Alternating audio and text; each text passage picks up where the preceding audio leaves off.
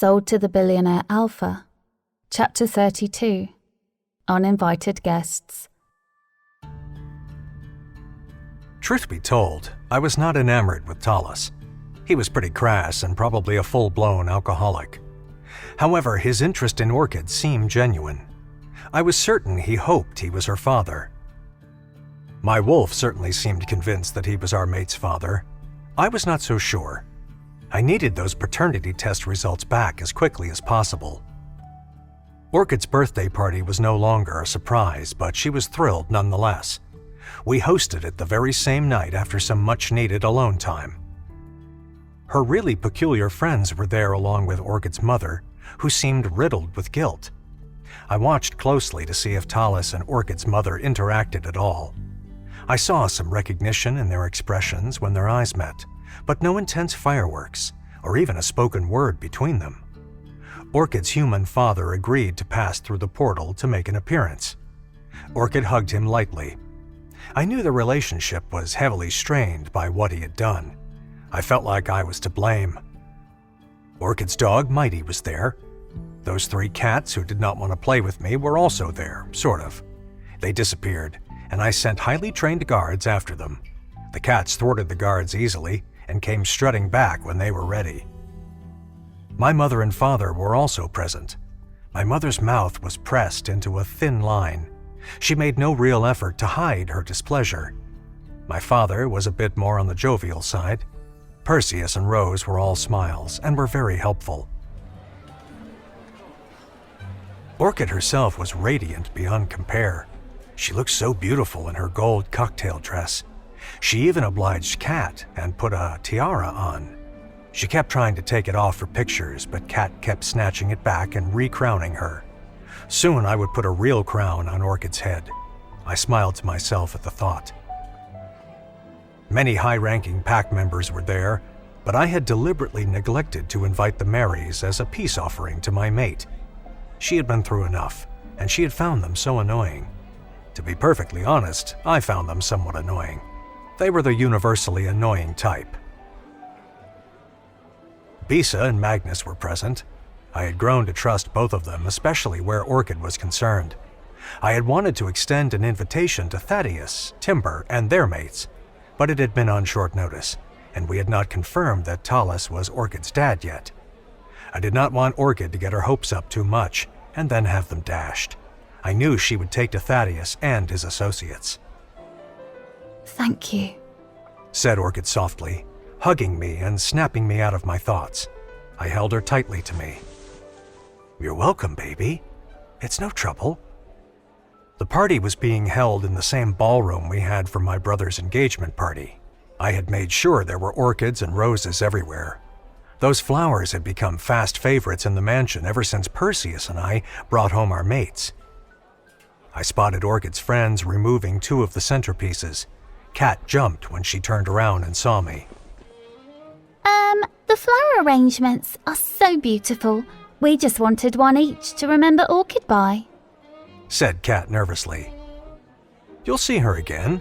You can visit her again. We'll be happy to have you, I said in earnest. I glanced at Cat's purse. There was a bunch of grapes hanging halfway over the side. I recognized the grapes from some of the more elaborate centerpieces. Cat stuffed the grapes inside and zipped her handbag up, snagging a grape that was not properly inside. The grape squirted its juice onto my shirt. Lucky me. Oh, I'm sorry. Let me get a wet wipe for you. Oh no, that's fine. Relax, I said, patting her on the shoulder. I went to the nearest bathroom, a large unisex one for guests when we were entertaining. The bathroom was L-shaped, and one had to turn a corner to get to the long line of stalls. I stopped in my tracks at the entrance because I heard hushed voices. Voices I recognized. 2 uninvited girls, both named Mary. I grumbled inwardly. I remained out of sight, curious to hear what they were about. Someone was with them. A 3rd woman. What if he really is? Asked one of the Marys. It won't matter. The outcome will be the same, whispered the other Mary. So it's done? Asked the 3rd very familiar voice. My heart threatened to skip a beat. Were they plotting something together? Yes, it's done. We gave him more than enough incentive. Good, said the third voice serenely. I had to peek to prove it to myself. My mind refused to believe the identity of the third voice. I edged silently towards the bend in the wall. My heart was racing. I hoped they could not hear my heartbeat or smell my scent. The music filtering in from the party was loud enough to cover most sounds. I was only able to decipher their conversation because my hearing was exceptional even for an alpha.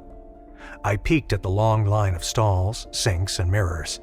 There she was, gazing into the mirror as if spellbound while the Marys stood near to her.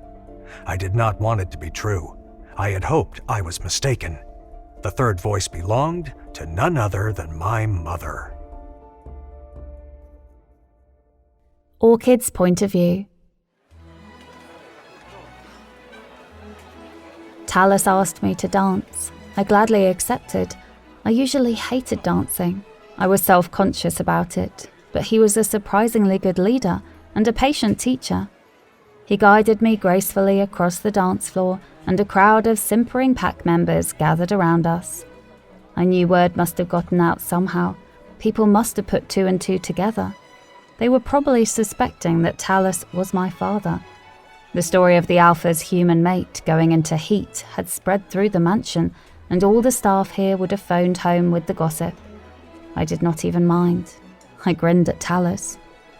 You look lovely. Thank you. Talus, I said, hesitating a little. A small part of me wanted to call him Dad, but I did not want to seem needy or unstable. I had only just met the guy. When will the paternity test results be ready? It takes anywhere from 2 to 5 days usually, but Orion is going to have it expedited, so I guess we'll get it in 2 days. Well, I know science is the thing nowadays. Yeah, it's pretty important. But, my wolf is pretty smart. His instincts are sharp. He says you're my pup, my kid, my daughter, said Talus, tripping over his words a little. I smiled. I sniffed the air discreetly, so he would not think I was judging him too harshly. I did not smell any alcohol on him. I'm trying to quit. Oh, I wasn't... It's okay. I wouldn't want someone drunk all the time if they were my dad. I'm trying to cut back. Quit is too strong a word. Okay, I appreciate that. I really do, I said, hoping he really managed to stay sober. He smiled. The song ended, and he awkwardly let go of me and shuffled away without saying anything. Talus, I called. Yeah, he said, turning around. For what it's worth, my wolf thinks you're my dad too. Great minds, he said, tapping at his temple with his index finger and winking. I giggled. I tapped on my temple with my index finger and winked too. Orion's POV. I did not want to ruin even a second of Orchid's birthday party and my other surprise for her. I knew I was jumping the gun a little, but I just could not wait. I would not mind if she asked for time. She could have all the time in the world, but I wanted an idea of her feelings, and I wanted to profess mine. I wanted to declare my love for her in front of everyone. I just hoped she did not run for the hills. I would tell Orchid about my mother's strange meeting with the uninvited Marys after tonight. Perhaps first thing in the morning. I was still trying to understand who was the he they were talking about. Me, Talus, Perseus, someone else? What were they up to? The conversation had been pretty vague. I was thinking of confronting my mother outright before I went to Orchid. Orion, are you okay? Asked my Luna. Her eyes filled with concern. Yes, Luna. Once you're okay, I'm okay, I assured her. She smiled brightly. Orchid's huge birthday cake was wheeled out at that very moment. She gasped. I grinned at her expression. It was a huge cake with 7 round tiers. It was a confetti cake with vanilla buttercream frosting. Orchid had told me she loved flowers as cake decor, but she had not specified which kind when I had picked her brain. So the chef had overladen the cake with real edible flowers, as well as flowers made from sugar and others made from icing. It was almost impossible to tell the sugary flowers from the real ones until you ate them. The chef did a phenomenal job. Cut the cake with me? Asked Orchid. I grinned at her and helped her cut a large frosting-filled chunk. She fed it to me. I cut a more manageable slice and fed it to her. You should have eaten your birthday cake first. You did it backwards. Complained Kat, who had taken a break from collecting bunches of grapes from the large centerpieces. I had a feeling all of those grapes would end up in a homemade wine with too high of an alcohol percentage to be enjoyable. I made a mental note to keep Kate away from Tallis and vice versa. They would be a terrible influence on each other, and something told me they would be fast friends if they got to talking.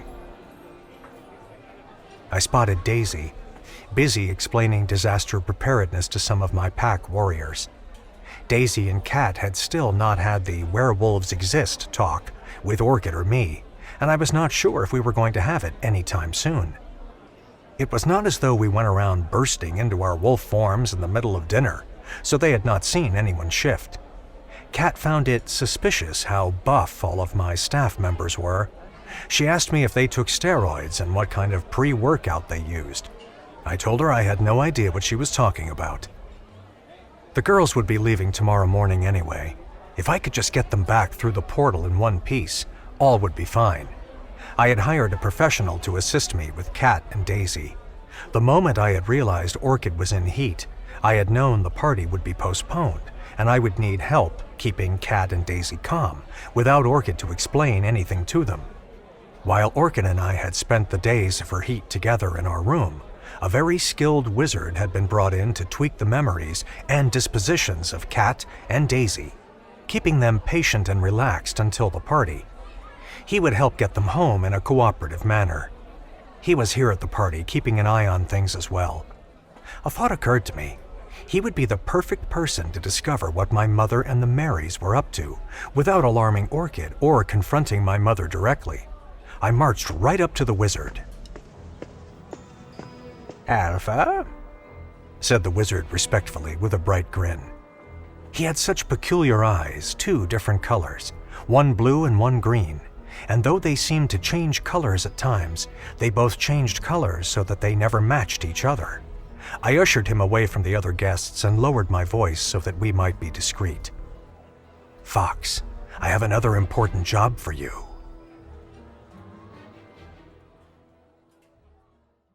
Sold to the Billionaire Alpha. Chapter 33. Question. "Sure, let's hear it," Fox said with a smile. I slipped out into the hallway and Fox dutifully followed me without being asked. His name surely suited him. He knew how to be stealthy when necessary. He followed me to my office. I shut the door and looked through the peephole. No one in the hallway. I turned back to Fox, who was now sitting on my desk wearing a concerned expression. "If I suspect someone I'm close to of conspiring against my mate, or even me, or someone else, how can we use magic to find out the truth without making a scene?" I said, knowing I was being quite vague. Fox frowned. He stroked his chin thoughtfully. "Would a simple truth serum suffice? We trick them into drinking a beverage laced with the truth potion, and then we just ask them outright," suggested Fox. "No, I can't do that without this person knowing that I suspected them," I explained. Fox nodded. "This person is obviously important to you. Is there anyone else less important to you involved? Someone else we could target?" "The Marys." "Oh, those two noble ladies that were skulking about? You know them?" "Hardly, but I felt a bit uncomfortable being the only wizard present, so I went out to the hallway. I saw two she-wolves richly dressed, both calling each other Mary. They were acting strangely. I asked them if they were heading back in as I left the hallway, and they simply shook their heads, which made me think they were uninvited." They were guests. My mate and those two don't get along. I see.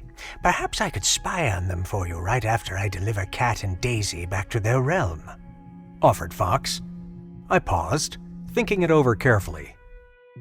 Yes, spy on them, and then the moment you have reason for suspicion, I will invite them here, and we'll slip them the truth potion, but spy on them first. We could miss things if we don't know what to ask. There could be more people involved, so I want to catch them in the act. It would also justify slipping them the potion. No one could fault us then. I don't want to slip them the potion only to find out that they're innocent. It'll make me look like a paranoid leader. I explained. Fox nodded. If you're this worried, they're not innocent. But yes, I'll spy on them first. How long should I give it? 3 days, I suggested. Fox nodded, and just like that, he was gone. He disappeared into thin air. I had hired the right person. He was made for a job like this. There was a knock on my door. Come in. The door opened, and Bisa hesitantly stepped in. Oh, hi. You gave orders to ensure Orchid did not leave the party until her final surprise. You didn't say what the surprise was, and my lady is getting a bit tired. She said apologetically. Yes, thank you for calling me. I'm coming. Keep her there, though, I instructed. Bisa looked around my office. Is something wrong? Oh, said Bisa, jumping a little. Might I ask who was here with you? I was alone, I said quickly. Bisa stared at me. It must be my imagination, Alpha. I came across this very pleasant smell, and there was a very appealing voice. I followed the smell down the hallway, and then I heard the voice. Please, forgive me from eavesdropping. If I knew it was leading me to your office, I would have exerted more caution. Bisa said, all in a rush. She was breathless when she stopped speaking. Fox's voice and smell drew her here. That was odd. Did you meet the wizard at the party? There was a wizard at the party. I love magic. Was he here? She asked, looking at my desk excitedly. Bisa, you are not to speak of this to anyone. I have hired him to do a series of jobs of the utmost importance. Yes, Alpha. If you continue to be discreet, I would be happy to introduce you to the wizard when he returns. He's coming back. Yes, he is, in a few days' time, I said, not giving specifics. I was not sure how everything would go with the spying. I could need him to stay longer than 3 days. Thank you, Alpha. I look forward to meeting him. I nodded. Bisa reluctantly left with one wistful look at the room. I returned to the party. Orchid was dancing with Tallis again. I politely waited for the song to finish, then I cleared my throat, getting everyone's attention. All eyes were on me as I walked towards my beautiful mate. I want to thank you all for coming. I have one more surprise for my Luna, Orchid, I announced. Orchid looked up at me curiously. When I first laid eyes on my mate, I knew I would be forever changed. It has taken time for my Orchid to adjust to this life. I glanced at the guests, who formed a loose circle around us. Daisy and Cat were noticeably absent. Fox must have teleported them out when he left. He really was impressive. Orchid, my love, I know I don't deserve you, I admitted, caressing her cheek. She blushed a little from all the attention. Bisa was beaming nearby. I spotted her mother, stone-faced, clutching my father's arm. Orchid's mother was in the crowd. Orchid's human father was there, standing far from Tallis. Perseus winked at me. Rose nodded encouragingly. They were the only two people I had confided in about my plans. Please let me devote my life into making you the happiest woman alive. You have already made me the happiest man, I said, getting down on one knee. Orchid's eyes widened. I took out the little velvet box and opened it, showing her the diamond engagement ring. Orchid gasped, as did several others present. My little mate clasped her hands over her mouth. Her eyes trailed over my face, and then the ring. Orchid, my everything, will you marry me? I asked, looking up at her. I have never been more anxious in my life. I felt like Orchid held my heart in her hands. She could crush it or care for it. I would accept it if she wanted more time, but I really wanted her to take this leap of faith with me. She seemed stunned into silence. "Orchid?" I prompted gently. She removed her hands from her mouth.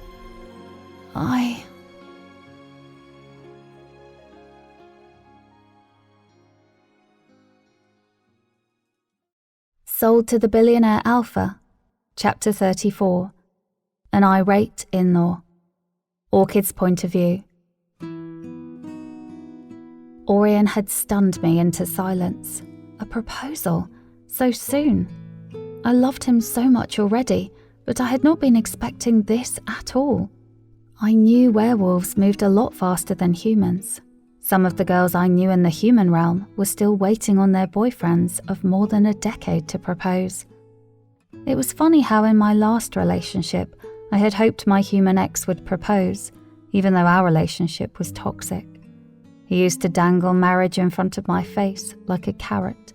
He and I had met in medical school, so we had been together for several years and gone through certain milestones together, studied for exams together, celebrated passing and graduating together. He was a dreamboat for almost the entire first year, and then he slowly started adding an insult here and jibe there. He started telling me what to wear. He always chose where we went, what we ate, and whether or not we would have a good time. If he was in a bad mood, we would have a bad time. If he was in a good mood, we would have a good time. I was not allowed to be moody or to even have feelings or opinions, really. He did not get aggressive often. I used that as my excuse for staying. It had only escalated to that point about 4 or 5 times over almost 4 years together, but those were enough to make me fear him. Despite all that, I had secretly hoped he would propose. Was I insane? Now Orion, who was better than my ex in every way, was proposing, and I was scared to say yes. What if he woke up one day and decided to start treating me poorly? That was what my ex had done. My therapist had claimed the first year of the relationship had been an act. Abusive partners had to be on their best behavior at first to get you hooked. Was Orion trying to get me hooked? Could I really trust him? I wanted to. I could not forget the fact that our relationship had begun with a kidnapping. He had atoned for that since then. We had really bonded. I touched the silvery mark on my neck. I suddenly realized that all eyes were on me, and I was taking a while to say anything. Orion looked worried, but he remained frozen in place, waiting for my answer. No one else moved either. Everyone just stood like a statue facing me. My heart was racing. How did I know Orion's good behavior wasn't an act? It's not. I stifled a gasp. I do, I blurted out. The crowd did not know whether to rejoice or not. I mean, yes, of course I'll marry you. I touched my cheek. Tears. I was crying. I hadn't even realized how emotional I was. Orion slipped the huge diamond ring on my wedding finger. He got to his feet and wrapped me up in his embrace. Being in his arms that felt like home to me. I sighed contentedly. He whispered in my ear. "I know it's really soon, but there's no one else for me, Orchid, so I don't see the point in waiting. I'll do whatever is necessary to calm your fears and doubts. I know you still have a few." I tightened my arms around him, laying my head on his shoulder. I was vaguely aware of people cheering around us. Tears rolled down my cheeks. They were a mixture of tears of joy and tears of relief. It meant a lot to me that Orion was willing to give me as much reassurance as I needed. "I love you, Orchid." I love you, Orion. Orion's POV. My Orchid had said yes, and that was all that mattered. She had agreed to marry me. The indescribable joy I felt intermingled with massive relief. I'd been worried she would turn me down. We slow danced on the spot with everyone around us taking pictures and drinking champagne. After the song ended, everyone rushed forwards to congratulate us. Perseus and Rose were so happy for us along with everyone else, except my mother. After congratulatory remarks from almost everyone, my father approached me quietly. "Son," he said in his deep rumble of a voice. He was forever the picture of perfect serenity. I had never seen him angry. I'd seen him slay enemies effortlessly on the battlefield, but he did not fight with malice, and he was not motivated by passion, but rather a sense of duty. He did not enjoy cruelty, and I respected him deeply. Many alphas were too drunk with their power. "Father," I said, worried by his impassive expression. He was a calm alpha, but I had expected him to spare a smile at least. "Come," he said simply. Orchid was caught in an animated conversation with Rose. We're sisters now. I heard Rose squeal as she hugged my mate. I sighed but followed him. Perseus tailed after us, something he had done since the moment he learned to walk. Come to think of it, I remember him crawling after us as an infant. We sat in my office with the door mercifully closed. I should have checked the lock. Something told me to lock the door, but I ignored it. "What is it?" "You know, I'm not one to meddle in your affairs," said Dad, stroking his beard absent-mindedly. I nodded. "But your mother thinks this engagement is too soon, and I somewhat agree." "Father, their engagement is not any more sudden than mine, and I'm married already," said Perseus in my defense. "Rose is a she-wolf," said Father simply. "Orchid is a she-wolf too," I said. "Are you certain?" "I can't be certain until I confirm the paternity test results." "And if Talus of Berriendale is not her father?" "Then I will keep looking for her father, but her father is not human. I feel it. My wolf feels it. Even if she were fully human, it does not discredit her as my Luna. There are human Lunas, gifted with immortality by their alpha's marks, but still human nonetheless." "How impassioned you are. You never cared much for humans before." "I never disliked them either." "You once said you would reject a human mate." "I made it clear that I spoke too soon from the moment I accepted Orchid. At that time, we were convinced she was human, and I would have married her then just the same. All I was waiting on was her acceptance, her love, her willingness," I said, growing more annoyed with each word as it left my lips. I stood up. "It is not any sooner than my brother's proposal. We've waited longer. You did not take issue with Perseus and Rose, and I expect you will no longer take issue with my Orchid and me." "Do not marry her before the identity of her father is known." "That sounds like an order, yet I am the alpha," I said, gripping the desk as I leaned over it. I was restraining my angry wolf. "It is a suggestion,"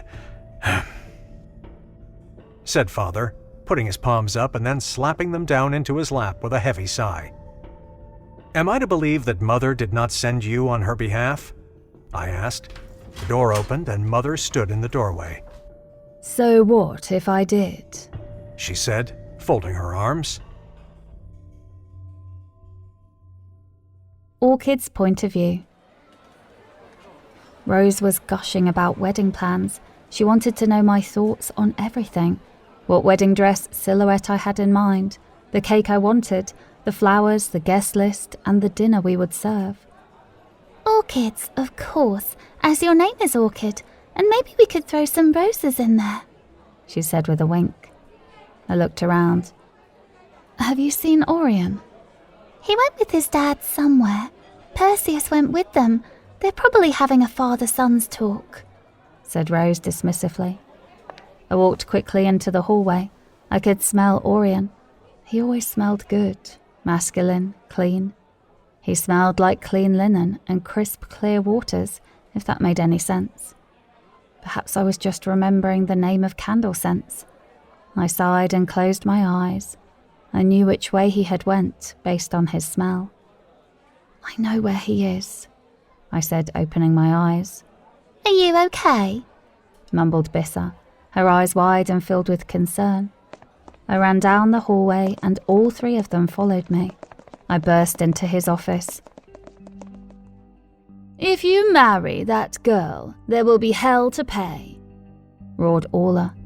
I gasped, recoiling against the door. She was standing in front of Orion's desk. He stood behind it. Perseus was sitting on the edge of his seat, glaring at his mother, while their father sat with his head in his hands. When Orion spotted me, his eyes were filled with worry.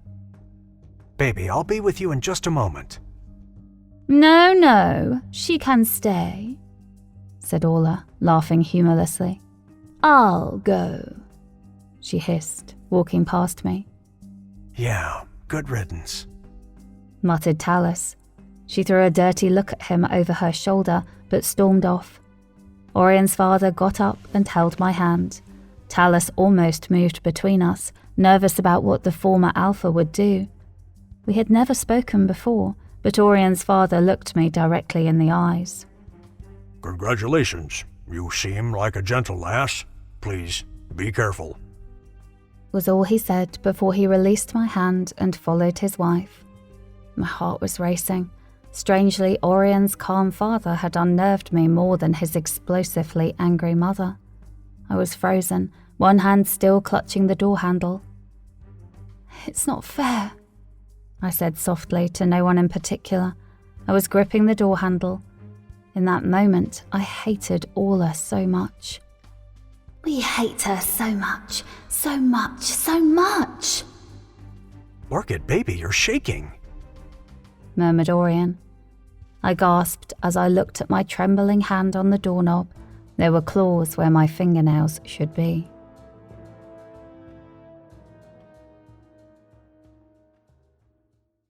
Sold to the Billionaire Alpha, Chapter 35, Distracted. I pulled my hand away from the doorknob and stared in amazement at my own hand. It was not my imagination. My fingernails had lengthened into thick, pointed claws. I scratched my other hand out of curiosity. The claws were razor sharp. My gentle scratching had produced a scrape along my palm that instantly began to bleed. I groaned in pain. What's wrong? Asked Orion immediately. I scratched myself. He grabbed my hand, inspecting my palm. He showed it to me. The scrape was gone already. It was there a second ago. Baby, I believe you. Trust me. He gently cupped my face. Your wolf is surfacing. Why can't I shift completely? You will eventually, he assured me. I nodded. Talus was grinning like a Cheshire cat. Wehear and Rose exchanged excited glances. Let's go outside and see if you can, said Talus eagerly. I have some pointers. It would get your mind off things, said Orion, nodding. His words instantly reminded me of things. Why did your mum react like that? Just because I'm half human? She's just being ridiculous, said Orion, stroking my cheeks with his thumbs. Please ignore her, baby. Don't let her get in the way of us. I won't have you near her if she continues to act like that, he said reassuringly. I sighed. I could not help but feel cheated somehow. 𝘞𝑰𝑗 had siphoned some of the joy out of my day with her outburst, and Orion seemed to be keeping something from me. Orion and Talus ushered me outside. I was not that familiar with the grounds, but I had seen this garden once before. It was a 5-minute walk from the pool. It was sectioned off by a tall, thick hedge. Even in the summer months, it was still slightly chilly here. Orion told me we were in northern wolf country. I was wearing a cocktail dress, and I did not want to shred it to pieces, and I also did not want to strip in the chilly night air in front of my maybe dad. I looked at Talus. He promptly turned around, understanding my predicament. I kicked my heels off and reluctantly exposed my bare skin to the crisp, cold wind. Okay, he began, while facing away from me. Are your fingernails still claws? Yes. Look at your clawed hand and then look at your human one. Close your eyes and envision your human hand growing claws. I shut my eyes. I pictured my human hand and watched my fingernails elongate into claws. My eyes snapped open. Nothing. It's not working, How many times have you tried? asked Orion, who was looking at me. Once. He gave me a pointed look. I shut my eyes again and kept envisioning my hand transforming. I felt it. I felt my nails grow heavier. I opened my eyes and looked at them as they thickened and lengthened. I squealed.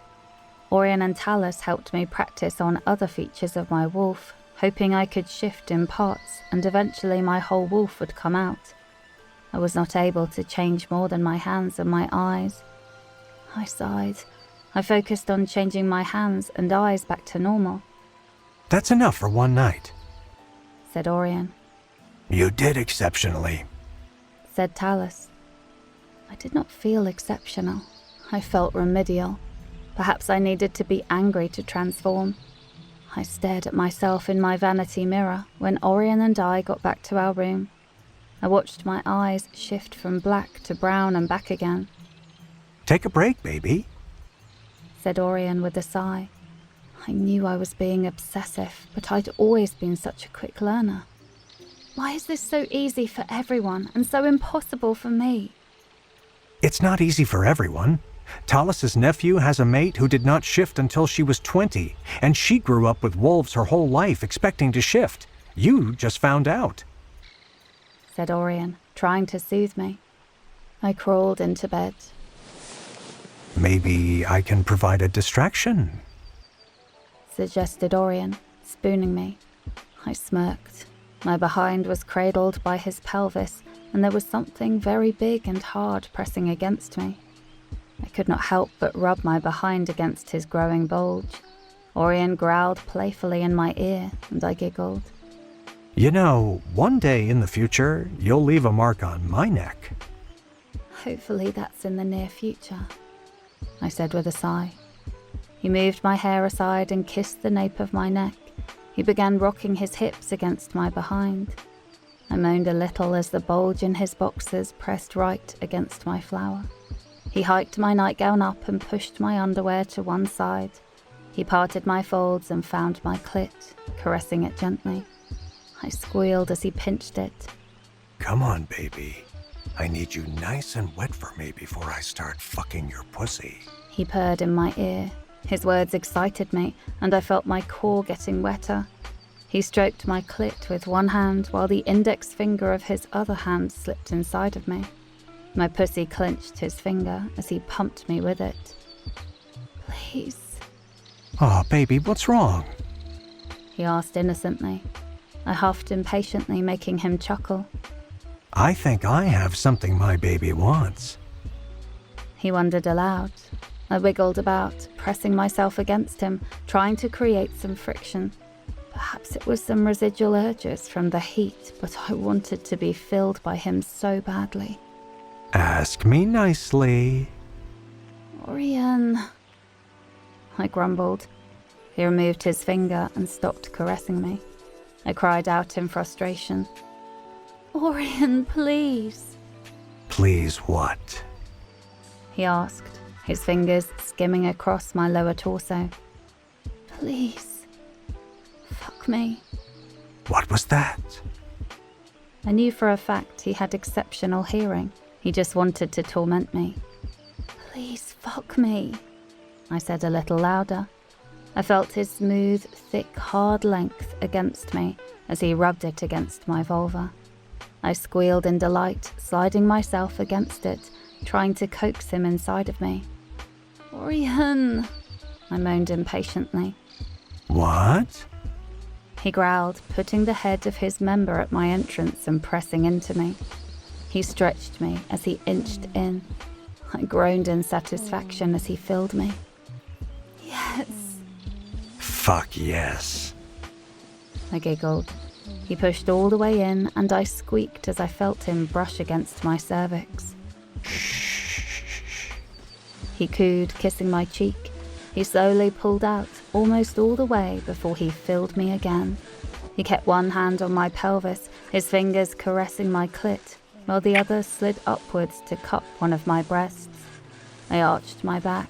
He kissed my neck as he began to pump in and out of me, keeping his thrusts deep.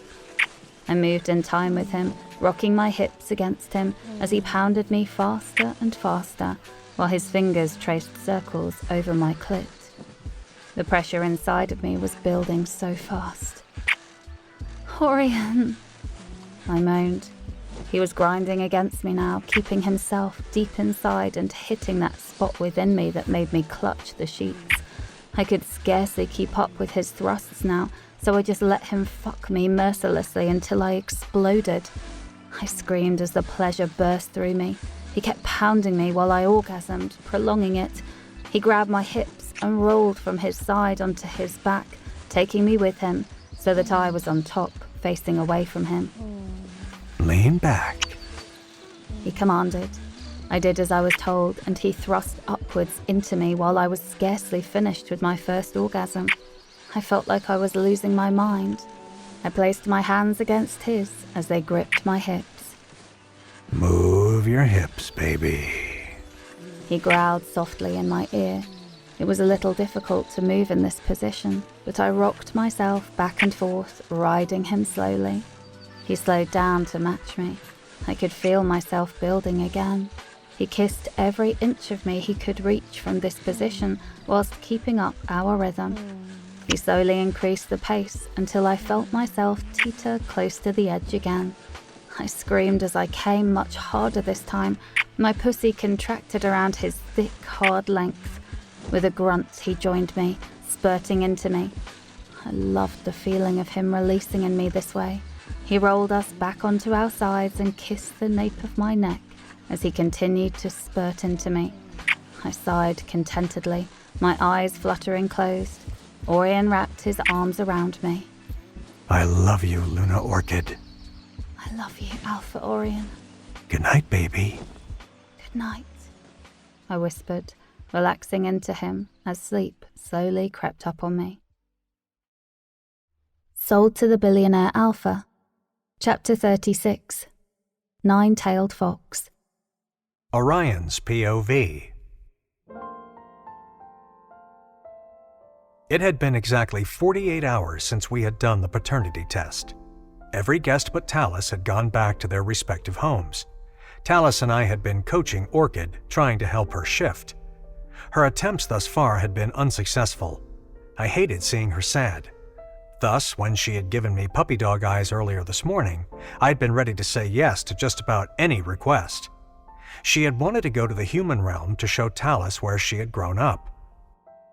He had her convinced that he was her father.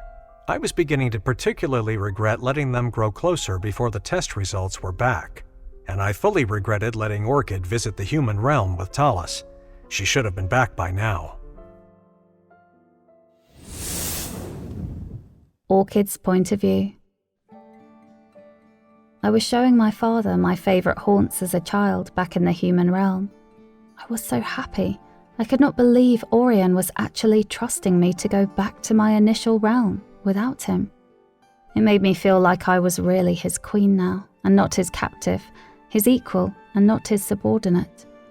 It was a slightly chilly morning on the island. We had taken the portal in the dungeons back to Gregoire, after which we had been chauffeured to my childhood neighbourhood. The limousine was parked down the street. Orion was not totally easy-breezy about this. There were 2 warriors watching from the limo. I felt more eyes on me, as though I was being watched by more people. I had this strange sense that I was being followed. Was that my wolf? I tried to talk to her, but she was silent. The more I tried to push my she-wolf forwards, the further she withdrew into the vestiges of my mind from whence she had come. "This is where I went to kindergarten," I said brightly, trying to live in the moment and not obsess over my inability to shift completely. Rotten munchkins? Said Talus, reading the faded sign on the wrought iron gate. "Yeah, the name hasn't aged well," I admitted, looking at the abandoned building with its peeling paint and crumbling roof. I doubted that would be the name of a modern-day kindergarten. Neither word was appropriate. Like Wizard of Oz, I guess so. but with an angry vibe. It was supposed to be funny, I guess. It was run by this super strict lady. who had wanted to name it Rotten Little Monsters initially. We used to call her Auntie Moore. Her full name was Marissa Moore, and she was unpleasant, I recalled, remembering her in a crisp white apron over a dark grey dress, her bushy eyebrows knitted closely together. She had always smelled of starch from her freshly ironed clothing. She had consistently worn a scowl that made it seem as though all her features were frightening to be in the middle of her face. Thanks for giving me this tour, said Tallis. I smiled. He had been a lot less drunk these past 2 days. It was not an overnight miracle, but it was a start. He smelled nice, clean and masculine without any hint of alcohol or urine. His hair and beard were neat and his eyes looked brighter and more focused. Thanks for agreeing to come with me, I said, smiling. We reached the playground I used to swing in. This is not the best area. Why? This park is a known spot to pick up prostitutes at night. Damn, your parents let you swing here? He asked worriedly. I shrugged. In the day, of course, I said defensively. What time do they come out, the hookers? He asked, stroking his beard. I threw him a suspicious look. For goodness sakes, Orchid. He thundered, bursting into laughter. I laughed too. I'm kidding. You better be. Your old man isn't that bad. I nodded. I don't have to pay for it. Dad, I said, alarmed. He laughed raucously. Someone should pay me for my services. He reasoned, pointing to his own chest. I started walking quickly away from him. He chuckled and walked faster. I broke into a run. I don't want to be seen with you, I yelled playfully, running away. He sped up laughing. He let me win and outrun him. He pretended to give up and put his palms on his knees.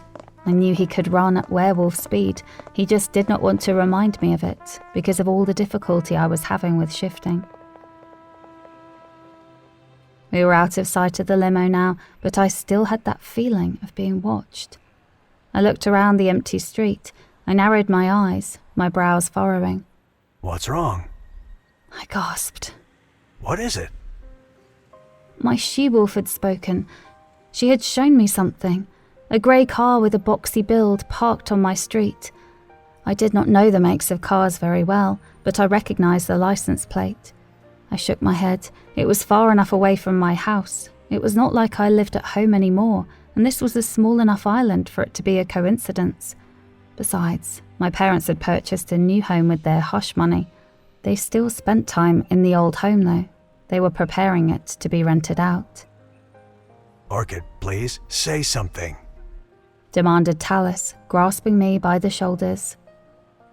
I think that's my ex's car, I said softly. Tallis glared at the car. Was he good to you? I shook my head. Want me to slash the tires or break his windshields or both? How about neither? I suggested. Tallis sighed. Suit yourself, daughter, he said, folding his arms. I folded my arms. My phone rang. Orion. Come home, baby, said Orion, his voice sounding strained. Oh, yes, of course, I said, checking the time and realizing it was already almost 6 in the evening. Time flew by, I commented as I put my phone away and walked back to the limo with Tallis. And we didn't even eat yet. What are you talking about? We had brunch twice, once in werewolf country and once here in the human realm. Oh yeah, but those were light snacks, said Tallis dismissively. I had seen him inhale a stack of pancakes, another larger stack of waffles, oodles of syrup and salted butter, bacon, eggs, sausages and an apple. The apple was his new healthy lifestyle change. It was a start. We talked and laughed on the drive back to Grégoire. I watched the portal swirl like a tide pool. It was hypnotic to look upon. I stepped through it and found myself in the dungeons of Orion's home. He was standing right there, waiting for me. I ran to him and he hugged me gently. I frowned as I looked up at him. He did not look very happy. Baby, come with me. You too, Tallis. He led us to the infirmary wing in silence. The lab technician was there with one of the doctors. The lab tech hurriedly left the room as she spotted us. She was always grumpy and did not seem to like me, so I was glad she had left. The doctor smiled. Please have a seat, Alpha, Luna, and Mr. Hawthorne, said the silver fox doctor. We sat down. My heart was beating wildly. The results, I had almost forgotten. Learned Orchid, how are you feeling? Just tell me the results, please, Doc, I blurted out. I knew how breaking bad news went as a doctor myself.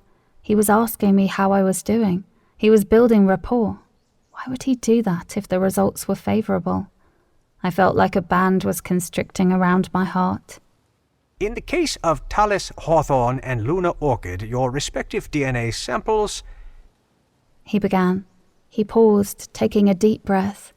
Oh, good grief. I'm so sorry, but they were not a match. Tallis Hawthorne, you are not the father of Luna Orchid, said the doctor gently. It was like a knife to the heart. I took a deep, slow breath. I turned slowly to look at Tallis. I could feel Orion rubbing my back and shoulders, trying to soothe me. Tallis looked crestfallen. He looked at me with tears in his eyes. He shrugged. Guess my wolf was wrong, he whispered. My breathing quickened. Doc, are you absolutely sure? Perhaps we should repeat the test. Luna Orchid, DNA doesn't change. It's not the type of blood test where you get fluctuations. There is a margin for error in every test. I want a repeat test, and I want it sent to a private lab. This is a private lab. A different one, obviously. One off this estate. I want it delivered and collected by Magnus. I don't want anyone in this infirmary handling the sample. Just give me the kit and the forms. I tried to keep my tone authoritative, though my voice cracked. Orchid baby, cooed Orion. I knew he would try to talk me out of it. I stood up. Get Magnus here now. I am the Luna. Did you bring me here to be the Luna or not? I snapped. Orion looked taken aback. His eyes turned black, but he was not angry. He was mind-linking Magnus. I asked the doctor for privacy while I opened another test kit. I can handle it. I'm a doc too. Thanks though, Doc, I said dismissively. The doctor sighed and got up. It's nothing personal, I said in earnest, feeling guilty. I know, he said, smiling sadly as he took the paternity result sheet off of his clipboard and left it on the table for us. He left the room looking dejected. I sighed, trying to hold myself together. I ripped open the swab and swabbed my inner cheek. Orchid, said Orion softly.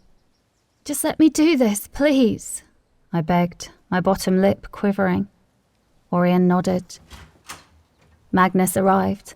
Tallis allowed me to take another sample, but he did not meet my eyes.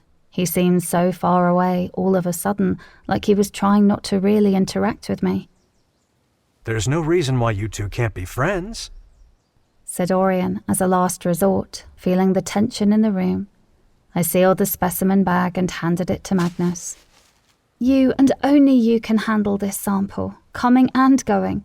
Don't tell anyone about it, not even your mate Nico. It's that important.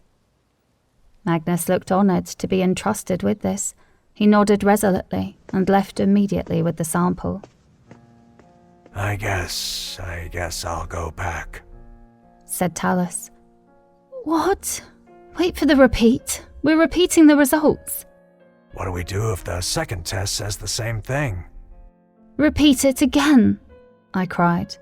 I knew I was not being my usually objective self. Forgive me, Alpha, said Tallis to Orion. I mean no disrespect towards your Luna.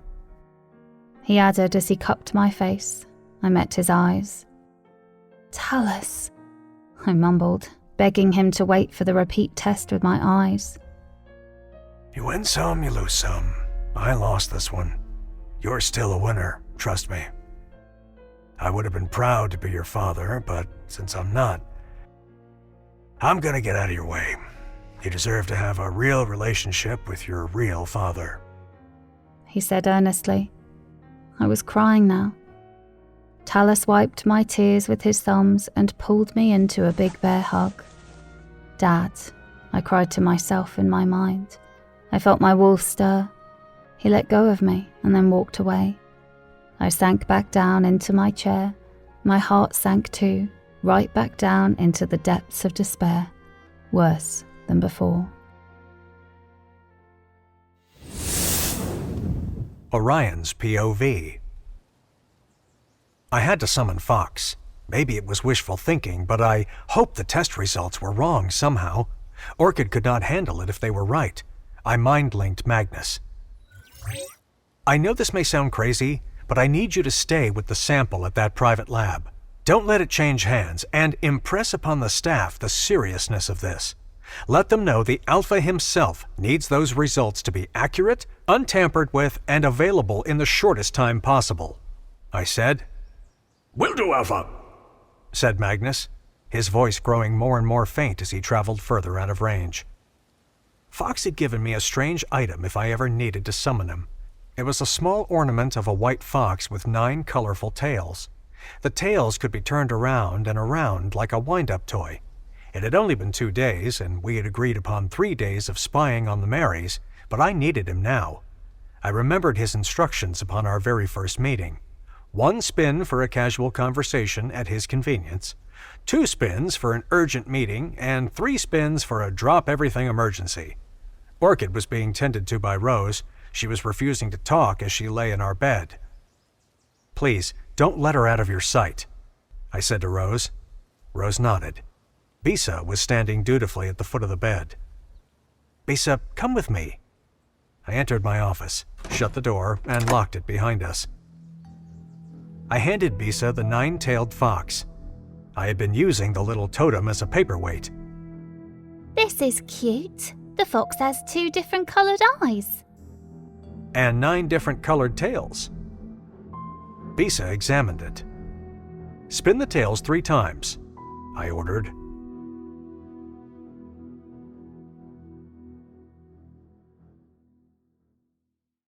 Sold to the Billionaire Alpha. Chapter 37. A Modern Ghost. Fox's POV. Watching the Marys was boring me out of my mind. I remained invisible the entire time, but I half wished I could appear to them and get kicked out. That's how bored I was. The Mary schedule consisted of spending hours perfecting their hair and makeup before they went to the mall, where they bought more hair and makeup products, which they would try at home that night. They lived in twin townhouses next door to each other, and had a horror movie-worthy shrine to Orion in both of them. I made sure to take pictures of the shrines. I wondered if I should hit send immediately or wait until I meet with him in person to preface the pictures with some more information. The shrine was basically just pictures of the Alpha clipped from magazines along with a few Polaroids they had taken themselves. They had pasted themselves into the photos that they weren't in naturally. I was not sure how they could be best friends, as both were obsessed with the same guy. Obviously, they could not both have him. I found some torn pictures of Perseus in a wastepaper basket. I surmised that one of the Marys must have been fixated on Perseus instead, until he married Rose, at which time she switched to Orion. I wondered if that had caused any friction between them. They had not been discussing anything of the slightest importance over the past 2 days. I had 1 more day of this nonsense before I could return to Orion to report my findings or lack thereof. The shrine was certainly incriminating. It indicated motive, but there was no actual evidence of plans to harm Orchid or disrupt her relationship with Orion in any way. Mary Beth? Said Mary Sue. Yes, Mary Sue, Said Mary Beth. Was I being paid enough for this shit? Today should be the day, shouldn't it? Said Mary Sue vaguely. I raised my eyebrows. I was levitating, hovering just above the dining table, sitting cross-legged in mid-air like I was about to meditate. Ah, yes. Chimed Mary Beth. How will we know the outcome? Asked Mary Sue. Well, from 𝘞𝑩𝑡𝐴, of course. Aha! Should we bother her? Asked Mary Sue, scrunching up her face. They exchanged a long glance. Yes. They said in unison excitedly. They both rushed for the landline. Mary Beth got there first and dialed a number. I could hear it ringing. I amplified my own hearing with a simple spell. I turned in mid-air to face them as they crouched over the phone. What is it? Hissed a voice impatiently. 𝘞𝑩𝑡𝐴, we're sorry to disturb you. There was an exasperated sigh on the other end.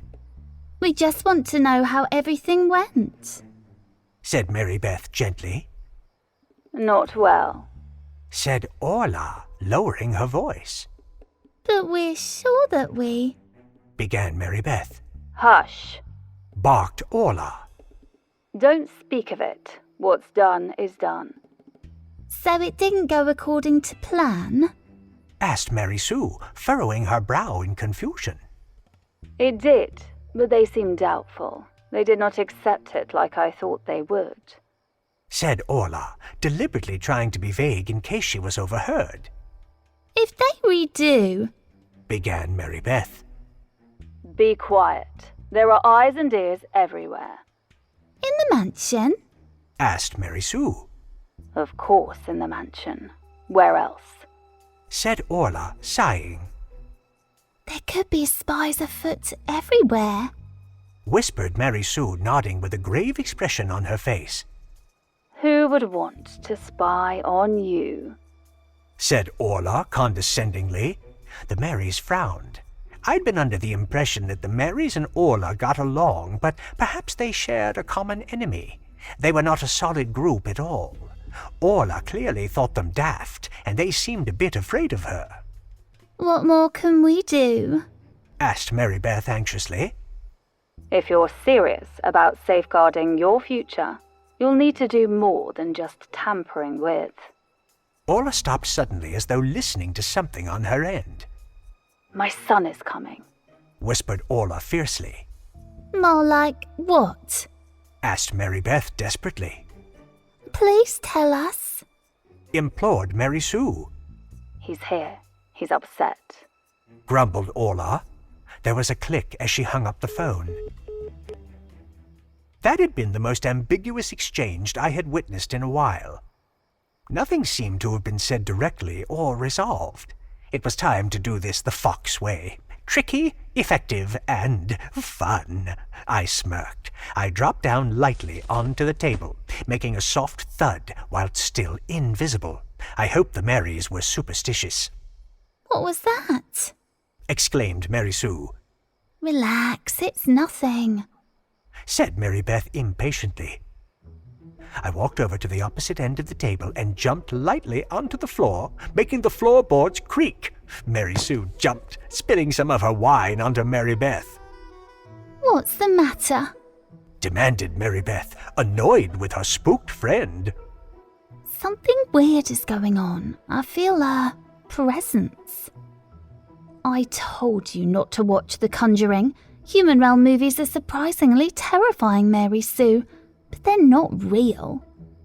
Barked Mary Beth, just as I grabbed a fistful of the tablecloth and pulled it out from under the cutlery and place settings in one graceful sweep, leaving the items in place on the bare wood while the cloth fell onto the floor. The Marys were stunned silent. After a tense silence, they both began screaming at the top of their lungs and attempting to run from the room whilst practically trampling over each other as they scrambled through the narrow doorway. I had to stifle my laughter. I felt guilty for how much I was enjoying this. Mary Sue hid under the bed in one of the guest bedrooms, while Mary Beth hid in the wardrobe, shutting the door behind her. I walked into the room, still invisible, making my steps heavy on purpose. I could hear Mary Sue whispering under the bed. I stopped at the floor near the hiding place. She shrieked and scurried out from under the bed and into the same wardrobe as her friend. They momentarily fought, engaging in a tug-of-war over the wardrobe door. Mary Sue wanted to come out, but Mary Beth was trying to keep her out. Only one of us should hide in here, Hissed Mary Beth, but Mary Sue ripped the door open, squashed herself into the wardrobe, and shut the door with the two of them inside. I snapped my fingers, magically locking them inside the wardrobe. Perhaps I would not even need the truth serum for these two. They heard the sound of the wardrobe locking. Was the key outside in the wardrobe door? Asked Mary Beth frantically. I don't know. Whined Mary Sue. You should have checked. Silence! I hissed. They were silent. I disguised my voice with magic, going for the whispery hoarse voice of an old woman. I threw in a hacking cough for theatrics. After a fake coughing fit, I spoke in my new voice. Someone in the wardrobe is a liar, Luna Orla made me do it. squeaked Mary Sue. Shut up. Screamed Mary Beth. Who are you? Demanded Mary Beth. I thought for a moment. I had been so bored these past 2 days, I wanted to really go for the dramatic. Besides, the more unbelievable the story, the less likely they were to share it. It would make them seem not credible. I am the woman who lives in the walls, I whispered slowly. I could hear Mary Sue sniffling, and I actually felt a little guilty. The guilt was mixed in with pride, though. I deserved a movie role. As myself, though, not as an old scary woman. Are you a ghost? Whispered Mary Beth. After I answer a question, you must answer one. I hissed, coughing a little at the end. What question? Said Mary Beth to Mary Sue. She answered, who are you? So it's our turn. Whimpered Mary Sue. What did you tamper with? The paternity samples. Blurted out Mary Sue. Shut up. Screamed Mary Beth. I was no fool. Sure, I was pretending to be an ancient ghost, but these were modern times. I had my cell phone out, recording this whole ghostly conversation. Why do you want to know that? Snapped Mary Beth, her voice shaky but more powerful than before. I want to know who to drag to hell, I said ominously. Silence. Yeah, I definitely had a mean streak. If you want to be spared, give me another name, I rasped. I knew these clowns did not work alone. I assumed they had fixed the paternity test to say that Tallis was not Orchid's father. A father from a powerful family like the Hawthorns, no matter how much of a drunkard he was, would help solidify her place in werewolf high society. The Hawthorns were especially well liked. Oh, Began Mary Sue before I heard a huge thud and a shriek. Mavis Burnside. Said Mary Beth. Who the fuck was that? A doctor? Would a doctor really risk his or her medical license for this crap? Someone had risked something. A doctor, nurse, lab personnel, or even a courier transporting the samples. Before I could ask anything else, my tie pin lit up.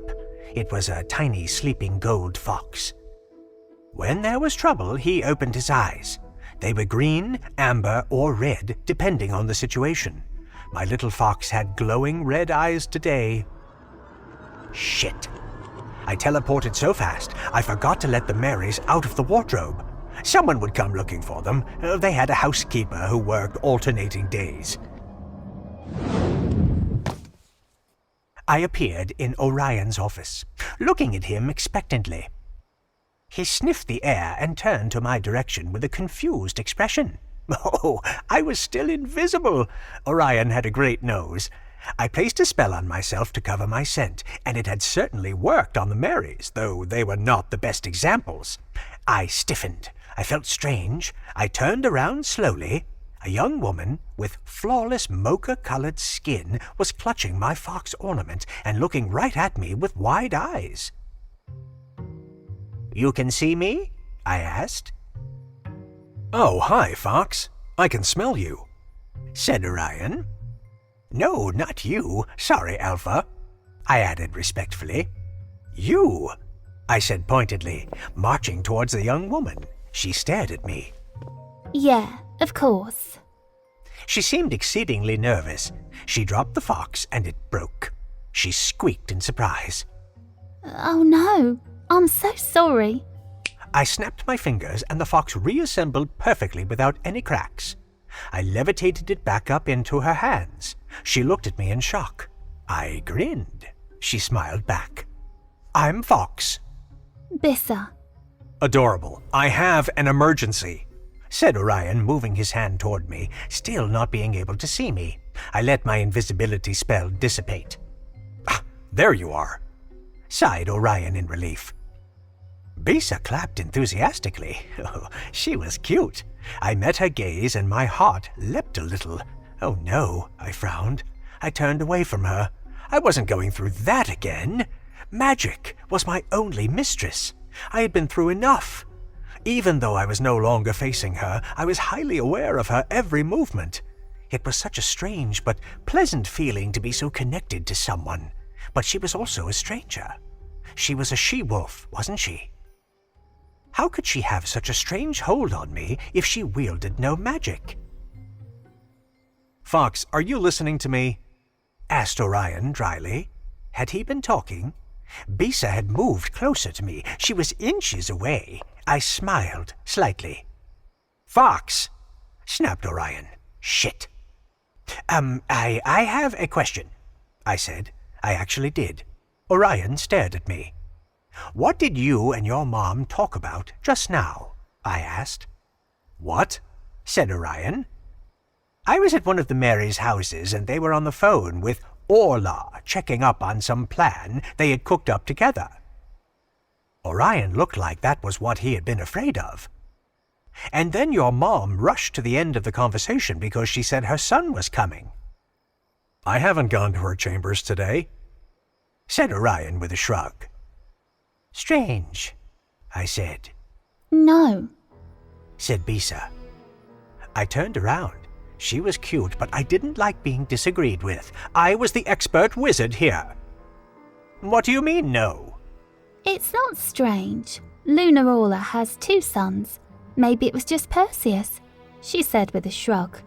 Oh, that was so simple, it was brilliant. That was what I meant. I was getting to that, I said. She giggled. Sure you were. Perseus and Mom aren't the closest, so I'll find out what they talked about from him. It must have been important. Neither of us would visit her chambers unless we absolutely had to, said Orion, leaning against his desk. Mother of the Year right there. The paternity test said that Orchid is not Talus's father. She's devastated. The last time she was this way, she did something. Orion paused. Bissa fidgeted nervously. She won't again. We can only hope, said Orion. I did not press them for details. I have her magic pick-me-up right here, I exclaimed, taking out my phone and pressing play on the voice recording. They listened to my raspy ghost voice, interrogating the frightened Marys. They heard them admit to tampering with the paternity samples, after which they implicated Mavis Burnside. Orion snarled, his eyes turning black. That bitch, growled Bissa uncharacteristically, slamming her hand against the wall. Orion and I looked at her, shocked. I had only known her for 5 minutes, but she seemed more of the sweet type, not the anger management type. I'm sorry, but Mavis Burnside is a bitch, and I really like Luna Orchid. Orion smiled. Does this bitch work in the mansion? I asked serenely. I can take you to her. Who is she? Asked Orion, his eyes still black. A lazy lab technician. And a total bitch, I added. Bissa swatted me playfully. I think I'll throw her in the dungeons in a minute. I have to tell Orchid first. I don't want her to be sad a moment longer. Orion rushed out of his office and ran down the hallway. Bissa and I kept up with him, following him right into his bedroom. An anxious Rose was wringing her hands, sitting near the empty bed. She stood up when she saw Orion. "Before you get worried, I can explain," said Rose, putting her palms up. Orchid, demanded Orion, his voice more animal than man in that moment. "She wanted to clear her head, so she went for a walk in the human realm. She said you allowed her to do that just earlier today." who went with her? Talos? Rose looked at the Alpha with wide, frightened eyes. Who went with her, Rose? I let her go this morning with Talos, said Orion, his volume rising. "I'm so sorry. Orion inhaled deeply. He turned swiftly and sharply on his heel and marched out of the room. Bisa and I continued to follow him. "Are we going to interrogate Mavis?" asked Bisa gently. Finding Orchid takes precedence, said Orion curtly. Orion stopped at a door and banged on it. No answer. Talos! roared Orion, making the hallway shake. The chandeliers overhead were in danger of crashing down on us. Talos appeared in the doorway, rubbing his red eyes. He looked a mess. This was probably Orchid's dad. Play the recording for him, ordered Orion. I did as he said. Talos listened to the Marys revealing how they had tampered with the paternity test samples. Talos looked dumbfounded. Does this mean she's my little girl? He asked hopefully. I smiled. Most likely. Magnus will have the repeat test results ready for us as soon as he can. We need to go look for Orchid. Rose said she went to the human realm to clear her head. Oh, said Talos, nodding. He grabbed his jacket. I've never gotten the tour you got this morning about where she grew up, revealed Orion. Can you show me where she might be? The places she showed you this morning. Gladly, said Talos, nodding eagerly.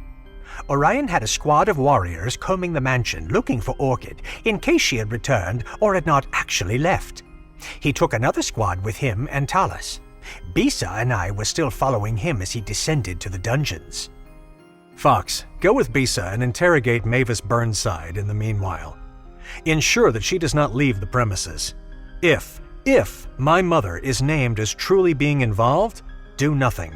I will see to her myself, said Orion gravely. He disappeared through the swirling portal. "Weren't you in Gregoire?" asked Bisa curiously, nodding towards the portal. I nodded. "And you came back without passing through the portal?" I'm a wizard.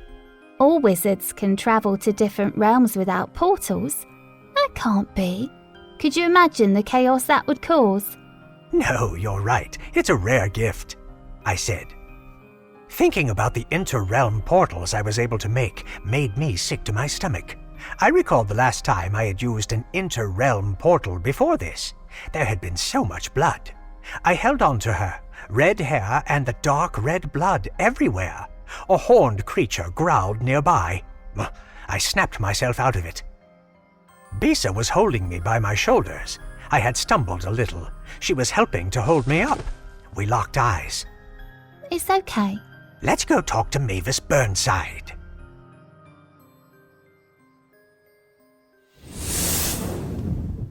Orion's POV.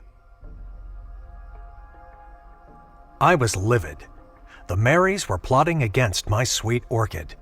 They had already caused her pain by tampering with those results. If anything had befallen her, there would be hell to pay. I could not help but feel guilty. I was so worried that Orchid would bring harm to herself like the last time she was this upset. Back then, I had used the Marys to make her jealous. I had brought them into our lives. I had unwittingly involved them in our relationship. I had foolishly pitted them against Orchid, hoping to inspire some jealousy for them and passion for me within her. They must have thought they could actually oust Orchid or something. They were sadly mistaken. I looked at the rows of colossal mansions with their well-manicured front lawns. I spotted the Caro house. My eyes fell on the Marys' townhouses. Is everything okay?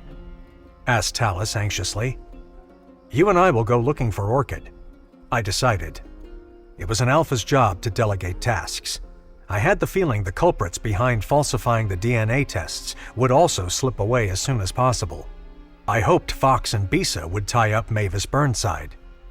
I would save my mother for last if she was implicated in all this. A lump formed in my throat. I suppose the little boy in me hoped that she was somehow not a part of this, although all signs pointed to yes. My eyes narrowed as I looked at the twin townhouses near the end of the well-to-do street. Arrest Mary Beth Conway and Mary Sue Walcott on charges of tampering with evidence and conspiracy against the Luna.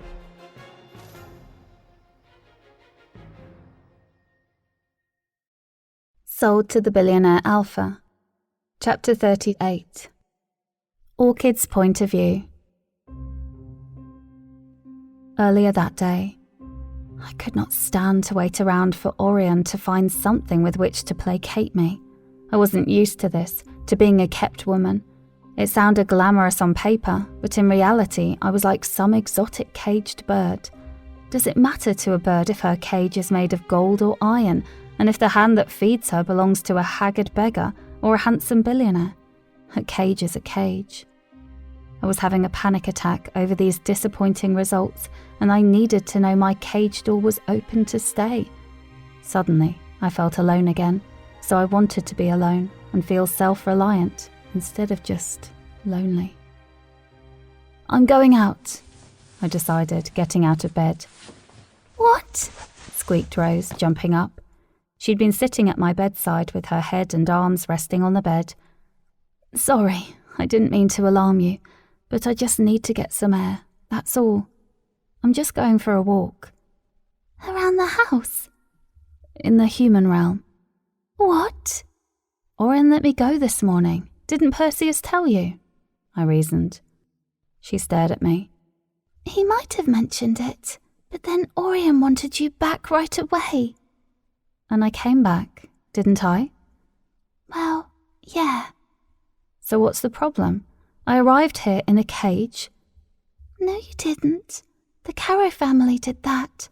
Orion and Perseus didn't even know they used cages. They thought it was more of a persuasion, said Rose. I rolled my eyes. I did not believe that for a second. Perseus and Orion met with the Caro brother, you know. They discussed better ways of procuring the mates. They launched complaints. They killed Boris, she told me. I sighed. I did not need to be reminded of that. I did not agree with him being killed. He had been acting on their orders. He had been overly cruel, but it had still been a hypocritical move, in my opinion. I don't want to rehash all of this, but I'm glad future kidnappees will suffer less, I said, as ridiculous as that sounded. I had no idea what else to say. I got up. Orchid, I'll be fine. I'm coming with you. Would Perseus allow that? I don't know. I've never asked to go to the human realm. I haven't actually been back to my home like you have, and it's in this realm, she said softly, her eyes downcast. I felt really sad for her all of a sudden. I didn't know that. As soon as I'm back from my work, we're going to break down the door to Perseus's office and demand you get to visit your Pac lands whenever you like. She smiled slightly, her eyes lit up. Really? Yes, but just allow me this brief freedom. 2 visits in a day is a lot, so don't go calling Orion, okay? Let me get a head start. I just want to swing in the park. She raised her eyebrows. I know it's dumb. It's what I would do when I was depressed before all of this. I don't have that now. I want to have that again. It really helps me. Orion can buy you a swing, or build one, easily. I know that. This is different. This is the exact rickety old swing in the park I grew up swinging in. This is the swing that I sit on, and it takes me back. I feel like a little girl again. It's so vivid. I have no problems, no mortgage, no stress, no concept of money or obligations or disappointment or... I stopped my rambling. The river? Said Rose softly. What? I asked, confused. For me, it was the river. I would look at the water rushing and try to skip rocks. It was near impossible in rushing water, but I still tried. I went there every time I was sad, from the time I was 7 maybe. It runs near the back of my house. I'm from a rural area, not a city like you. I went there when I found out my family might sell me to Perseus. He's been really good to me, I can't deny that. I love him, I do. But sometimes I miss the river, said Rose with a shrug. I looked her in the eye. I miss my river too, Rose. I promise you'll go back to yours. I won't rest. You know how annoying I can be, I said, laughing. She snorted with laughter. You're just passionate. It's admirable. I like it. I rushed towards her and we hugged each other tightly. As I reached the door, she said, I know I'm being dumb and impulsive. So am I. I love you. You're the closest thing I have to a sister. I love you too, and we will be sisters. You're marrying Orion, Rose pointed out. I had almost forgotten I was engaged. Damn, since when was I such a mess? Getting to the dungeon without being stopped was fairly easy. It had always been easy to sneak around the mansion once I got away from Orion, because very few people were high-ranking enough to feel comfortable questioning me and my movements. Wolf hierarchy was so intense, even a seemingly captive human, Luna, was a potential threat. I was not human. I had to remind myself of that. I felt very human. So what if I could transform my hands into paws with claws? What would that do? At least you can scratch the shit out of anyone who tries anything, mused my she-wolf. I stopped in my tracks. I was almost to the portal. I sighed in the darkness of the dungeons. A fairly new guard smiled and nodded at me. I nodded back, laughing nervously. Forgive me, Luna Orchid? Yes, proceed, I said awkwardly, realizing he was asking permission to speak to me. May I escort you or perhaps carry out your business or task for you entirely? What's your name? Fernando, but everyone calls me Inferno. Why?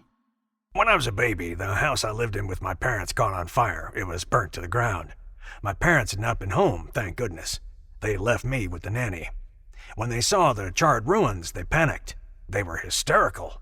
They ran past the fire brigade into the shambles and ash, and they found me, asleep in my crib, with the nanny asleep in her rocking chair.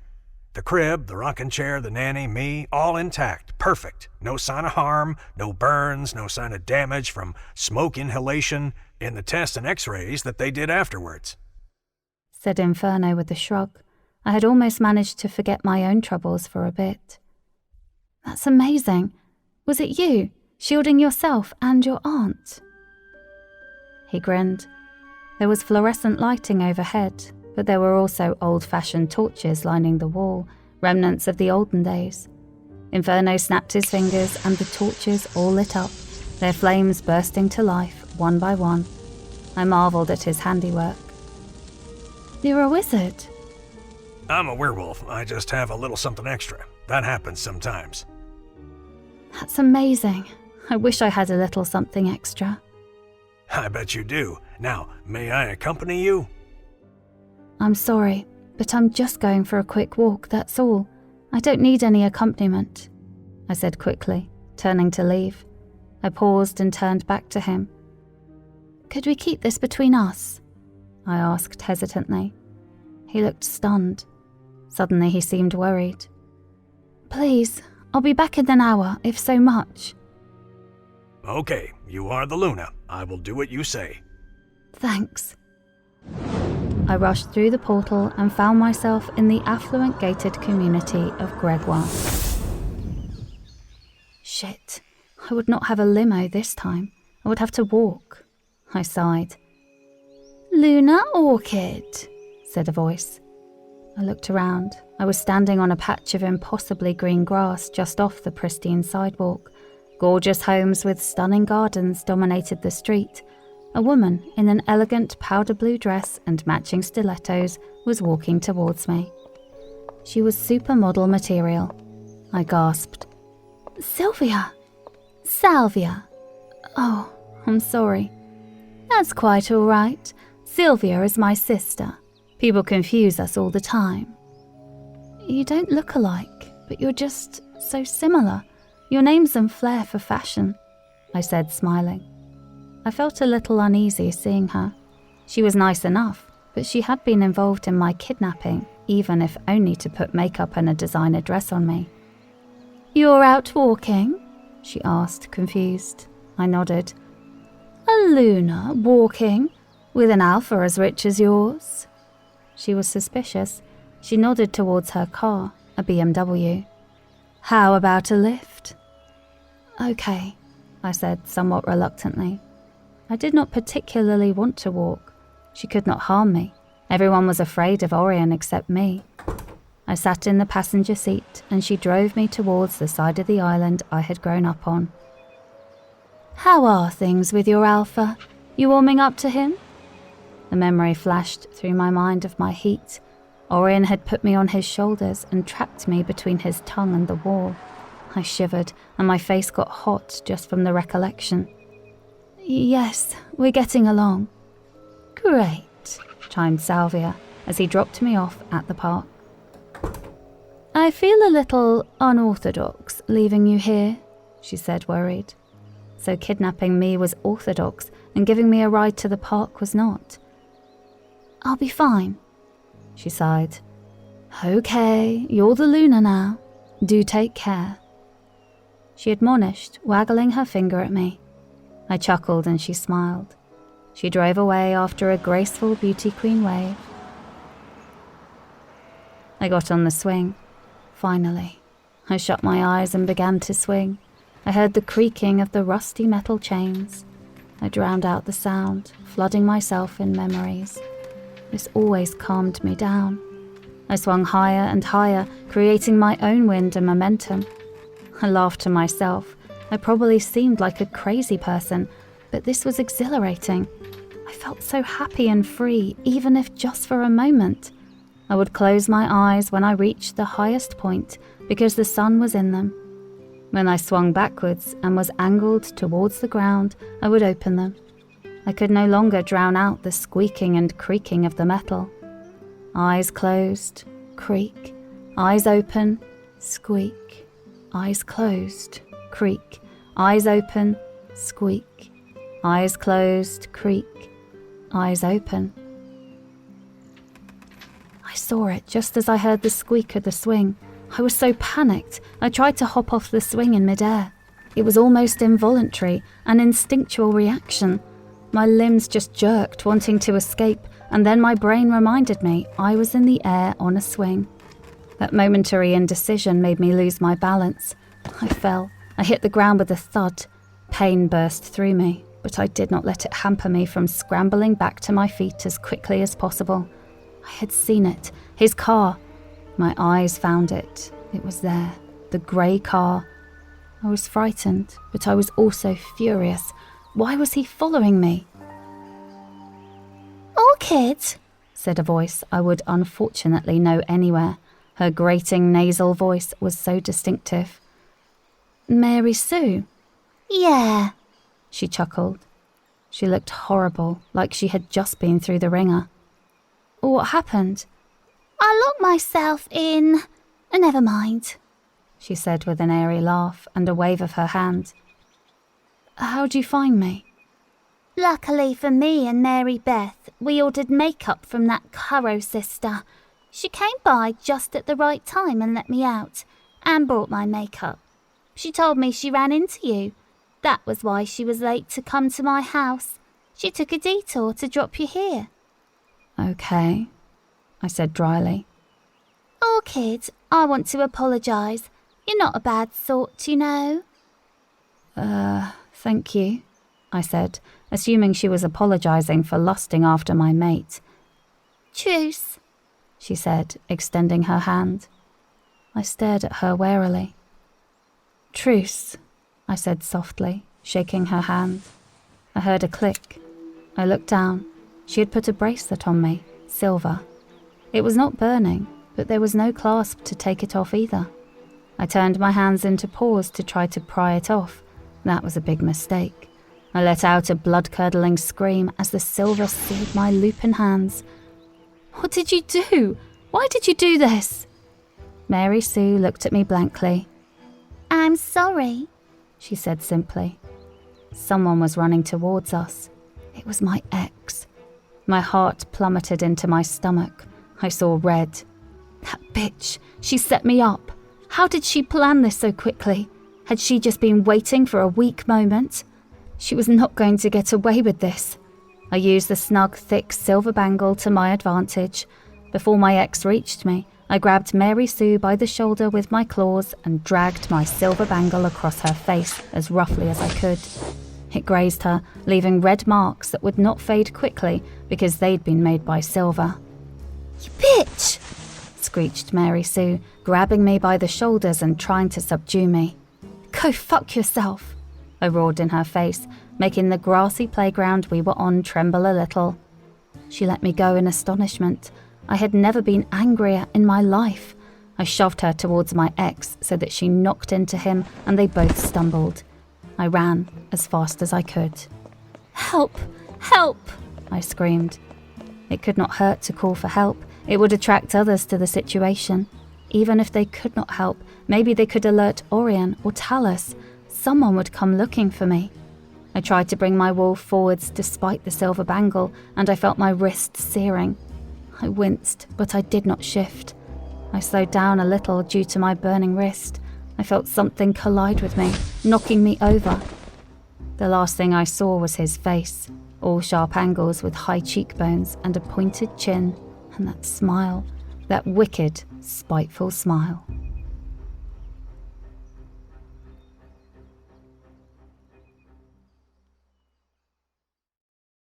Sold to the Billionaire Alpha.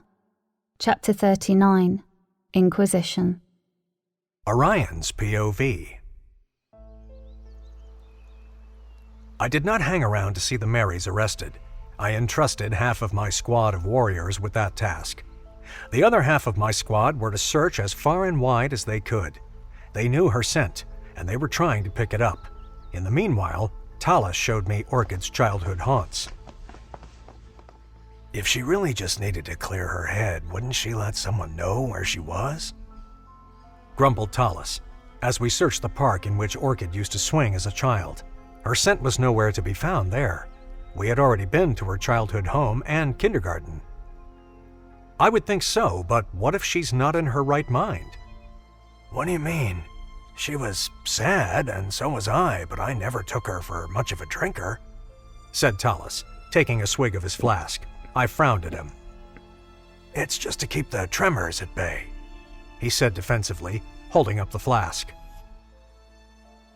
Ever hear of delirium tremens? I actually had heard of that. Orchid had told me about it after she met Talus. She had been discussing his potential road to recovery. After a few hours of knowing him, she had already been planning his sobriety. I should have known how much this all meant to her. I should have realized how badly she would take the news. It's the effects of alcohol withdrawal. Some people who've been drinking for a long time get seizures when they are trying to stop. It's treatable, though. You'll just have to withdraw in a hospital. Orchid taught you that? Yeah, I mumbled sadly. We're gonna find her, insisted Talus. And I'm not withdrawing locked up in some place while Orchid is out there somewhere. I can take care of myself after all. Have your men found anything yet? Asked Talus, trying to change the subject. They haven't picked up her scent yet. You arrested Tweedledum and Tweedledummer yet? Asked Talus. I snickered. I knew he was referring to the Marys. After I had explained who they were and what Fox had discovered about them, Talus had obviously taken an instant dislike to them. I mind-linked my comrades regarding the arrest. What's wrong? Asked Talus, observing my eyes as they turned black. A lot, I rasped, my voice an octave deeper as my wolf came forwards. I shifted. I could not afford to walk around leisurely in human form while Orchid needed me. It seemed one of the Marys had met with Orchid today. If the Marys had something to do with this, I would toss them in a pool filled with wolfsbane. Talus shifted and ran behind me. I was impressed with how well he kept up with me. Orion, talk to me. What is it? Is my girl okay? I'm worried too, said Tallis over MindLink as we dashed towards Gregoire. I did not care if any of the humans saw us. They would just see a pair of shockingly large wolves. They would probably think they exaggerated how big we were and forget about it.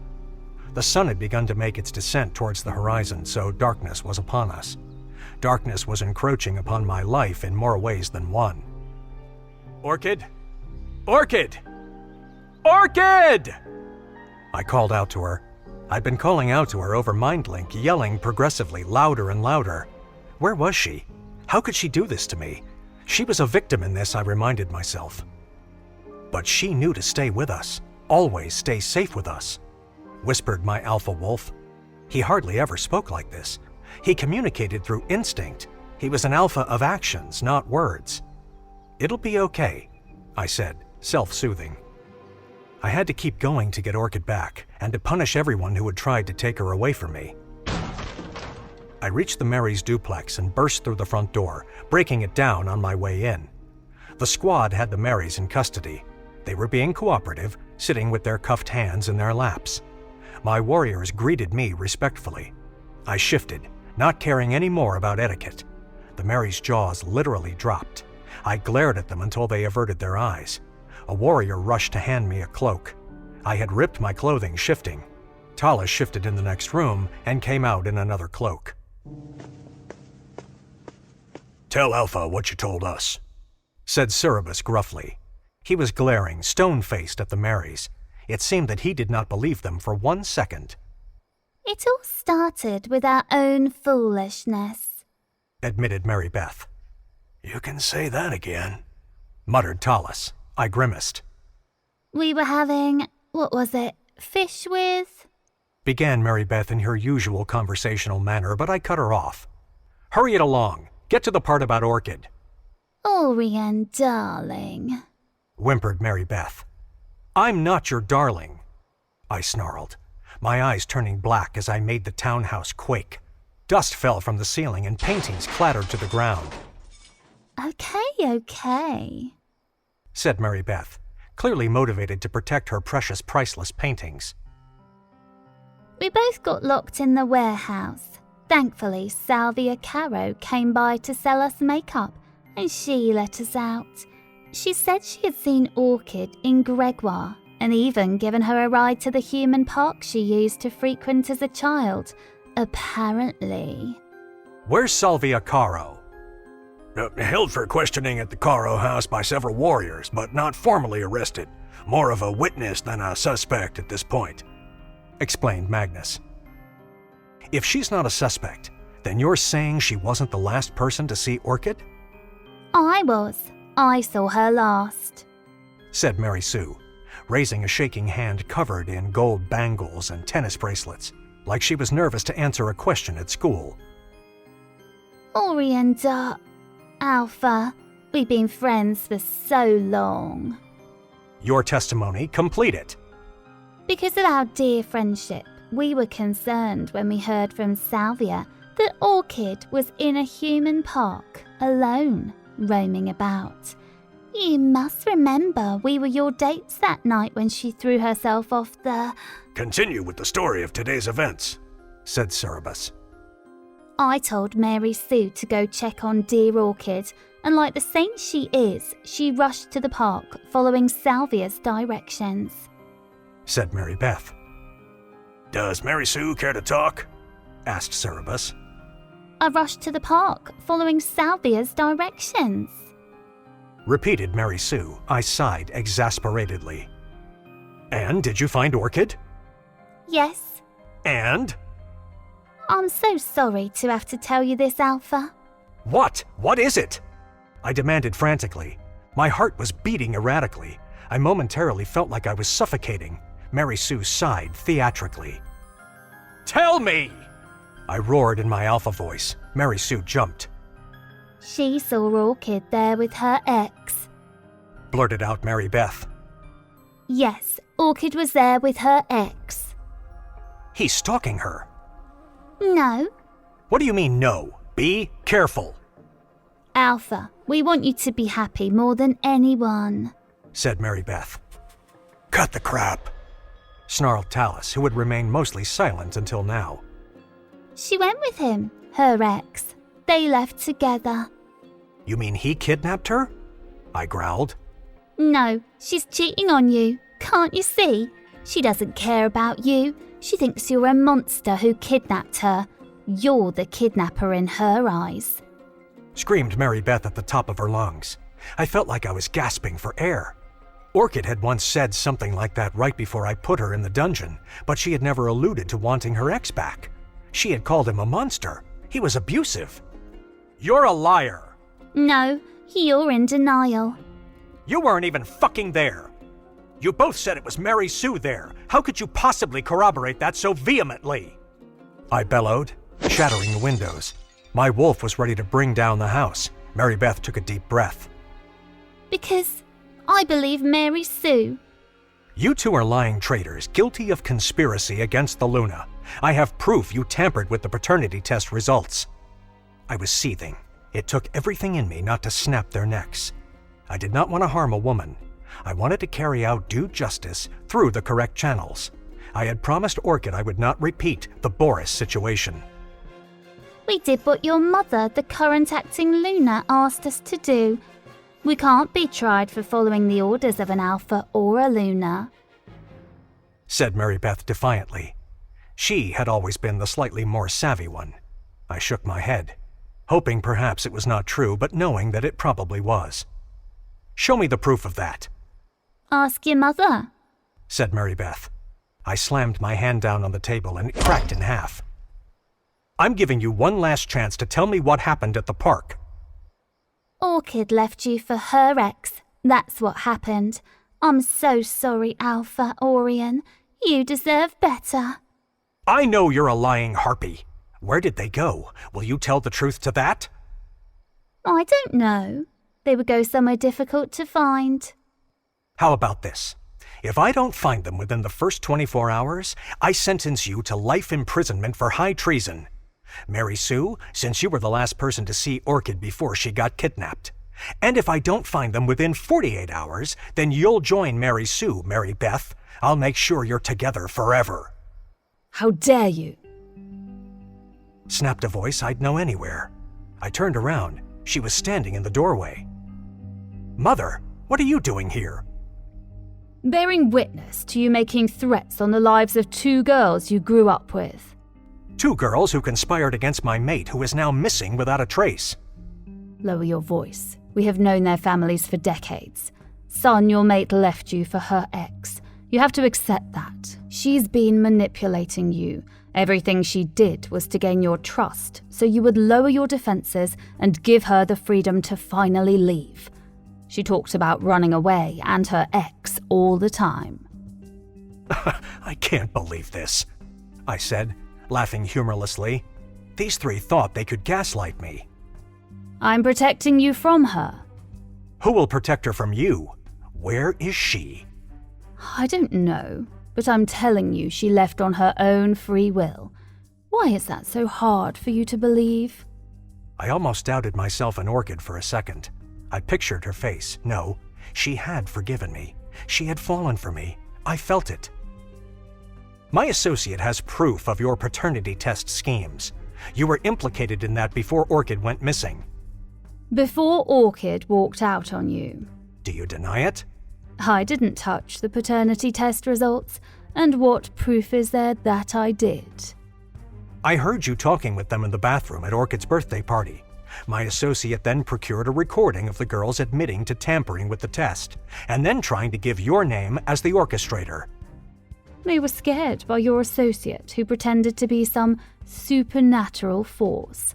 They made a lot of false statements under duress, thinking it would appease some otherworldly force. And you're comfortable with them supposedly lying about your involvement with all of this? Even if they tampered with the test, it would have been negative anyway.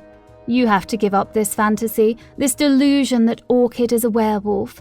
She is a human who saw you as a monster and finally got the opportunity and left you.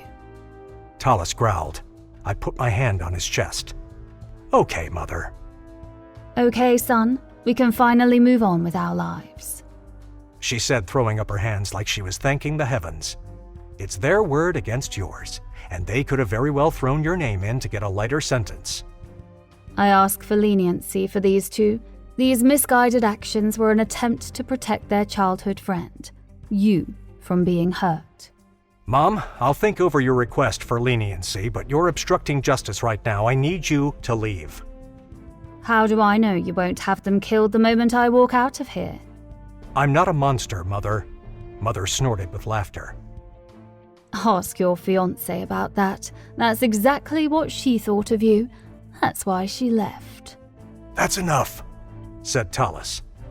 Who is this drunkard to tell me, the Luna of Cold Moon, what to do? My daughter is the Luna of Cold Moon. Your time is over. Time to sit in the shade, snapped Tallis. Why, you... I don't have time for this. I have to find Orchid. Take Mary Beth and Mary Sue through the portal and confine them to a dungeon cell. At once! I ordered in my alpha voice in case my mother tried to override me behind my back. Cerebus seemed all too happy to dump the Marys into a cell and be over with it. He grabbed Mary Beth by her arm and had another warrior escort Mary Sue. I watched them being taken through the portal. Putting two innocent girls in the dungeon, muttered my mother under her breath, shaking her head as she followed them through the portal. I instantly got a flashback of Orchid and how terrified she had been when she realized I was going to leave her in the dungeon. My wolf whined. My heart hurt. She had been an innocent girl in the dungeon. I put her there for what? For speaking the truth? For calling me a kidnapper? For being afraid and angry in a scary new environment? Baby, wherever you are, I love you, and I'm so sorry, I said, hoping she could miraculously hear me. The portal swirled faster, indicating someone was coming through. I stiffened, instantly hoping it could be Orchid. It was Perseus. Brother, Rose told me everything. I'm so sorry. I can't believe she let Orchid leave the mansion. Stop. None of this is their fault, not one bit. Rose and Orchid are entirely innocent in all of this. They are doing their best. They're making the best of a tough situation. Don't be angry with Rose. She should know better, grumbled Perseus. Where is she? She went to find Fox and Bisa to help them get the truth from that lab person. Have the squad members out on the field picked up her scent? I asked one of my warriors. No, Alpha, not yet, but we won't rest until we do. Thank you. Ensure that there's a change of shifts so the warriors may get some rest. Of course. Thank you, Alpha, said the warrior. Maybe you should also get some rest, Orion, said Perseus hesitantly. We should go home to hear about what the lab technician said anyway. That's the only other lead. There's two other leads. Who? Said Perseus, his eyes widening. Talking to �々𝐴𝐴𝐴, the penultimate person to see Orchid before she went missing, and talking to anyone and everyone connected to Orchid's ex, because I know they're going to have a hell of a time finding him. Do we have anything with his scent on it? Asked Tallis. I raised my eyebrows. That gave me an idea. Orchid's apartment. We haven't checked Orchid's apartment. One of the first places I saw her. We can look through her things for clues about her ex. I don't even... What, brother? Asked Perseus, concerned. I don't even know his name, per se. She hated him so much, she didn't really give any details. Let's talk to 𝘓𝐴𝐴𝐴 and the other Karos first, said Tallis, a glint of determination in his eye. What does the Karo family do with the girl's personal belongings, like her cell phone? They have archives, but some of it goes in the incinerator, said Perseus immediately. Rose asked me for a pink hair tie she'd been wearing that meant a lot to her. Luckily, they still had it in their archives in her cubby. They burned things that are heavily stained, like with mud or blood, said Perseus, squirming a little in discomfort. Blood? Did they mishandle the girls? I didn't think they would, but they did. They had been treated roughly. I killed the guy responsible. It was not a member of the Karo family. When we go to the Karo house, we need to get Orchid's cell phones. All those centennials nowadays have cell phones. They'll give us a ton of info. What? Asked Perseus. Cell phones, said Tallis. No, not that. Did you say sentinels? Centennials, corrected Talus. I think you meant millennials, said Perseus. I think you meant millennials too, the generation Orchid is from. Ah, well, I was close, said Talus, stroking his beard. Salvia Caro, cell phone at Caro House, Orchid's old apartment, the lab technician, I listed, not willing to waste any more time. And after those 4 things, you'll take a rest, right, brother? I'm worried for you, said Perseus. I can't sleep without Orchid beside me anyway. Let's go. I need to make a quick call, mumbled Talus. He excused himself. We were in our 𝘓𝑰𝑗 house where the human realm side of the portal was. We hardly stayed here. Even when we were in 𝘓𝑰𝑗, we tended to stay with the Marys.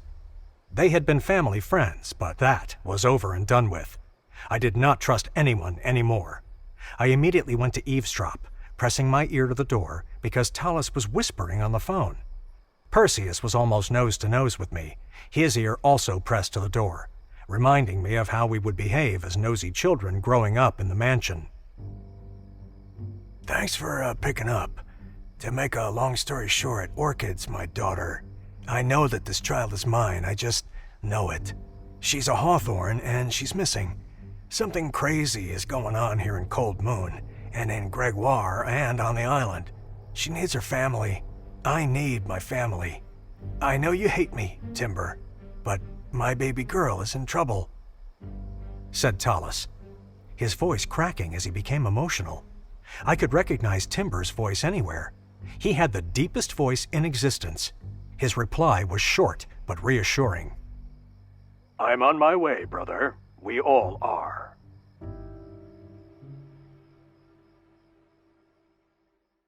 Sold to the Billionaire Alpha. Chapter 40. Long time coming. Fox's POV. Bisa had the best perfume in the world. I did not usually notice things like that, but hers was otherworldly. You smell really good, I could not help but say. I just slipped out as she was leading me down to the lab. She smiled knowingly. I suppose she got that all the time. Thank you. What is it? I said, making conversation. I beg your pardon. What perfume is that? Here. Here by who? Estee Lauder? I laughed at my own joke. She gave me a blank stare. She nodded at the door she'd been showing me. This isn't a lab. We're going straight to the source. That bitch. This is where Mavis Burnside hangs out. It's a fancy master bedroom and ensuite master bathroom that used to belong to the assistant of the old Alpha.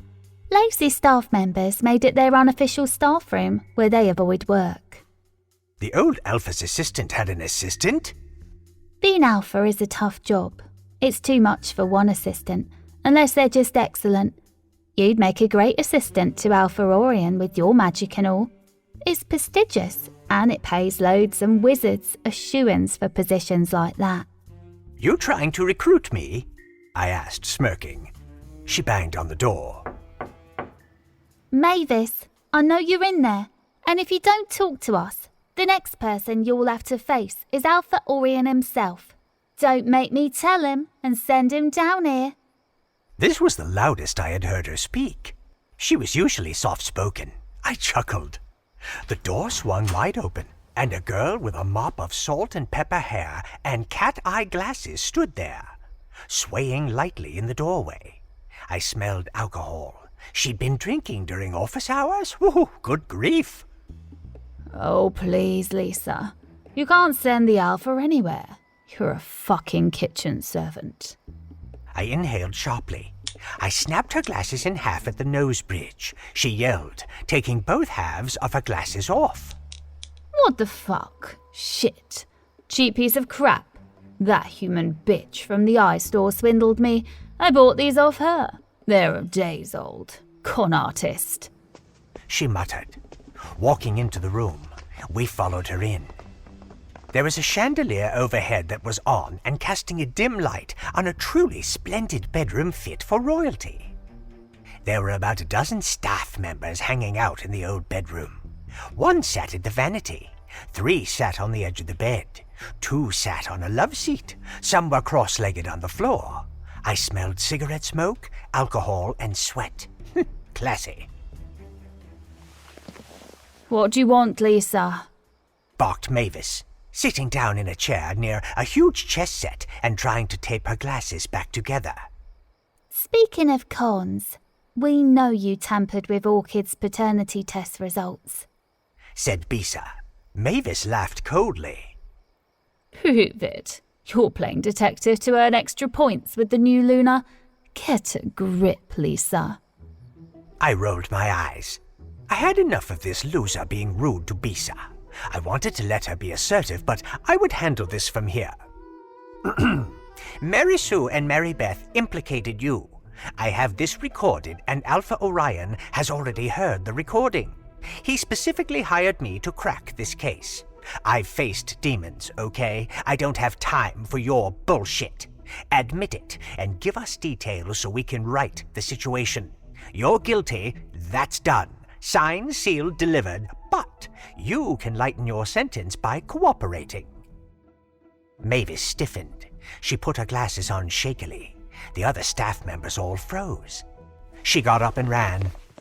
I made her slip on the nearby rug. The best magic looked like an accident, in my opinion.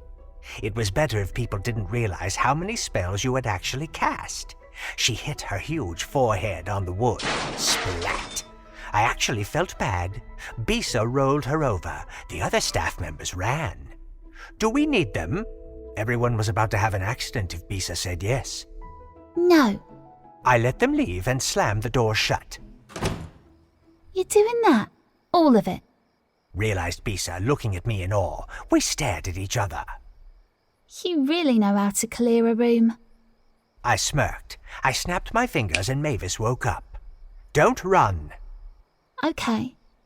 She remained lying on the floor with her palms up, like she was under arrest. I did it. I switched the samples. Don't let Alpha Orion snap my neck. No promises, but this is a good start. Details, now. Mary Sue or Mary Beth? I don't really know the difference. Nobody cares about them. Get to the good stuff. They asked me to make sure it was negative. You're not the father, that bit. Okay, did they say why? They didn't want the new human Luna to gain such powerful wolf allies. The Hawthorns, that's an alpha lineage. An old one. It legitimizes her, and the faster she got back a positive paternity test, the faster she would come to be under Alpha Thedas, and Company's protection. He's close with Alpha Maze. Berriendale and Marigold are huge. They didn't want her to be in such a powerful position. Oh God, it's not treason on my part, is it? Luna Orchid is now missing, so things don't look good for anyone who had anything against her, I said honestly. Mavis started hyperventilating. Bisa rolled her eyes. Did they pay you? Asked Bisa. Mavis never stopped hyperventilating to roll her eyes. What an actress.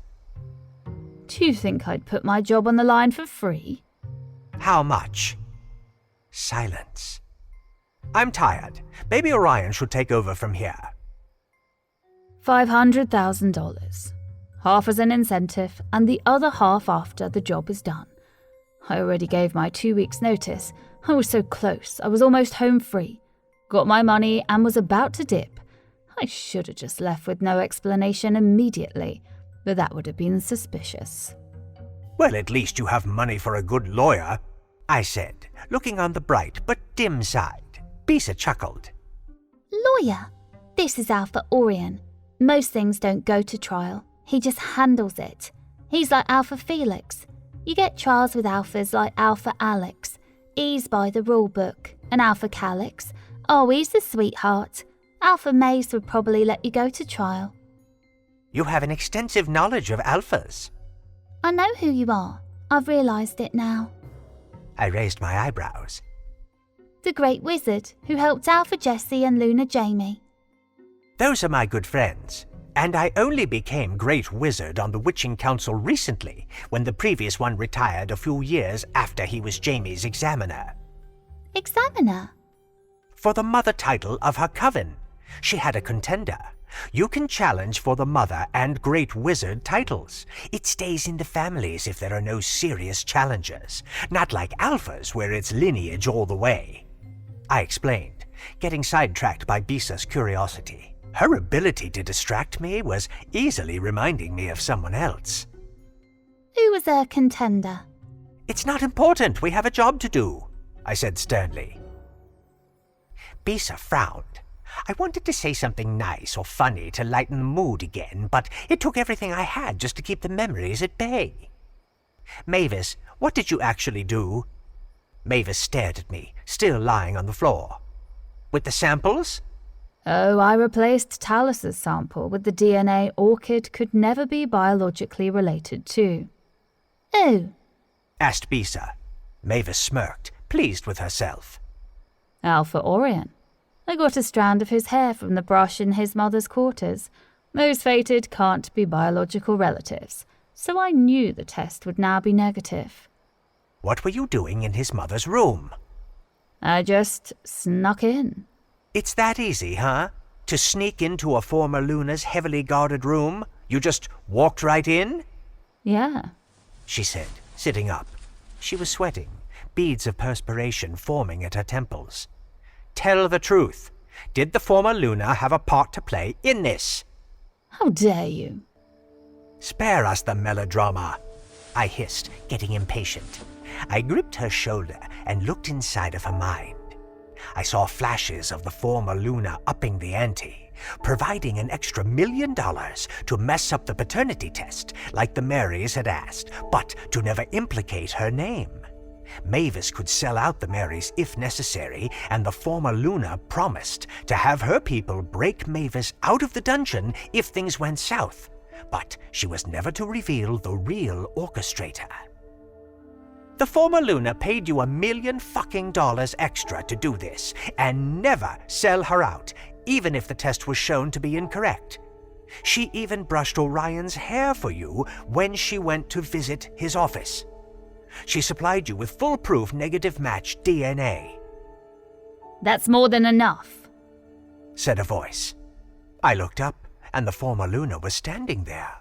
I always lost spatial awareness temporarily when deep diving into a mind. She had snuck up and grabbed Bisa. She was holding an elongated silver-tipped claw to her throat. All of her claws were tipped with silver. You make the wrong move, and I'll rip her throat out, threatened Orla, her eyes black and her canines bared.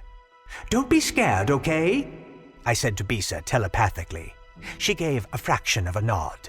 I was momentarily shocked at how easy it was to reach her with my telepathy. Our minds linked effortlessly. I could not think about the implications of that right now. A sly smile spread across my face. Former Luna or not, she was no match for me. She had no idea. Orchid's point of view. When I came to, I found myself in a cage. Déjà vu. This cage was larger than the one in the cellar at the Caro house. There was enough room for me to stand up and walk a few feet in either direction. The metal cage was just 3 sides because it was against a concrete wall. I checked. I kicked and punched at it in case it was bored. There was a bench against the wall that took up half the width of the cell. I sat on the bench with my back against the wall. I was in a dimly lit basement where there were a lot of large objects covered with white sheets. Statues. I screamed. help! Help! Orion! Talus! Rose! Orion! That's not gonna get you anywhere, babe, said a familiar voice. Him, the devil, my ex. He was coming down the staircase at the far corner of the room. I wondered about the layout. That stairs led up to the ground floor most likely. This was underground. I looked for those tiny windows at the tops of basements that exit to the lawn outside. Spotted one. It was boarded up.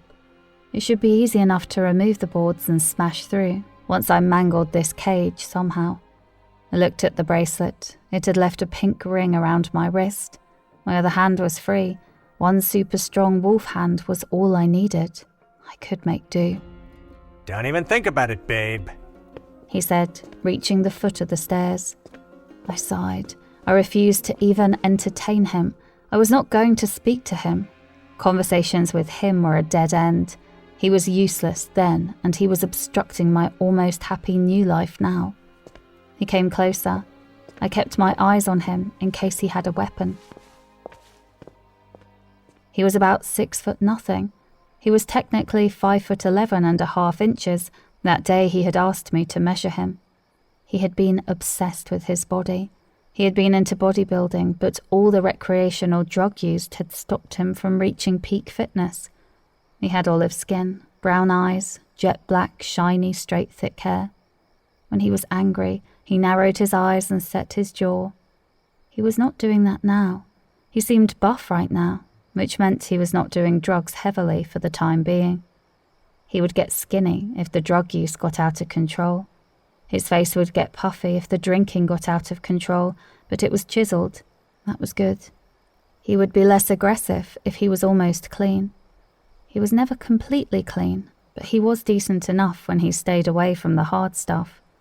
It was the cocaine use I could not handle. He had also destroyed my room once during a bad acid trip. I had made him promise no more acid and no more cocaine. I did not mind the occasional alcohol or weed, as long as he did not get belligerent, then blackout drunk or sky high. You're not going to say anything to me? My ex's name was Jack Howard. Yes, everything there was spelt correctly. 2 A's, 2 W's, double personalities. 2 of everything. Thus his nickname was also spelt with double letters. Jaws. Strong, dangerous, brutal, filled with bloodlust, could smell blood in the water. He loved picking up girls with insecurities and issues and exploiting their weaknesses. You don't have questions? He asked, sitting on a stool in front of the cell. There was a light directly above the stool, like a spotlight, so everything was cast in shadow but him. Fucking narcissist. Guess I'm talking to myself, he said with a shrug, lighting a blunt and taking his grey pinstripe blazer off. He had a black muscle top underneath. My eyes widened. He was the most muscular I had ever seen him. He caught me looking and sneered. He flexed. I shut my eyes.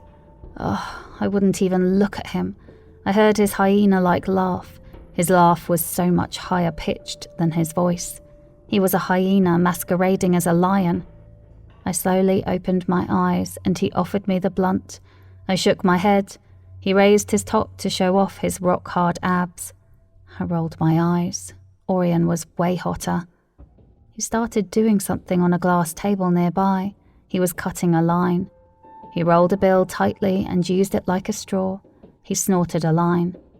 You never got high with me, ever. Years we were together and not once did you get high with me. He complained. Fuck you. We couldn't both be high. I was the one taking care of you, cleaning vomit, bringing the bucket by the bed, putting the wet cloth on your head, bringing you painkillers, water, food. I refused to tell him any of this.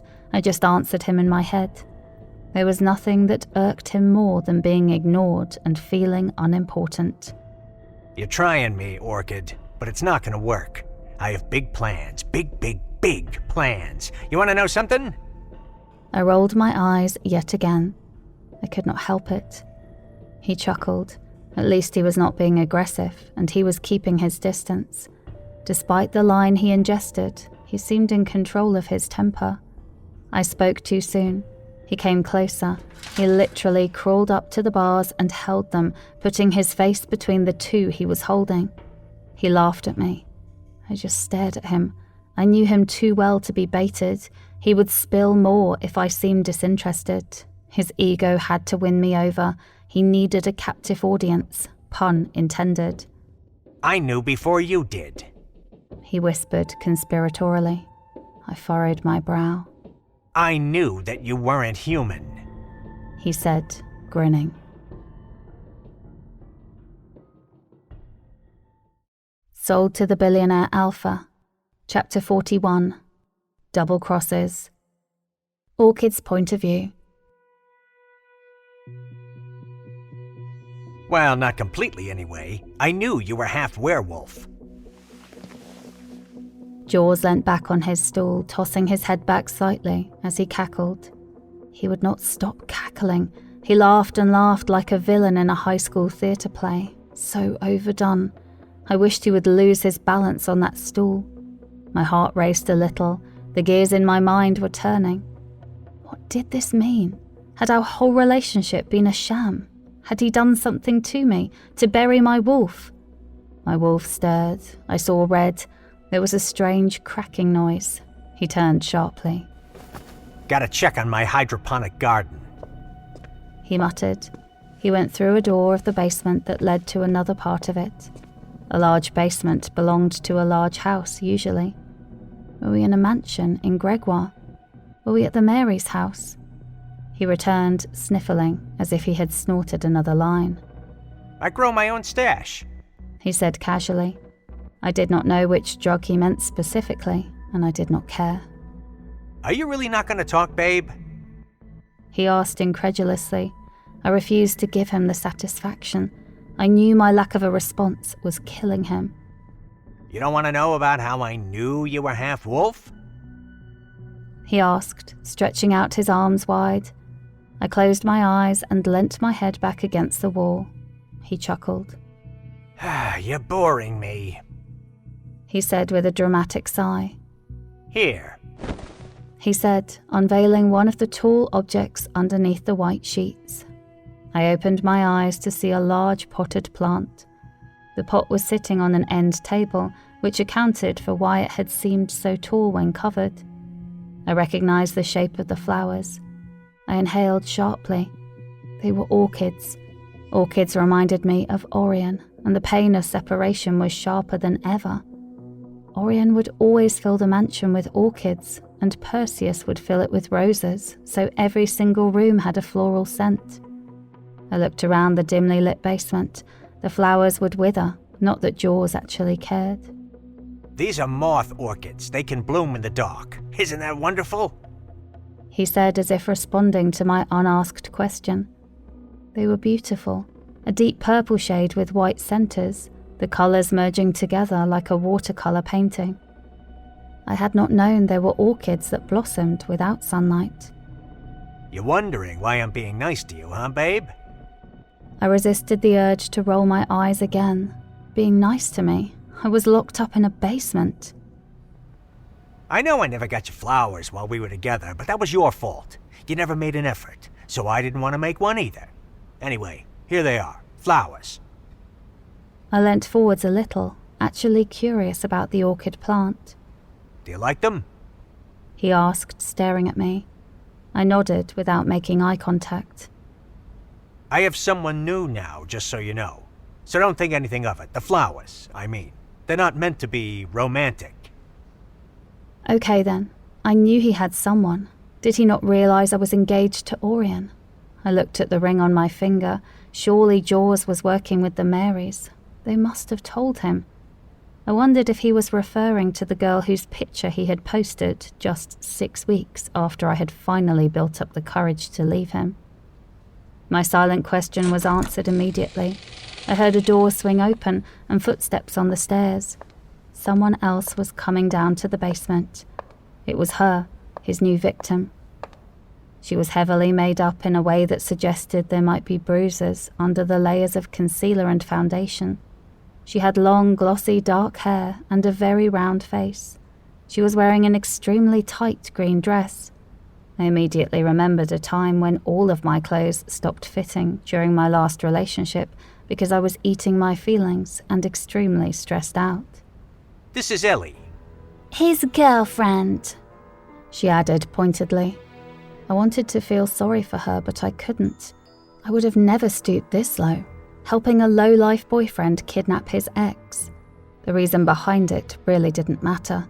It didn't exactly scream relationship material on his part that he was involving her in a kidnapping. Maybe she was not as downtrodden as I had been and had more of a mean streak. I would have to wait and find out.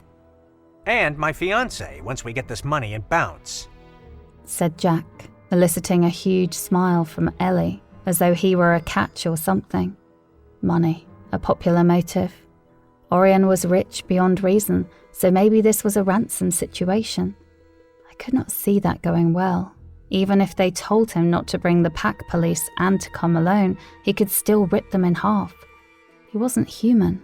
This was dumb, even for Jack. Jack headed upstairs, finally leaving me alone.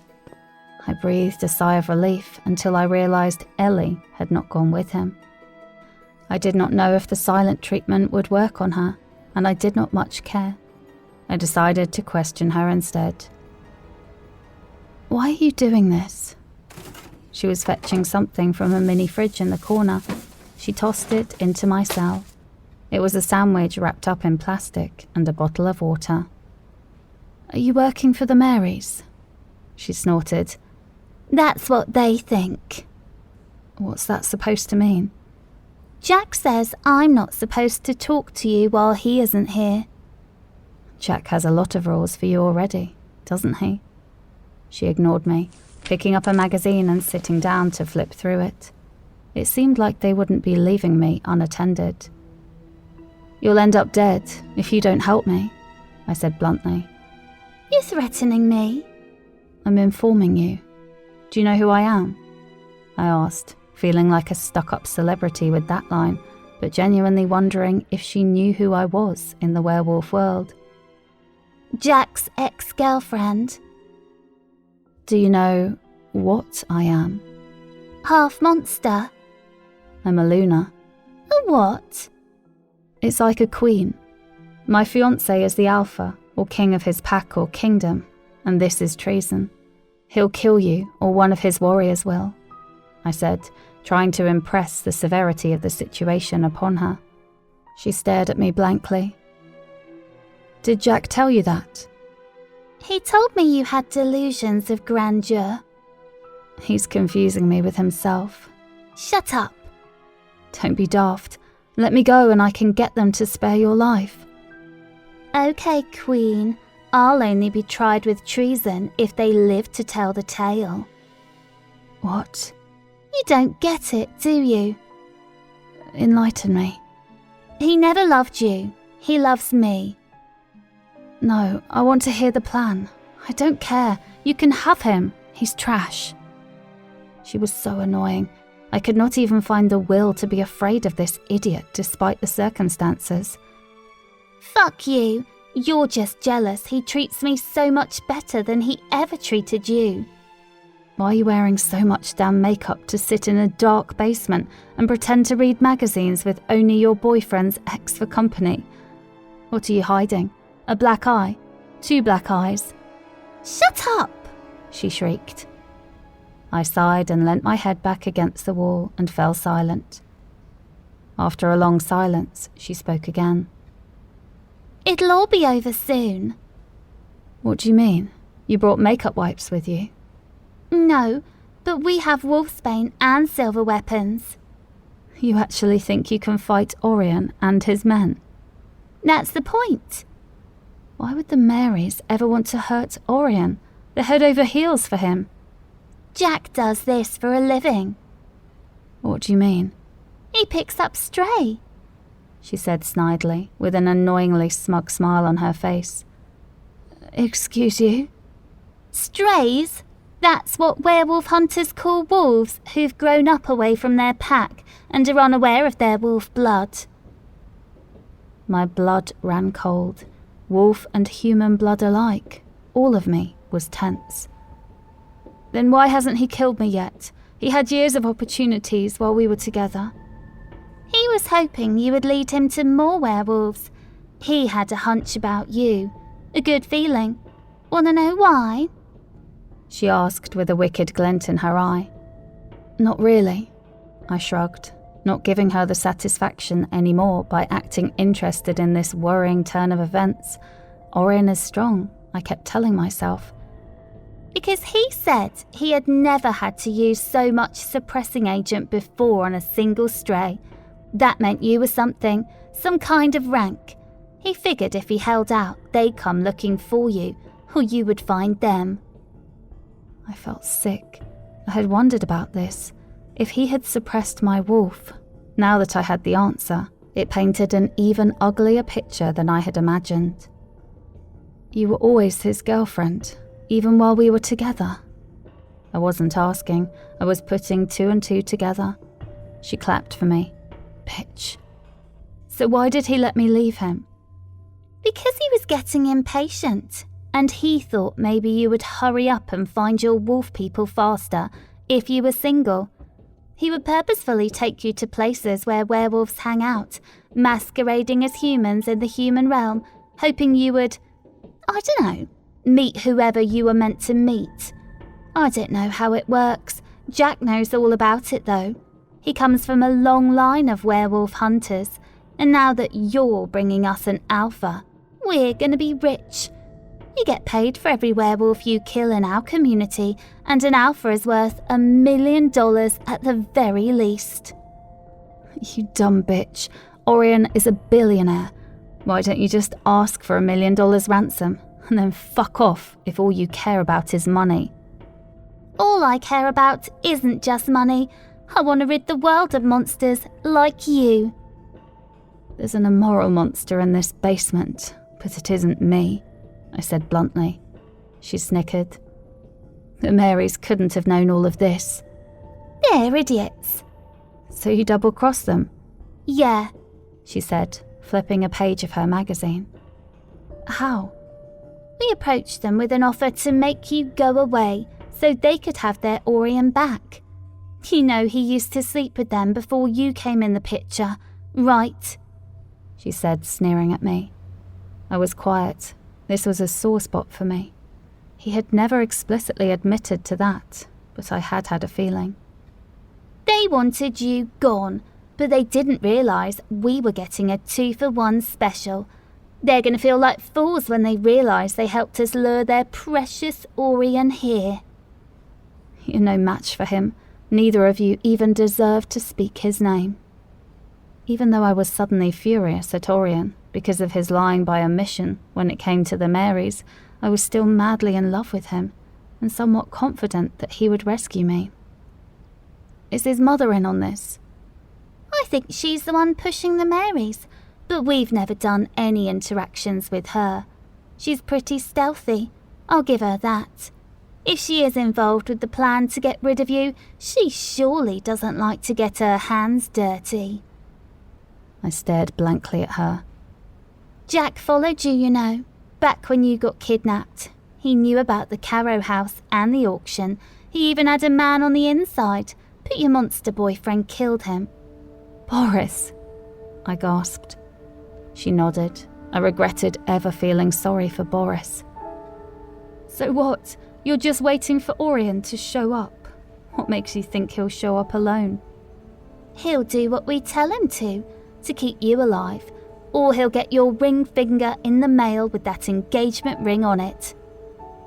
I'm not afraid of you. You're just like I was. Werewolf, human, whatever. None of that matters. We're both women, and Jack is incapable of respecting any woman he gets intimate with. How can you put so much faith in someone who hits you? She got up and was about to storm out. Wait, I shrieked. She stopped at the foot of the stairs. What did Jack inject me with? Wolfsbane? What else? And the paternity test. Did you mess with it? You're pregnant? She asked incredulously, sounding truly shocked. She did not know about the paternity test and Talus and the Hawthorns. She had assumed I meant paternity test as in for my baby. My non-existent baby. This could be useful. How far along are you? She asked, a modicum of concern appearing in her eyes and seeping into her voice. I shrugged, knowing fully well that I was not pregnant, but I was more than willing to tell whatever lie would help my situation and Orion. Well, the baby would be 3/4 monster anyway, so we're doing the world a favour, she said decisively. Words could not express how much I hated Ellie in that moment, and all over an imaginary baby. I heard a loud cracking sound, similar to the one before. This time dust rained down from the ceiling overhead. Ellie shrieked, shielding her hair and face from the dust. Ugh, not again! First that room and now this one. She slowly looked up when the dust shower was over. I did not care much for what was going on with their infrastructure. I was in big trouble. I could not get my hand without the silver bangle to become a paw with claws. I could not shift any part of me. They must have given me a lot of wolfsbane while I was knocked out. I sighed. Ellie let out a little gasp. Another shower of dust clouded her from view. When this second shower subsided, I looked up, searching for the source. Maybe the place would come crashing down and knock the cell open without knocking me out. It was wishful thinking, but anything was possible. I furrowed my brow at what I saw. There was a hole in the ceiling through which a tree branch was poking its way into the basement. My eyes widened. How very strange indeed.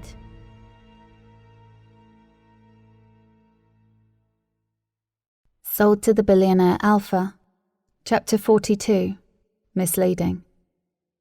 Fox's POV. What do you want from me? What do I have to do for you to let Bisa go? I asked, making sure my voice had a bit of desperation in it. I felt like humoring her for about a minute, if so much. Orla scowled at me. Stop digging around. This investigation is over.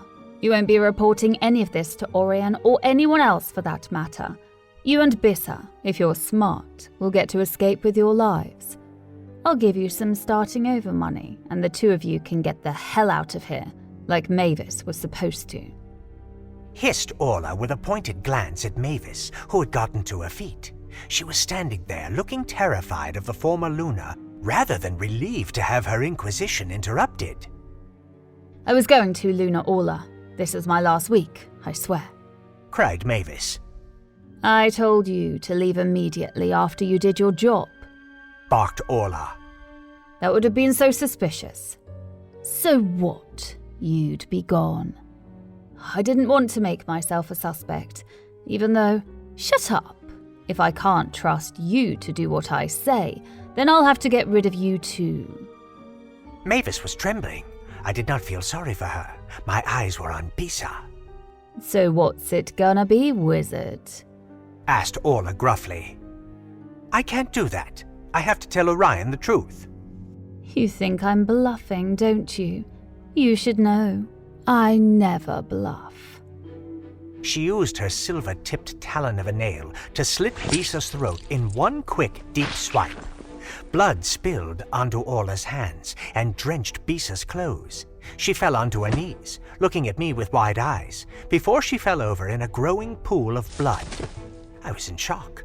I stood there glued to the spot momentarily. The memory seemed to collide with the present. For one moment I thought I saw my ex, Evangeline, lying there in a pool of her own blood. I blinked and she was replaced by Bisa. Her chest was not rising and falling like it should. She was completely still.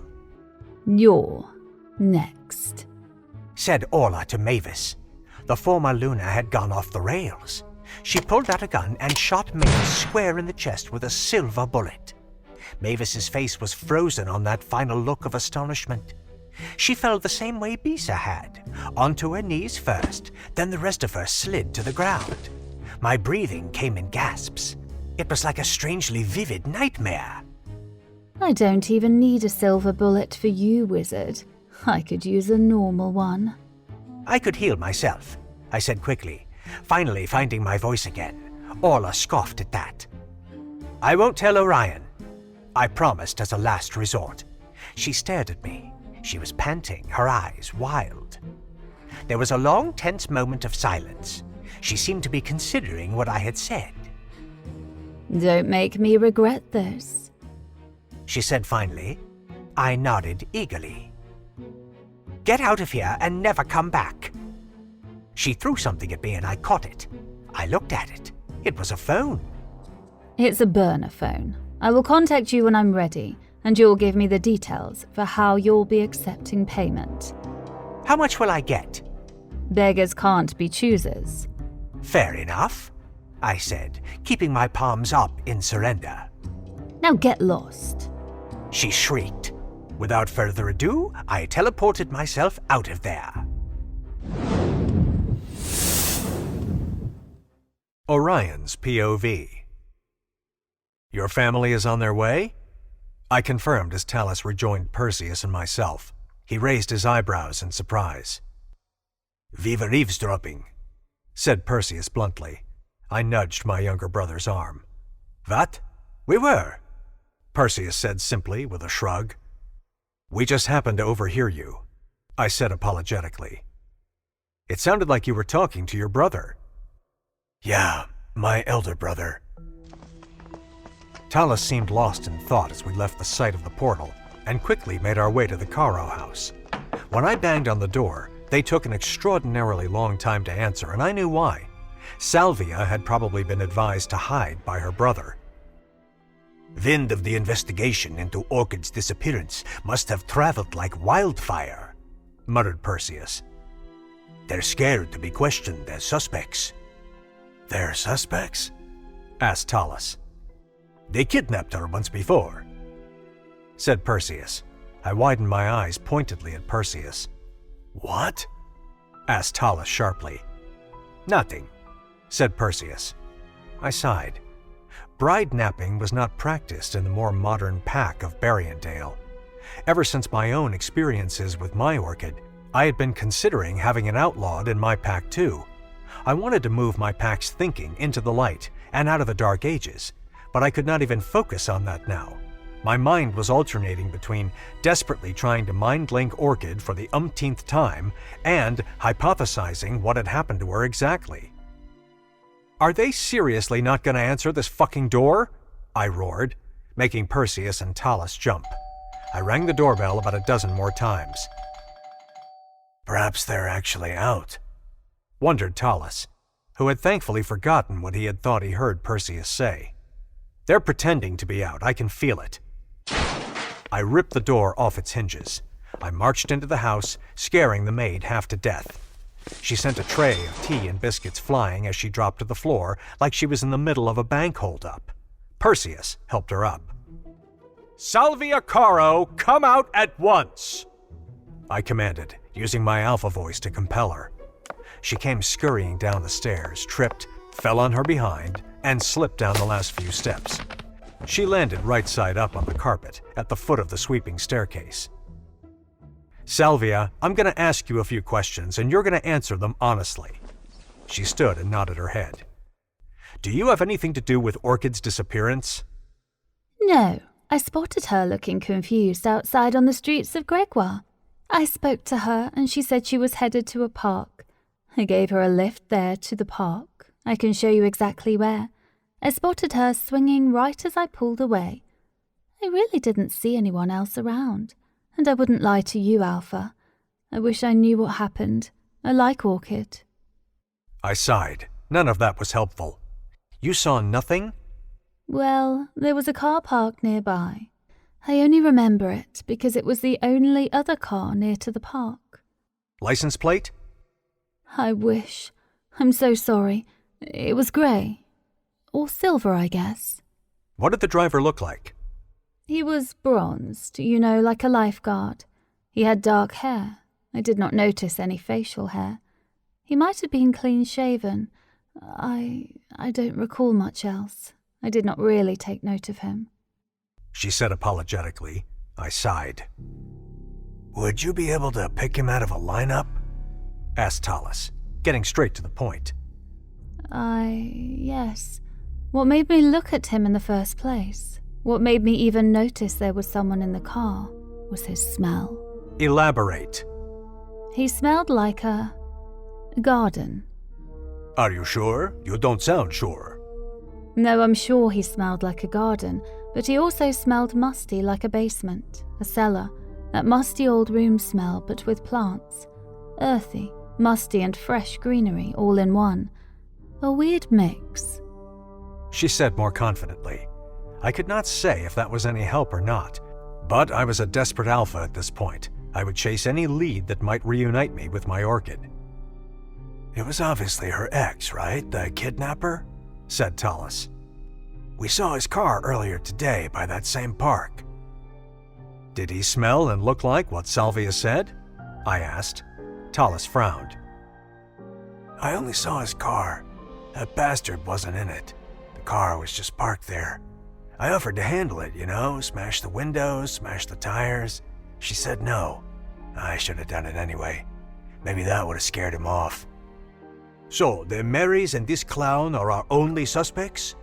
Muttered Perseus under his breath. What about her? Whispered Talus, nodding in Salvia's direction. I trust the 𝘞𝐁 family more than I trust the Marys. The 𝘞𝐁 family only kidnap for a fee. The sisters love fashion. They wear designer everything, sparing no expense. The brother is the same with his suits.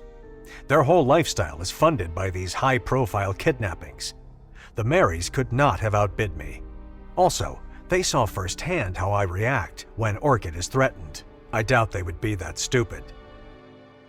So, we're just letting her go? Hissed Talus incredulously. She's been cooperative, said Perseus in her defense. Salvia, I have no choice but to place you under house arrest for the time being. You're not to go anywhere until told otherwise. Very well, Alpha. What of my dear sister and brother? They should not stray far either. They may leave the house, but no traveling. I'll question them briefly. I could not leave the 𝘞𝐁 house without questioning Sylvia and the 𝘞𝐁 brother himself. He was the brains behind the family business. Unfortunately, neither of them were any help. They had been home all day, as confirmed by the maid and the gardener. Salvia stopped me as I headed to the door. Alpha? Yes? I really do like Orchid. I hope you find her. Thank you, Salvia. Me too, said Sylvia, appearing near her sister. I must say she's quite endearing. I smiled. We have to agree with you there, said Talus sadly. We'll find her, Perseus assured him. Putting a hand on his shoulder, I stopped dead in my tracks. I was so scattered today without my Orchid, I had completely forgot. The phone! I called to the 𝘞𝐁 sisters. They gave me quizzical looks. Shit, I forgot too, said Talus. We want to see all of Orchid's belongings that she came with. Anything that was on her person, especially her cell phone. Take them to the filing room, Salvia, said the 𝘞𝐁 brother. We followed Salvia to the front lawn, where we took a golf cart to a large red brick building on their property. They unlocked 2 series of double doors to get to the filing room, which was actually a huge warehouse filled from high ceiling to floor with cubbies. Each cubby was labeled. These were the names of all the girls kidnapped by them over the years. I squirmed uncomfortably when I realized just how many there were. Thank goodness, Orchid's drawer is within reach. I hate using the ladder. Salvia reached a drawer marked Orchid 𝑒𝑚𝑒𝑚. This row was 4th up from the floor. She pulled open the drawer and rummaged around. She gasped. What's wrong? Her phone. She came with a cell phone. I explicitly remember it being here, Alpha. It's gone. Someone must have taken it. Sold to the Billionaire Alpha. Chapter 43. Motley Crew. Fox's POV. I had teleported myself down to the dungeons, the same place where I had teleported Bisa and Mavis before I cast a powerful glamour spell. Orla and I had seen the very vivid but very fake deaths of 2 people who had not even been in the room. The first person I saw when I appeared in the dungeons was a worried-looking Bisa. Fox, you look so pale, Squeaked Bisa, running towards me and cupping my face in her hands. You're cold and clammy, and you're trembling. It was only when she pointed it out that I realized how sick I felt. I also realized that Bisa's skin on my skin sent tingles running through me. That glamour was so real. I gasped, my voice hoarse all of a sudden. My heart was racing and I felt nauseated. I was even short of breath. I feel awful. I think you're having a panic attack. Oh, I wish Orchid was here. She's a doctor. Just try to breathe deeply and evenly, she said encouragingly as she pulled me towards the empty guard's chair. I collapsed into it, and she quickly fetched me a glass of water. I drank it all in one gulp. I could have conjured that. I said with a shrug. She chuckled. Don't use your magic on every little thing. It's fine. Just relax a bit. At least we have Mavis in custody. She said, forever looking on the bright side. We both glanced at Mavis. I had teleported her into one of the cells. She looked pretty disgruntled about it.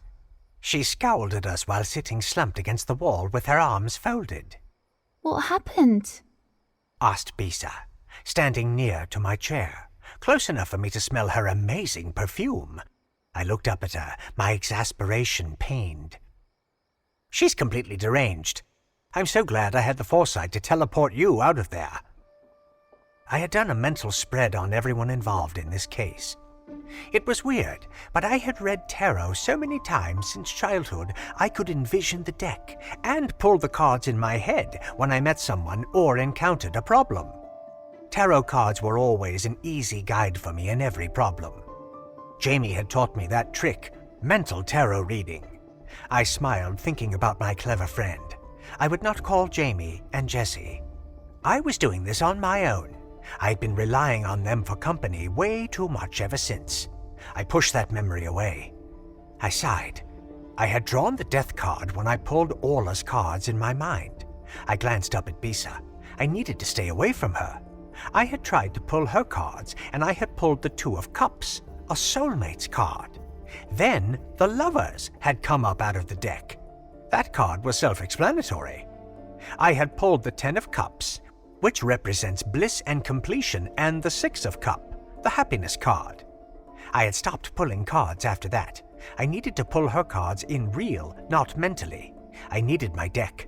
I wished I had brought it with me. Did she really try to kill me? Said Bisa, pulling me out of my thoughts. She used the talon to slit your throat. I wasn't prepared for how real the glamour would look, even though in reality she was letting the stuffing out of a scarecrow. Then she shot Mavis. Well, the scarecrow, Mavis. That room is covered in stuffing. Bisa sat on the guard's desk, staring into space. She really would have killed us. She did kill us. Well, in her mind anyway. I better go back to clean up all that scarecrow stuffing before everything wears off and Orla realizes the ruse. No! I shouted, making Bisa jump. I wasn't letting her out of my sight until Orla was apprehended. It's too dangerous. Besides, I cast a really powerful glamour. Those scarecrows and their stuffing will continue to look like two corpses and blood for a few hours. Orla, or whoever does her dirty work for her, would be scrubbing the floors and disposing of the bodies now with no idea that she's cleaning up the scarecrows and their scattered stuffing. Mavis snorted with laughter. Bisa had a wry smile. It is a little amusing. Not for me. I felt Bisa's warm hand on my forehead. How can you tell if I'm feverish when you're always hot? It's possible. If you're close to my temperature, then you're definitely ill. Am I? No. How are we going to tell Orion what a monster his mother is? He already knows what she's capable of. He probably hoped he was wrong, but he definitely had an inkling. Are you feeling any better? Yeah. Okay, we should get Orion. Where would he be? He might still be at the Caro house, I said, trying to get up. I was a bit unsteady on my feet. Bisa grasped my waist. I was about a foot taller than her and probably about 50 pounds heavier than she was, but she had her werewolf strength. She did not seem to be struggling, as she placed one of my arms over her shoulders so she could help me walk towards the portal. Why did you have such an intense reaction to your own glamour, Fox? I overdid it with the blood, I said, making up a dumb excuse. I care about you, Fox. Please don't lie to me. Let's focus on the task at hand. I'm fine now, I said bluntly, extricating myself from her warm embrace. She reluctantly let me stumble towards the portal that led towards Gregoire. We passed through it and found ourselves in the basement of Orion's vacation house. He's not here. How'd you know? Telepathy, searching the mines nearby, I said, already guessing what she would say next. Why can't you search for Orchid? Trust me, I'm trying. No luck. Wherever she's being held is physically blocked somehow, like the telepathic version of a program that keeps changing your IP address so you can't be tracked online. Was that analogy meant to make it easier to understand? I take it you're not into computers? I marched up the stairs. The guards and the other staff members ignored us. I suppose they recognized Bisa. Orion is nearby. He's in the 𝘞𝐁 house. Okay, that's nearby. We can walk. Walk? Come here, I said, grasping her by the waist more forcefully than I had meant to. Once our eyes met, and those same tingles were passing through me. I took us to the 𝘞𝐁 house in the blink of an eye. Are you bewitching me? I asked her as our eyes met. I was still holding her to me by the waist. She shook her head. Fox! Exclaimed a deep voice. Orion! I called back. We were in some weird warehouse surrounded by floor-to-ceiling drawers bearing girls' names. I turned the corner and spotted him with Perseus, Talus, and a woman I did not know. I have so much to tell you! Both Orion and I said at once. You first. Firstly, Orchid's phone is missing from her box of stuff here in the filing room. Someone must have taken it, said Orion. I gazed around me in wonder. Filing room? This is where they keep all the belongings of the kidnapped mates and other girls, the belongings that were on their person at the time. Explained Bisa. That's awful. Barbaric, I said, frowning, gazing around. Bisa's eyes widened. She nudged me. I realized I had said that in front of Orion and Perseus, who had probably met Orchid and Rose that way. He's right. It is awful. Can you cast a spell or something to find out who might have tampered with the box and took the phone? Asked Orion, eager to refocus the conversation on finding Orchid. Yes, it's worth a shot. Secondly, Talus's family is coming to help. They're on their way? They're here, barked Talus excitedly. Everyone was snow globe hopping all over the place these days. I heard the creak of doors as they opened, and then I heard a woman's voice. She had a cultured sort of accent. Right this way, Alphas and Luna, said the voice. I looked around to see a motley crew of pack leaders heading towards us, being led by an elegantly dressed woman with a deep brown complexion. Orion's POV. Finally, things were taking a turn for the better. Fox said he could cast a spell to see who took my Orchid's phone, and Orchid's supposedly extended family was here. I turned around to see the 7-foot alphas.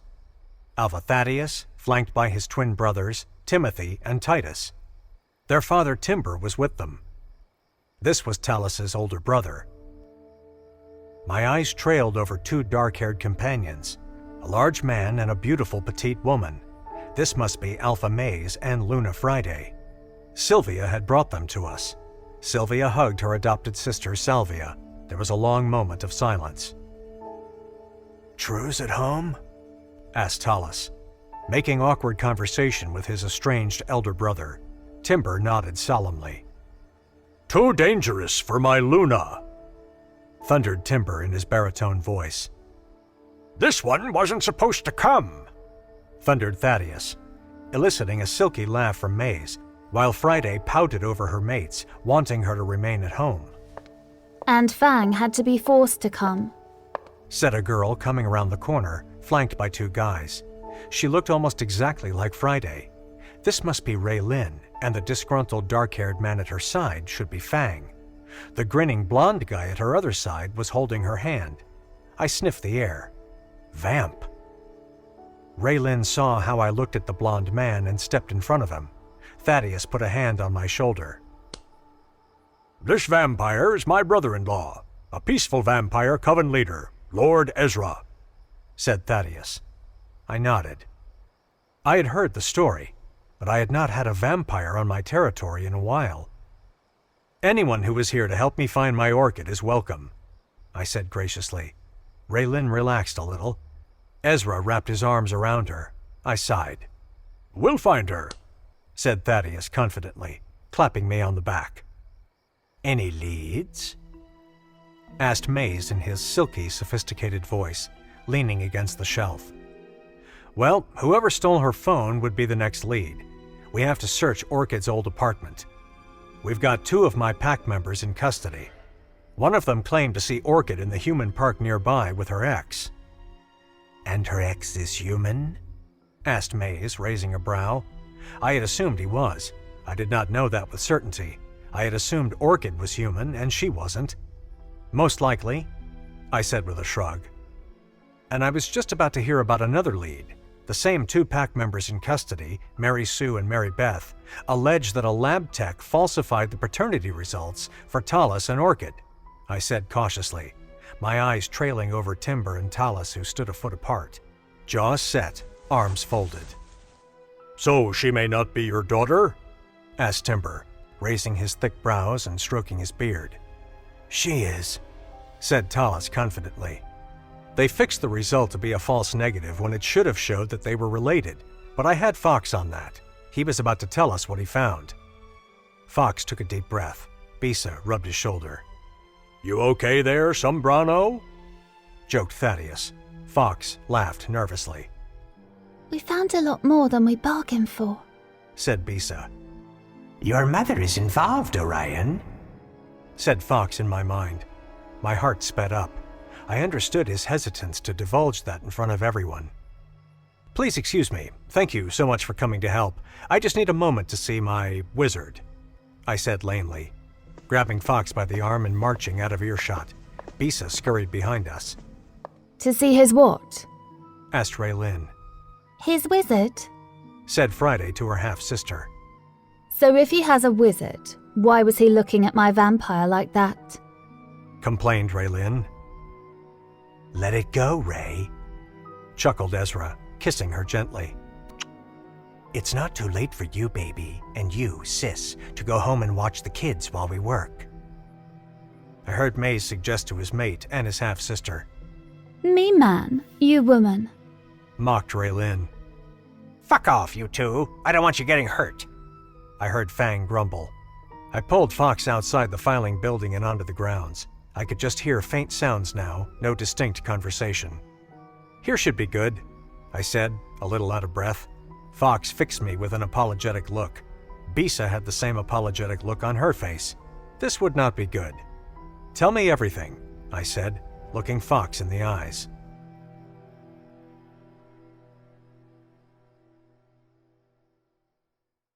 Sold to the Billionaire Alpha. Chapter 44. Doubtful.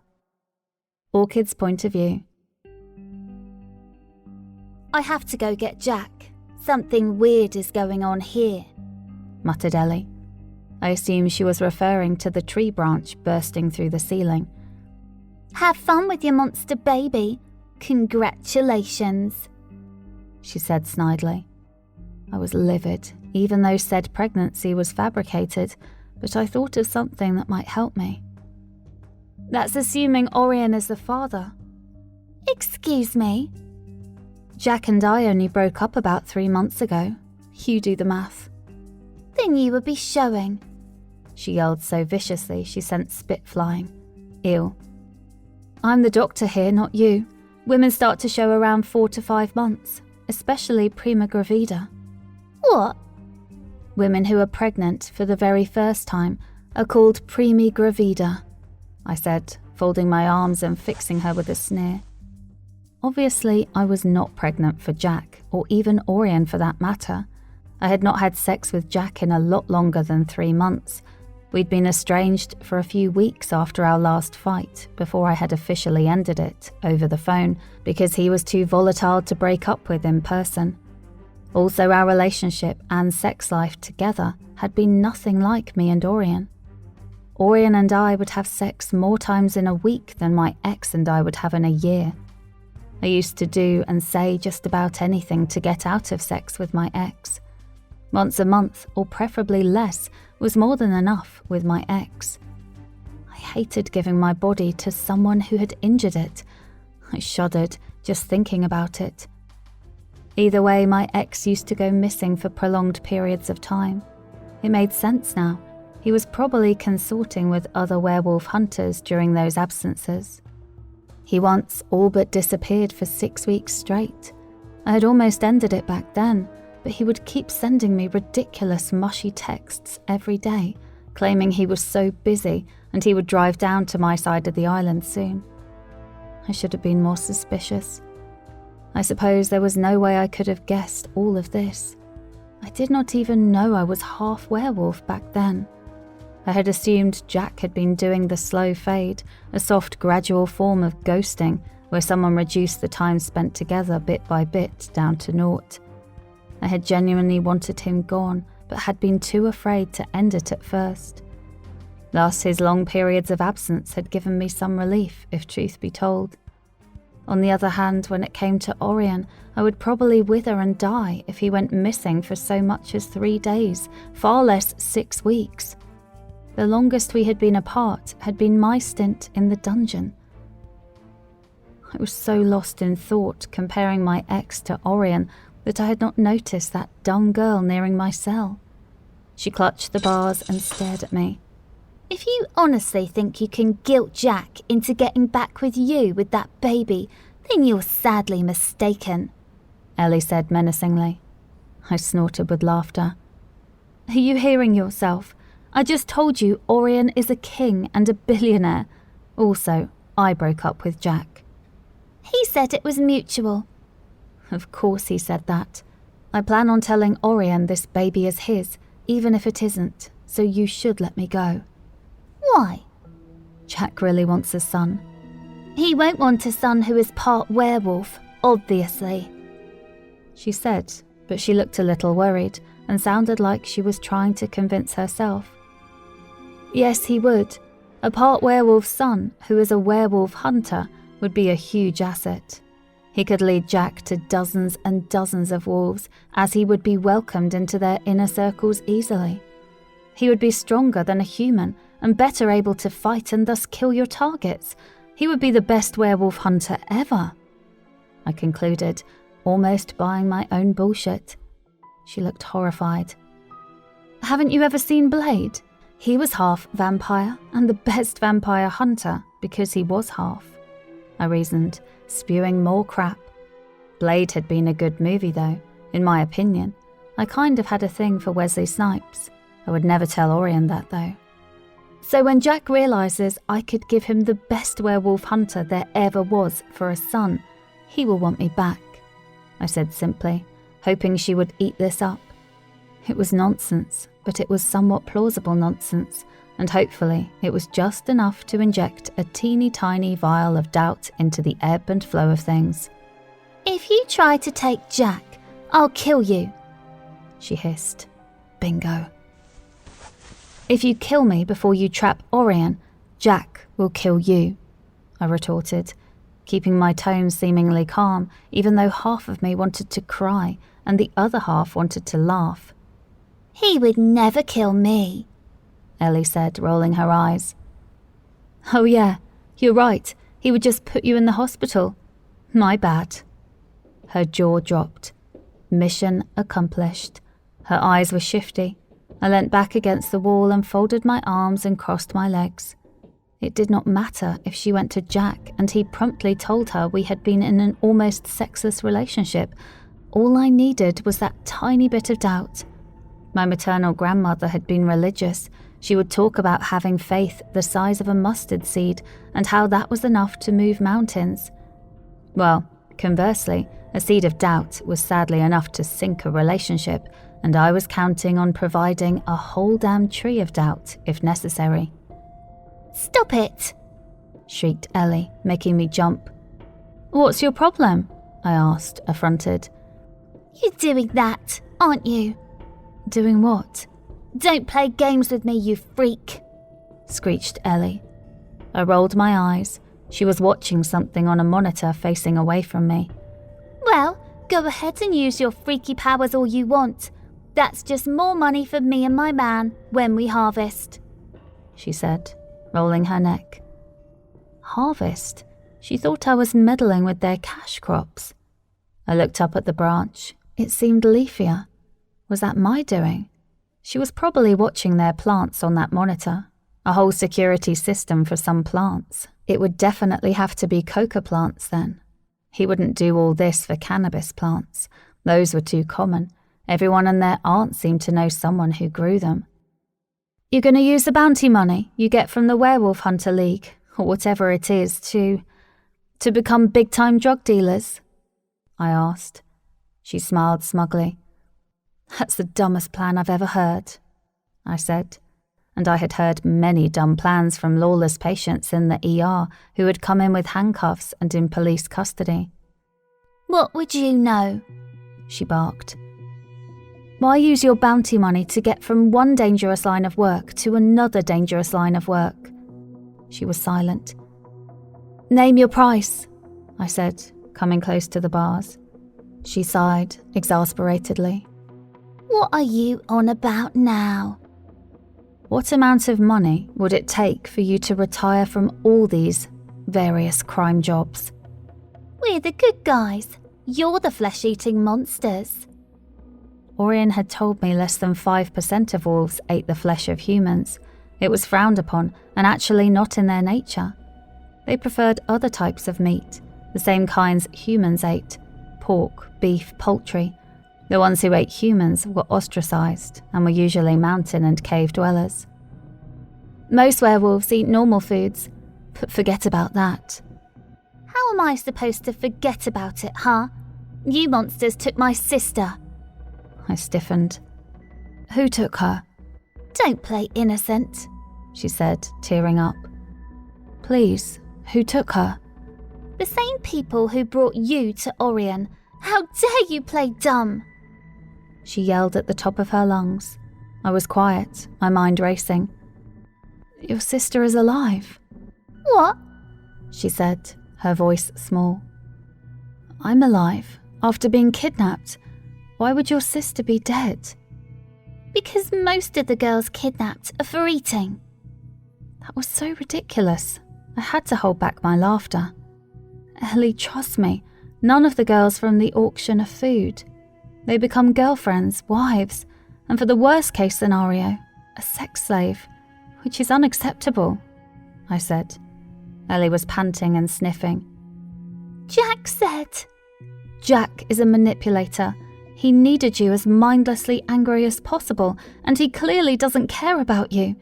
If he did, he would have told you the truth and tracked down and rescued your sister from whichever rich werewolf has her. She was panting, her chest heaving. She stared at me, her face tear-streaked. You really think she's alive? Yes. Do you want your sister back? Yes. Then help me, so I can help you. I don't want your help. I sighed. You said I could name my price, right? She said after a long pause. Yeah. There's this private investigator who finds missing girls or exacts revenge if they're found dead. Done, I said. She snorted. He charges $2 million up front. Done. What if he kills one of your wolf friends while investigating my sister's disappearance? The $2 million is yours. Well, what about living expenses? Cut the crap and name a final price, I snapped, surprising myself. My voice had sounded a little deeper than normal. My eyesight felt a bit sharper. Ellie was too wrapped up in her own problems to notice a change in me. $7 million. Done, I said easily. She laughed. Yeah, right. What part of billionaire do you not understand? I said. She looked at me. You're in that cage. Where are you going to get the money from? Obviously you need to contact Orion and demand it, and put me on the phone. I'll cry and beg him to wire you the money, I said. She didn't respond. She just stared at me as if contemplating it. Time to switch, said a voice I hated after several minutes of silence. Jack had returned. She laughed airily, grabbed her phone and magazine, and kissed him on the stairs. She took one last look at me. I gave her the most pointed look I could muster. Ellie could be my ticket out of here.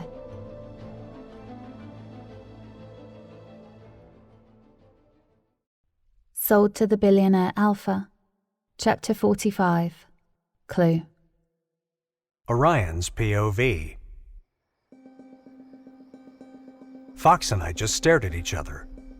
Fox, just get it over with. Fox seemed to snap out of his reverie. He was probably daydreaming about being literally anywhere else in just about any other situation. Bisa was playing with her fingers and standing extremely close to Fox in a protective sort of way. I'll start at the beginning. Please do. Bisa and I first went to an unofficial staff room where we found Mavis and some other staff members goofing off. Mavis tried to run initially, but we stopped her. Her admission of guilt was pretty swift. She confirmed that the Marys were involved, and she implicated your mother. I'm so sorry, Alpha Orion. I sighed. My heart was going a mile a minute. Call me Orion. I insisted with a small smile. Bisa nodded vigorously. The Marys gave her $500,000 as an incentive to switch the test samples, so that the paternity test would undoubtedly be negative. She used your DNA, Orion. I growled instinctively. They used my own DNA to deceive my mate and me? I was livid. I took a deep breath.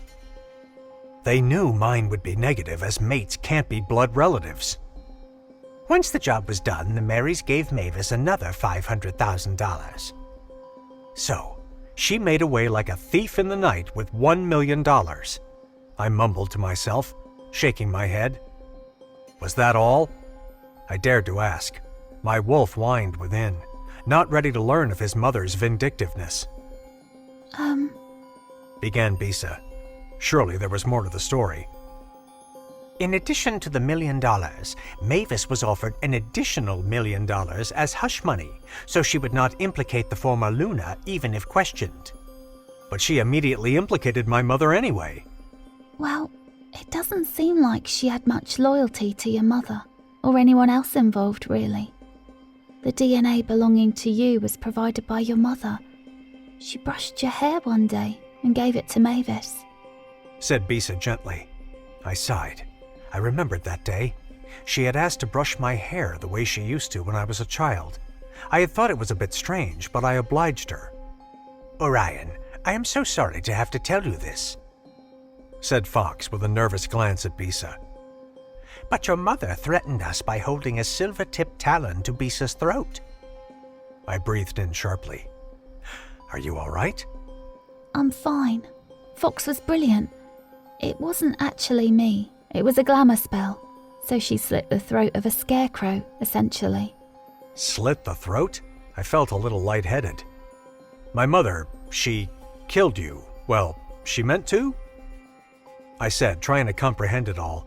Bisa and Fox nodded, their expressions grave. She thinks Bisa is dead. She saw her die because of the glamour, and then your mother pulled out a gun with silver bullets and shot Mavis. Well, the scarecrow I cast a glamour on so it would look like Mavis. Mavis is safe and sound in custody in the dungeons. I shrugged. Truth be told, I did not give a shit about Mavis. She had plotted against Orchid anyway, and even when plotting, she still couldn't show loyalty. She was 2 times a snake, flip-flopping. That kind of person was no use to anyone.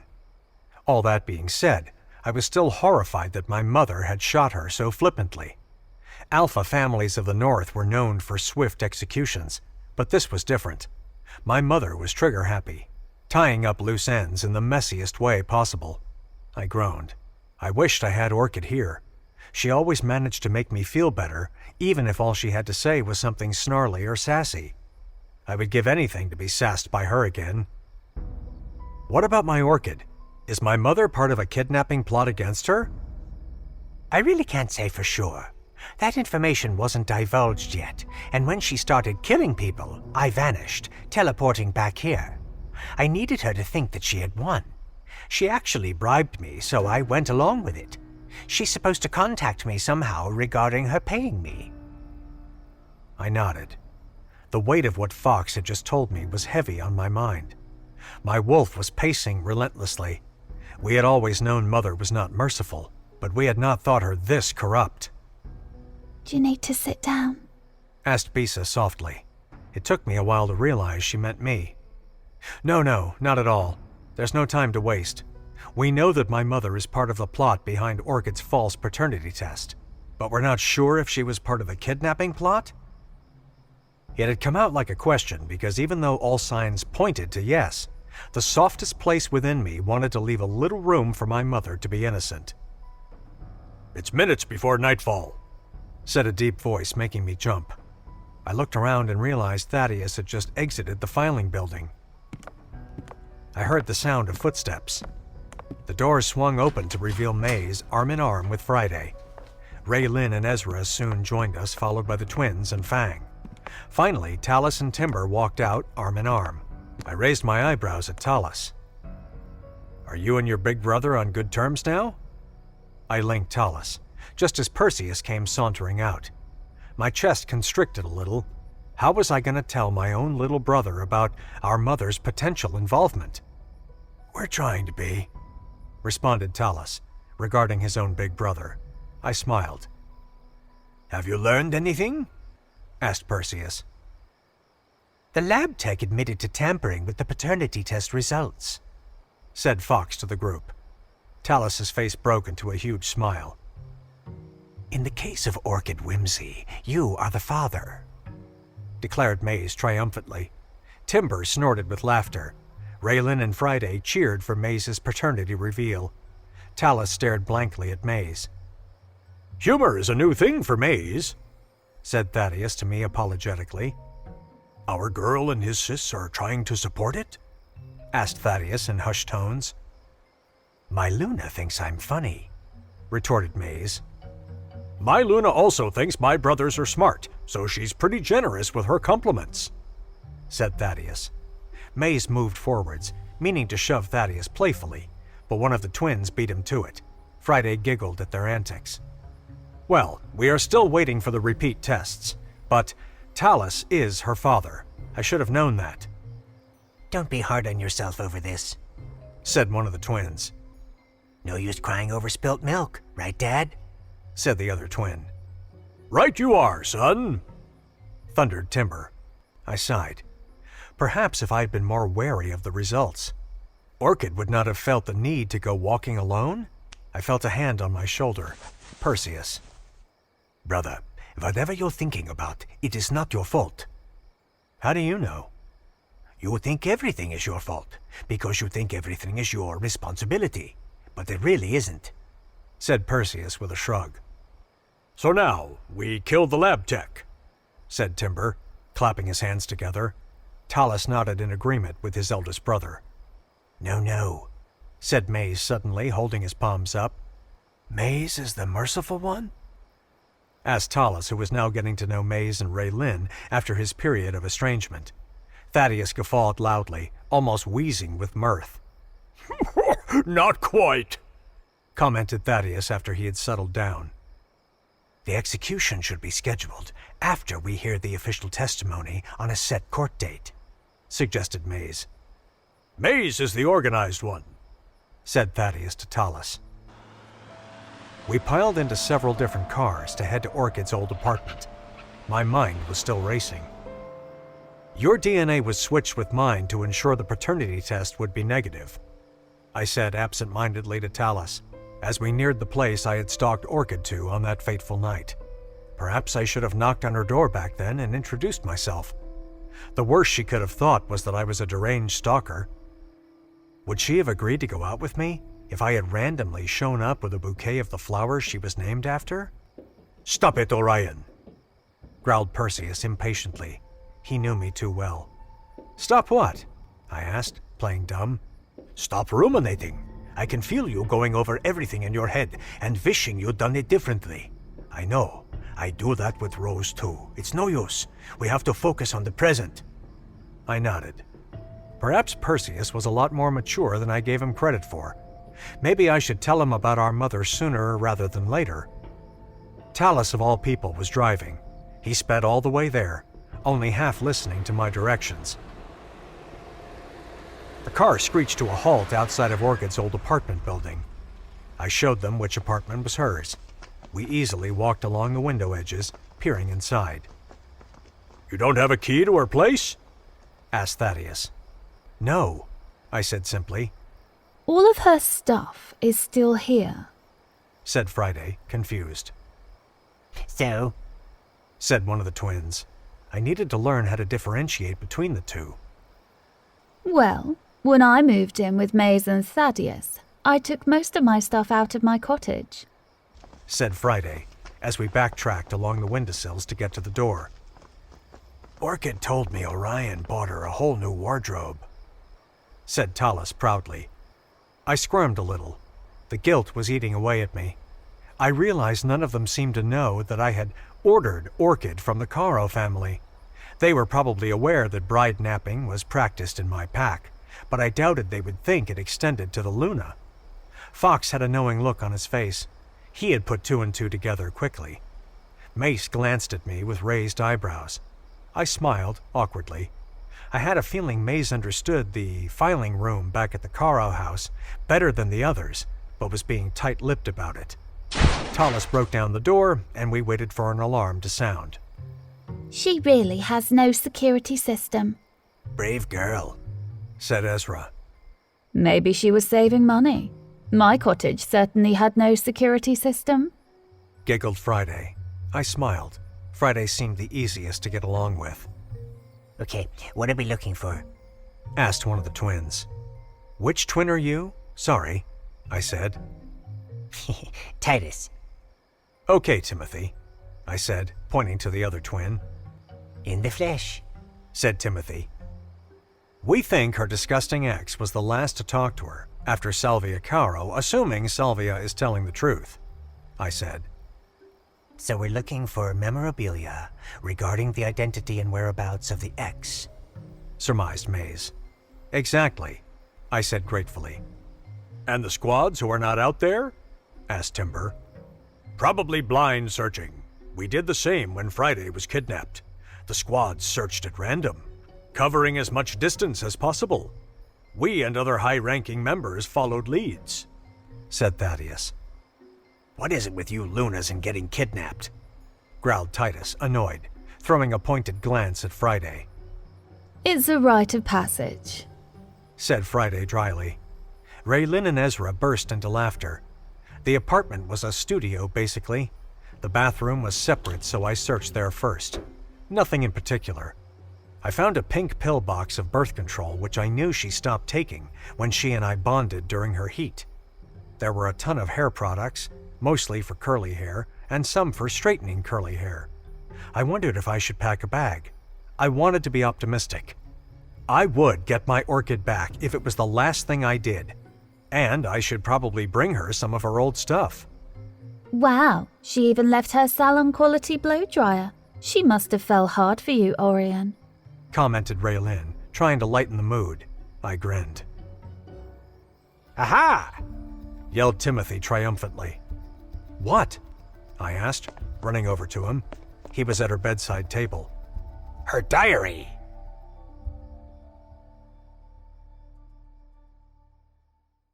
Sold to the Billionaire Alpha. Chapter 46. Hydroponics. Orion's POV. Timothy found Orchid's diary. Brandishing the fuzzy white book with bunny ears, Maze laughed and said, I was expecting a former doctor to have one of those black planners. Bunny ears for the win, said Titus, as he looked at the diary from his twin and leafed through it. I scanned the pages with him. There were a lot of lists. She had made a list of everything she hated about her ex in an attempt to build the courage to leave him. My wolf snarled inwardly. He wanted his head on a platter. We had finally found out her ex's full name. Jack Howard. She had also made a list of what she wanted in a man. I couldn't help myself. I took the page and kept it. I would go through it later. Yes, the black planner, the one with the dates already on the pages, exclaimed Maze. Maze is so hard right now for that planner, joked Titus. We looked through it.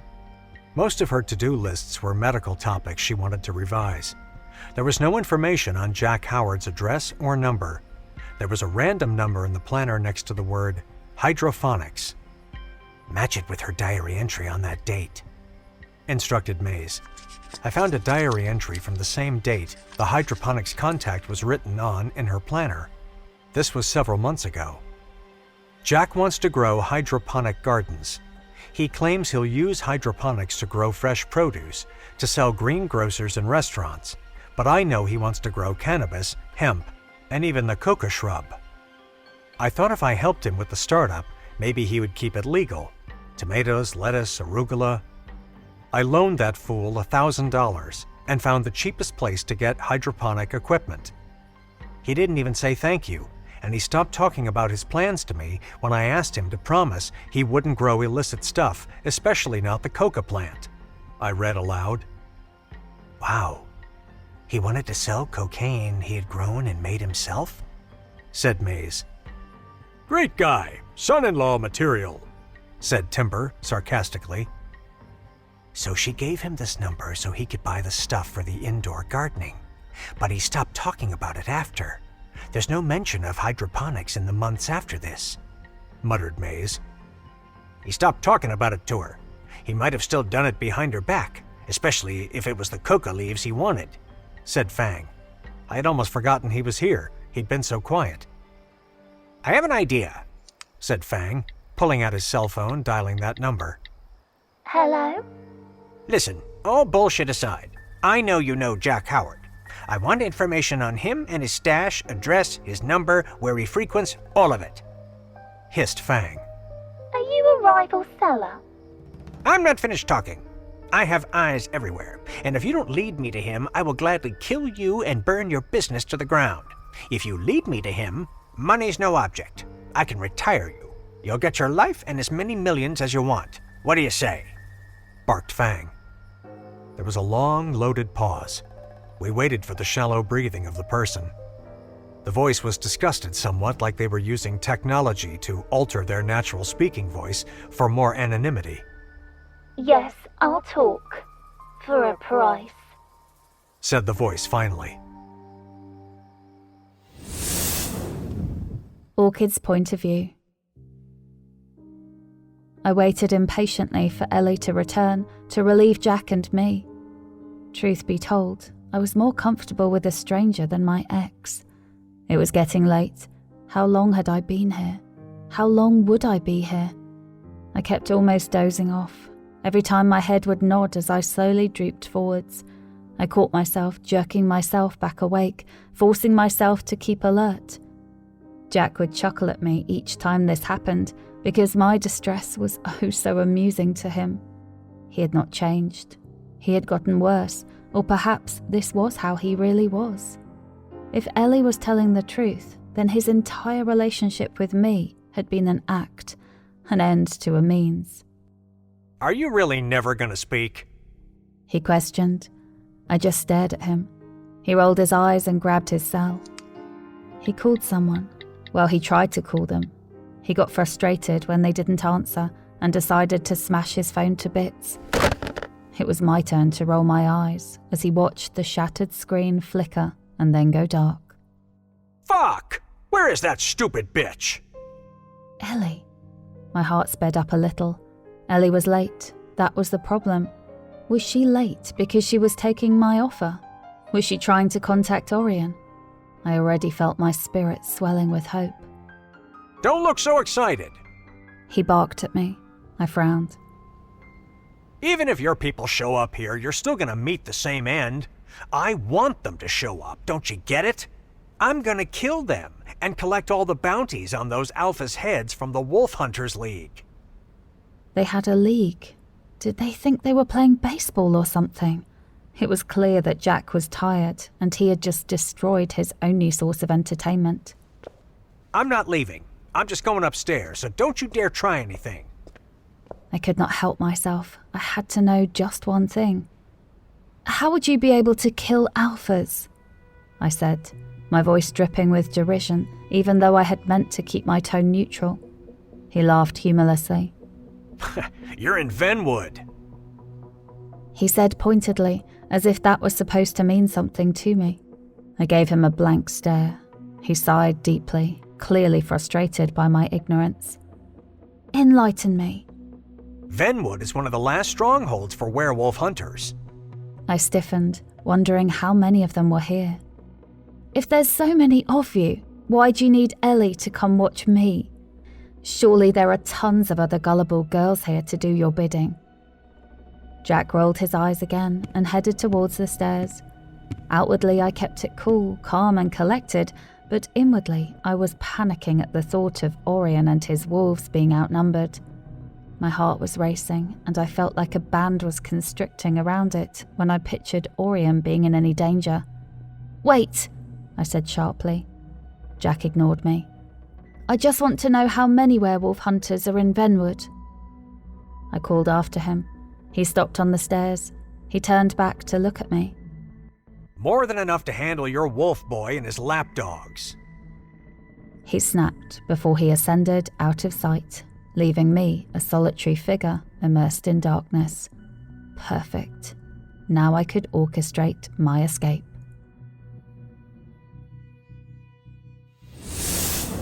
Orion's POV. Fang's eyes went to me, posing a silent question. "Anything," I said, nodding. "I would pay anything to get my orchid back. I would do anything, give anything, and be anything to have her back safe and sound." "We're listening. Name your price," said Fang coolly, Offer me something. said the warped voice. There was something about the hesitancy in the voice that made me think we were dealing with a novice, not a hardened criminal. This was no seasoned mastermind. This was someone bumbling through this. He or she was more than likely involved in the kidnapping. Come to think of it, there was likely more than one person behind this. They had probably succeeded in kidnapping Orchid only because of circumstantial factors and sheer dumb luck. Someone who had carefully planned this out would not have caved this easily. I mind-linked Fang, connecting everyone present through mind-link, with the exception of the wizard Fox, of course. If these people were professional criminals, used to charging ransoms, they would have a figure in mind already, I told the group. "Should we lowball them then?"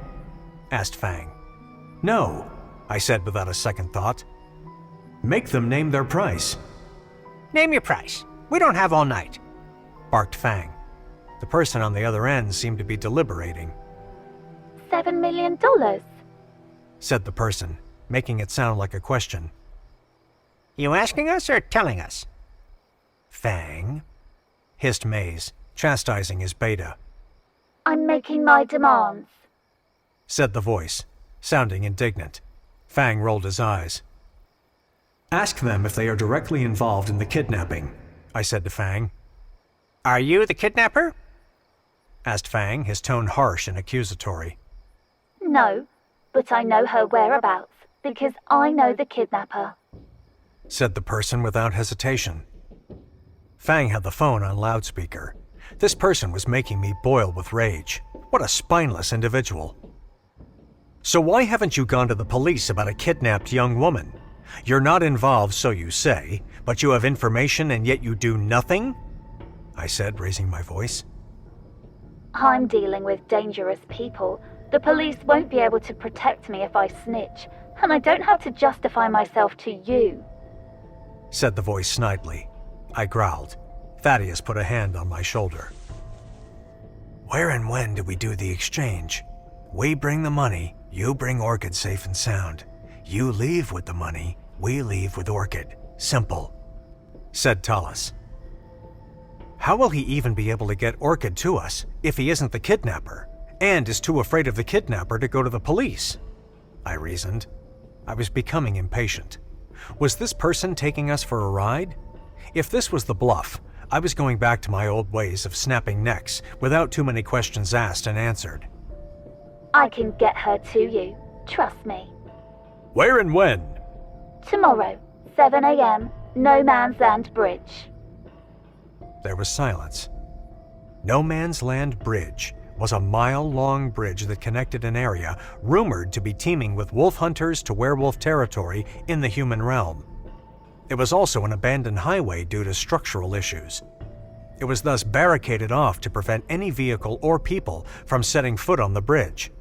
Of course, Grégoire, a community for lupine elites, was far away from this bridge, deep in wolf territory in the human realm. Venwood, a fortress for wealthy wolf hunters, was rumored to be located on the other side of the no man's land bridge. My heart raced as I pictured my orchid being held for ransom in Venwood of all places. "Sooner," I demanded. Fang raised his eyebrows. Everyone was looking at me. "It has to be sooner," I insisted. It was past midnight already, and there was no way I could sleep tonight without my orchid anyway. The sooner she was safe in my arms, the sooner I could return to normalcy. There was silence on the other end. What time do you have in mind? 1 a.m, I said, picking the closest hour possible. That's 45 minutes from now. I can do 5 a.m. 2 a.m. 3 a.m. and not a minute earlier. I wanted to tear this person to shreds, but I had to comply for now. "Fine, 3 a.m, I agreed. Come alone. I glanced at the group. "We'll be hiding nearby," said Talus. "Fine, but first, let me speak to Orchid." You'll see her in less than 3 hours. Sold to the Billionaire Alpha. Chapter 47. Tracer. Orion's POV. How do you know you haven't killed her unless we get to talk to her? Asked Raylin, speaking up for the first time since we had called this person. How many people are with you? Asked the voice, sounding panicked at hearing a third voice. "That's none of your concern. Put Orchid on the phone," snarled Talus. There was a silence. "If you don't put her on the phone right now, I will ensure this doesn't end well for you. You may have our girl, but you can't lurk in the shadows forever. We will find her eventually, and then you will wish for death," fumed Timber, shocking me and Talus. Hold on. Give me 30 minutes and then call back to speak with her. "You have 15 minutes, and that's being generous," countered Maze. "And you're to stay on the line until you put Orchid on the phone," said Thaddeus. The next quarter of an hour was the most trying period of my entire life. It moved impossibly slow, and I could not take my eyes off the phone as it counted the seconds and minutes of the call.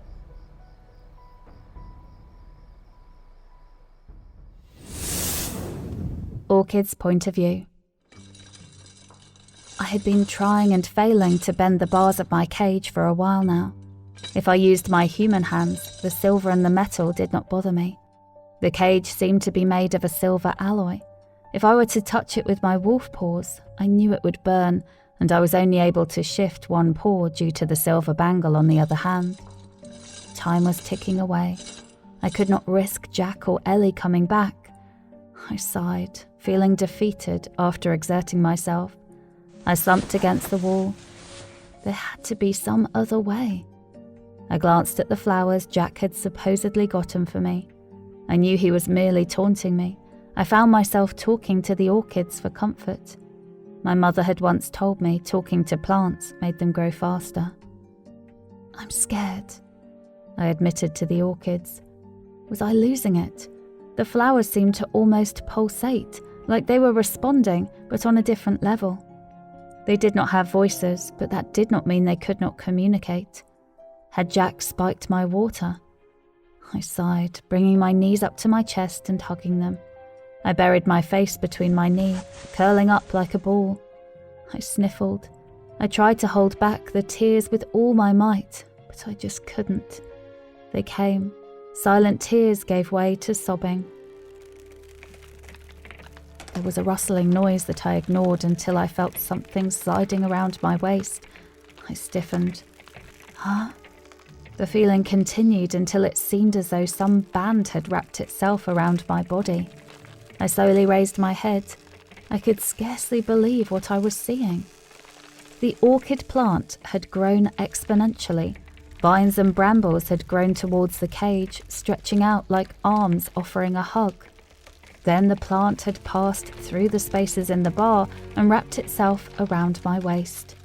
I slowly extricated myself from the strange, leafy embrace and scurried to the far side, pressing my back to the wall, my chest heaving. The plant was trying to hug me, to comfort me. I had really lost it, hadn't I?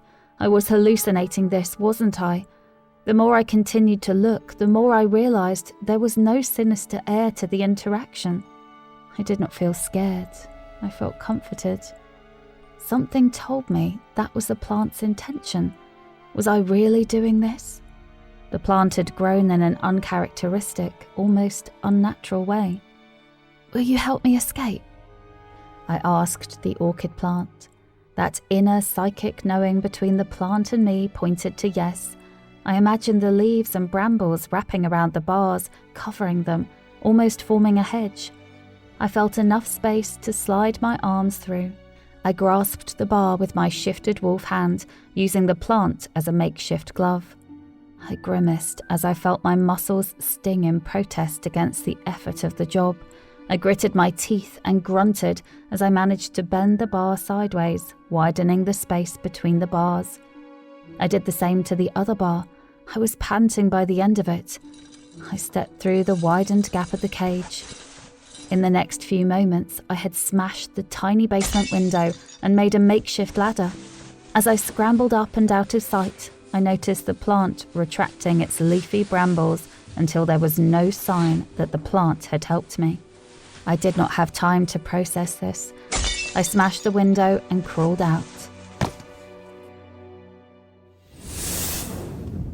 Orion's POV.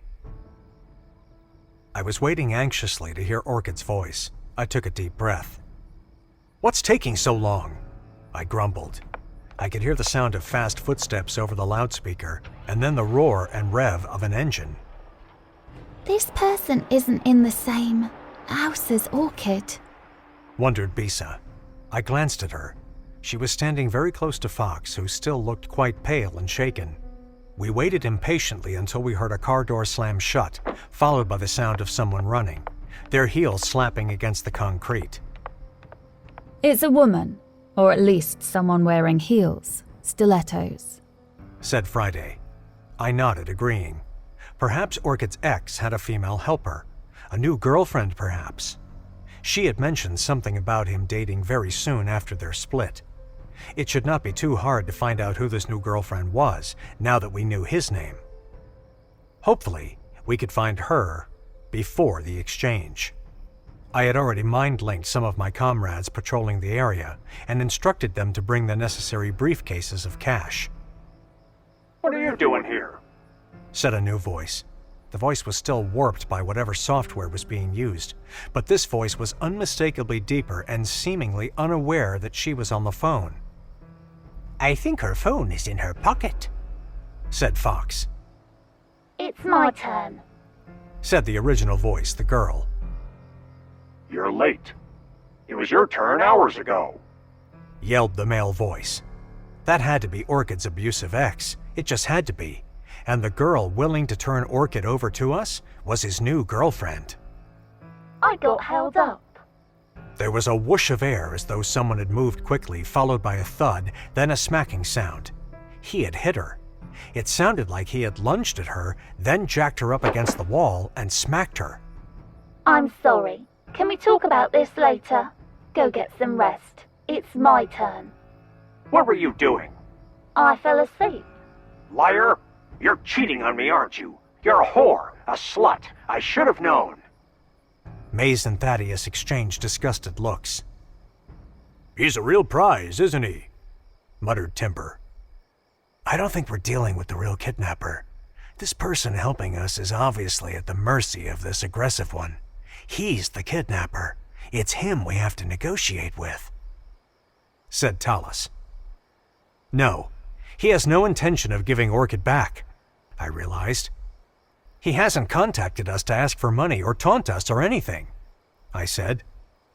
"What did he want with my Orchid?" My wolf growled. If he had touched her, I would peel the flesh from his bones. He was a dead man walking either way. I had mind-linked a comrade of mine and told him Maze's beta was on the phone with the kidnapper. hoping they could zero in on the area they were from. I had also given them the hydroponics number and Jack's name. "Can't we trace this call?" whispered Maze. "Oh, our comrades are on it," said Perseus, yawning. He looked weary. "Do you?" I said. I was going to ask him if he wanted to go home and rest. "I'm fine," he insisted, already guessing correctly what I was going to say. Alpha! Mind-linked one of the squad leaders nearby. Yes, any news? I asked eagerly. The call you asked us to trace and the number you gave us isn't from a burner phone, so it was easy to find out whose name was attached to the cell number with our links at the phone company. The phone belongs to a woman named 𝘰𝐤𝑚𝑖𝑛𝑔𝑢𝑠. She's 22 and her address is 23 Jan Avenue, Olden Valley, an area associated with wolf hunters, as it's on their side of that bridge, explained the squad leader. We're sending a stealth squad to the area to check out her address. Have they left already? No? Good. Don't bother to send them. I just want the place the call is coming from. I wanted to know where Orchid was. I doubted she was at 𝘰𝐤𝑚𝑖𝑛𝑔𝑢𝑠's house. I muted the phone so the quarreling people on the other end could not hear us, but we could still hear them. 𝘰𝐤𝑚𝑖𝑛𝑔𝑢𝑠 is the owner of this phone. She lives in Olden Valley, I whispered to everyone huddled around Fang's phone. "Let's go shake her down," suggested Fang. No. "No?" No. We want Orchid's location. Ellie may not even be at home. We can't get an exact location, Alpha. We're so sorry. Apologies. But we've been able to triangulate the area where the call is coming from via nearby cell towers. The call is coming from so-called quarry site, the one rumored to be the site of Venwood. The quarry was thought to be a cover for the last dregs of wolf hunters in our times. It was time to investigate that claim. You've done amazingly well. Gather at least a dozen armed warrior squads and station them nearby on our side of No Man's Land Bridge to await further instruction. Yes, Alpha, right away, said the squad leader, with more exuberance in his voice at being complimented by his Alpha. The call is coming from the so-called quarry on the wolf hunter side of the bridge, I said softly. The toxic couple who was likely to be Jack Howard and 𝘰𝐤𝑚𝑖𝑛𝑔𝑢𝑠 were still arguing. Let's ambush them. I have several of Berriendale's best squads on standby. They came with us, said Thaddeus. Same with Marigold. My squads are waiting for orders with the Berriendale boys, said Maze. I smiled, truly touched that even Maze had brought some of his warriors. He was not even related to Orchid directly. Thanks, both of you. "Should we hang up on these clowns?" asked Fang. I feel bad for 𝘰𝐤𝑚𝑖𝑛𝑔𝑢𝑠, if that really is her name. She's no saint, but it's sad if he mistreats her. Maybe she feels like she doesn't have a choice, said Friday. "She has a choice. Sis got in her car and drove to go to his place. She could have driven away months ago if there were problems," grumbled Fang. Finally, the two kidnappers stopped arguing. The female voice was heard wishing the male's voice sweet dreams as the sound of her footsteps became echoey. "I'm at the place," Ellie whispered to us. I unmuted my end. "Put Orchid on the phone," "Okay," she said, hurrying. The sound of her footsteps stopped abruptly. "Hello?" I said, just managing to stop myself from calling her Ellie. "I have to go." "Put Orchid on the phone now," I snarled, completely losing my temper. She hung up on me. I roared, making everyone except the other Alphas and Friday jump. "They had their chance," said Timber. "Send all the squads to storm the quarry," I instructed my comrade. "What about the Barry and Mary boys?" wondered the squad leader. "Send them too. Exercise extreme caution. Orchid is likely in this area. I'm coming to meet you with Maze and Thaddeus," I said, my heart racing. "And Perseus?"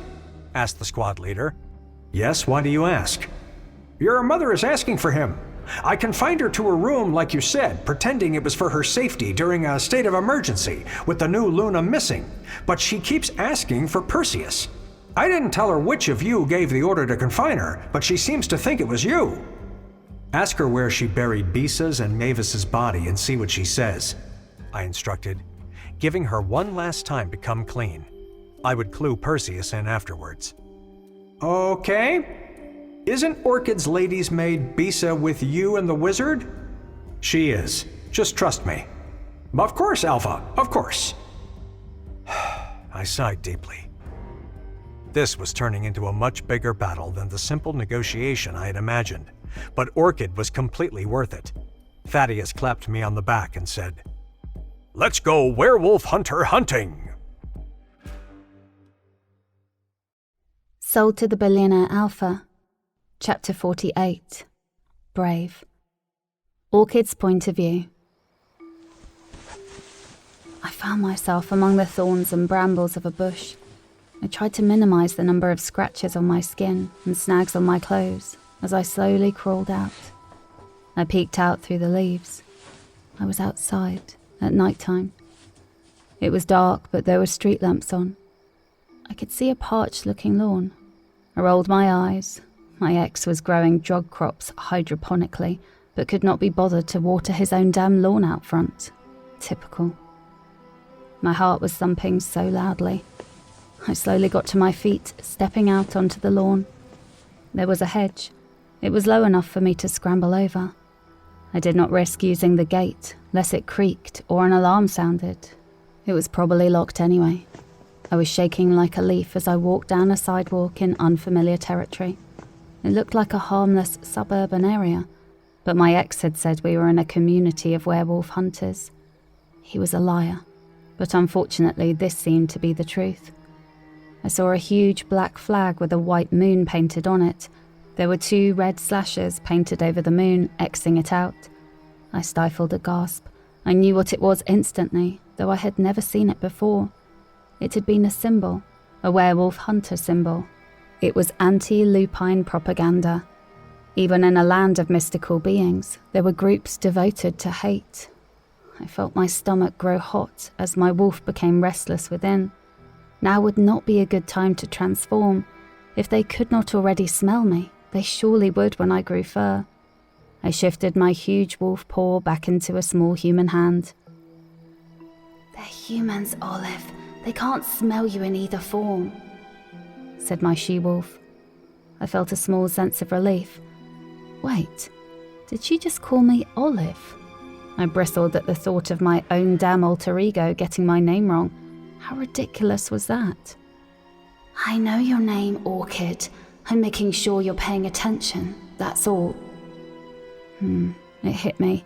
She was trying to make me mad. That was probably the key. I had to be angry to shift. Orion always seemed so in control, though. You're a late bloomer. We need something to trigger your first shift, since it didn't come naturally on your 18th birthday. 18th birthday? Right, that reminded me. I was 7 years behind.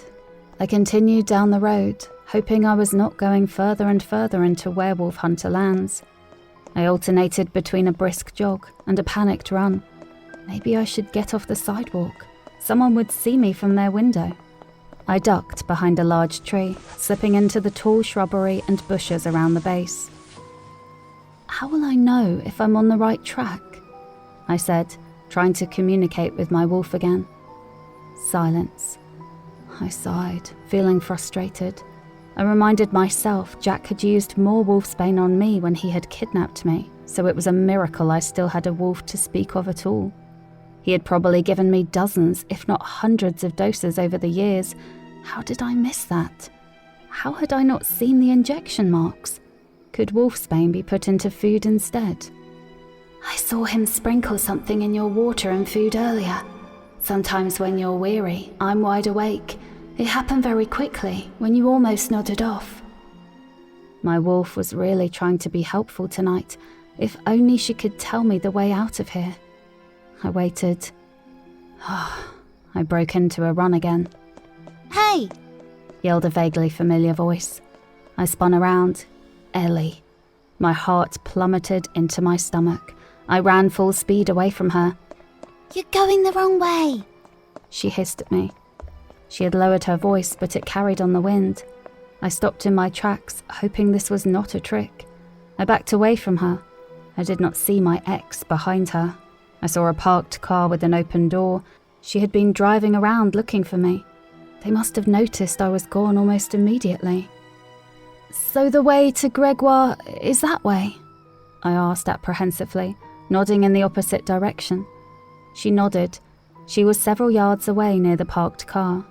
She strutted over to me in her high heels, trying to close the distance between us. I scrambled backwards.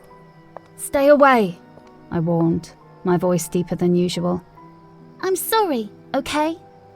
she said, putting her palms up. "You can trust me. Come with me and I'll take you to the place where Orion is waiting with your ransom money." I raised my eyebrows. That had not been the original plan. Had she decided to double-cross Jack after all? "How do I know you're telling the truth?" I asked helplessly, glancing around the dark, empty street. "You don't," she said with a shrug, seemingly sympathizing with my predicament. "You have to take a leap of faith." "If you talk to Orion, then what does his voice sound like?" "Huh?" she said. I folded my arms defiantly. "Okay. He sounds regal." I rolled my eyes, vague. "His voice is deep, I think. There were 2 of them on the phone. No, 3. Everyone's voice was deep and gravelly. One was kind of rude and impatient. The other was more formal, and I assumed that was Orion." She rambled nervously, looking like she was about to run herself. I sighed. I still wasn't sure about her descriptions, but I walked slowly towards her. "Give me your cell phone." "What?" "If you talk to Orion, the number would be in the call log, right?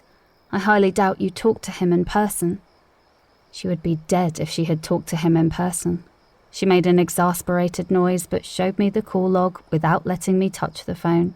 She just held it up, facing me. I spotted a number I did not recognize. I scanned the list. None of these numbers were Orion's. I backed away slowly and then spun around and dashed down the street. I rammed right into something hard. I fell backwards with a squeal. Someone grabbed my arms and yanked me upwards. Someone had my arms in a vice-like grip. I looked up. He had a hoodie on with the hood up so that his face was shrouded in darkness, but I was pretty sure I recognized his build. I struggled against him and the hood slipped off.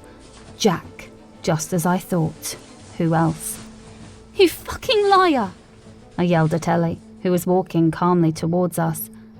"Not completely. Orion is coming to get you." Yeah, and when he gets here, I'll kill him right in front of you," hissed Jack. He had me in a headlock. He was cutting off my air supply. Ellie looked a little worried. "Or maybe I'll kill you first and just show Orion your dead body upon his arrival," said Jack snidely. I kicked my legs wildly. I was gasping for air. She can't breathe." "So what? A dead Luna will weaken an Alpha significantly. I should have just killed her in the first place and then went after Orion. She's marked, see?" he said, pressing harder on my neck. "He'll feel it when she dies. He's probably feeling this now," said Jack in an amused tone. He was sick. I was a little dizzy, my vision blurred. "You're choking her." "What the fuck did you think this was about? Since when do you care if she lives or dies?" He barked at Ellie. "I don't care," said Ellie, somewhat unconvincingly. "You actually want to hand her over for a ransom, don't you?" "It's more than the bounty the Werewolf Hunters Council is offering us." "Wait. How do you know much money Orion is offering? We never negotiated with him. I thought you added in the ransom part to give her false hope so she'd trust you," hissed Jack, struggling a little to keep restraining me. I focused on shifting my hand without the silver bracelet. I was livid. Jack and Ellie were focused on each other, though Jack was maintaining his chokehold on me. "I thought negotiating with him might get him to hurry up and come here so we could kill him. How else would he know where to go?" said Ellie, her voice a bit shrill. "Because I stole Orchid's old phone from the Caro place. I put her location on. I figured they would track the phone once they had the number," said Jack. Orion did not have my old number. Even in Jack's brilliance, he was kind of stupid. They didn't seem to be able to track that phone. So you fucking called him? He called me. He had my number somehow. They asked about crops at first. Maybe a dealer gave him my said Ellie, her voice getting shriller with each word. Jack's anger was explosive as usual. Shut up! I can see it in your eyes. You want to let her go and sail into the sunset with that Alpha's money. What's wrong with that? It's more money for less work. We don't have to kill her or him, and we still get more millions than the council is offering. I knew you weren't fit to be a wolf hunter, he said through gritted teeth. I summoned the last of my strength, willing fur and talons to burst out from my hand, transforming it into a clawed paw again. I felt my claws curl at the ends as they grew. $7 million, Jack, yelled Ellie. I gripped the arm that was wrapped around my neck with my paw and dragged my claws along it, plunging them deep into Jack's flesh. Unbelievably, he maintained a hold on me, though he yelled out in pain. He only lessened his hold just enough for me to draw a breath or two. Ellie, shoot her with the silver bullet before she shifts and gets away, he ordered. Ellie hesitated. She pulled out the gun, her hands shaking. I thrashed wildly, causing Jack to stumble backwards, dragging me with him. I gripped his forearm with my wolf hand and squeezed. I heard a loud snap. Only then did he let go. He released me, and I sank to my knees, gasping and coughing. He had put a lot of pressure on my trachea, but I could feel myself recovering quickly. I could hear the stridor of my breathing fading as it returned to normal. I noticed scratches from the brambles earlier were gone. Didn't you give her enough wolfsbane? Bellowed Ellie. Shoot her! Hurry up, before she mauls us!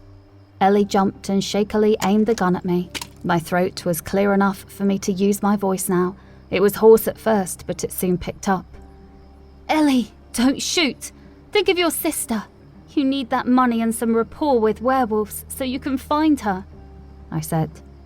I had talked to few patients down from ledges before. This was not quite the same, but the principle of de-escalation still applied. I had to appeal to her emotions and her most pressing wants. Jack laughed coldly, whilst clutching his mangled arm with his good one. Ellie doesn't have a sister, Jack said bluntly. I felt a chill creep through me for some reason, but I ignored it. I looked at Ellie. Yes, I do, Ellie insisted, her eyes a bit wild. No, you don't. I had no idea who to believe, but it really did not matter to me anymore. I needed to get away from both of them. I was crouching now. I rose to my feet very slowly. Shoot, Ellie, he said, lowering his voice like they were on some hunting trip. He was not even fit to be called an animal. Animals had more integrity than him. Toss me the gun then if you're too scared.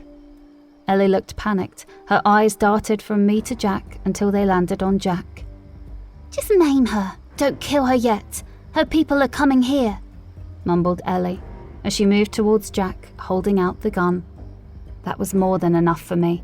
I sprang at Ellie and knocked the gun out of her sweaty palms. It went flying, landing in the middle of the street. Fuck! Sold to the Billionaire Alpha. Chapter 49. Run. I broke into a run. I had never ran this fast in my life. The houses flew by me. It was not quite werewolf speed, but it was on the higher end of the human spectrum, much better than my normal. I was no athlete. It was definitely my wolf trying to help me despite the wolfsbane flowing through our veins. Ellie had said this was the right direction. I wondered if that had been a lie too. I heard a gunshot. I glanced behind me without stopping. Ellie was on the ground, yards away. Jack was standing over her. He had retrieved the gun and shot her. I saw him kick her limp body to see if she stirred, and when she did not, he began pursuing me. I kicked it into overdrive. I launched myself over a hedge and began running through people's yards, heading in roughly the same direction. Jack began firing shots despite the hedge blocking me. A bullet ricocheted past my ear. I heard the high-pitched singing of the silver as it whooshed by, narrowly missing me. I shrieked and jumped over into the next yard. I jumped over hedge after hedge. It was getting easier and easier to do, which was the opposite of what I had expected.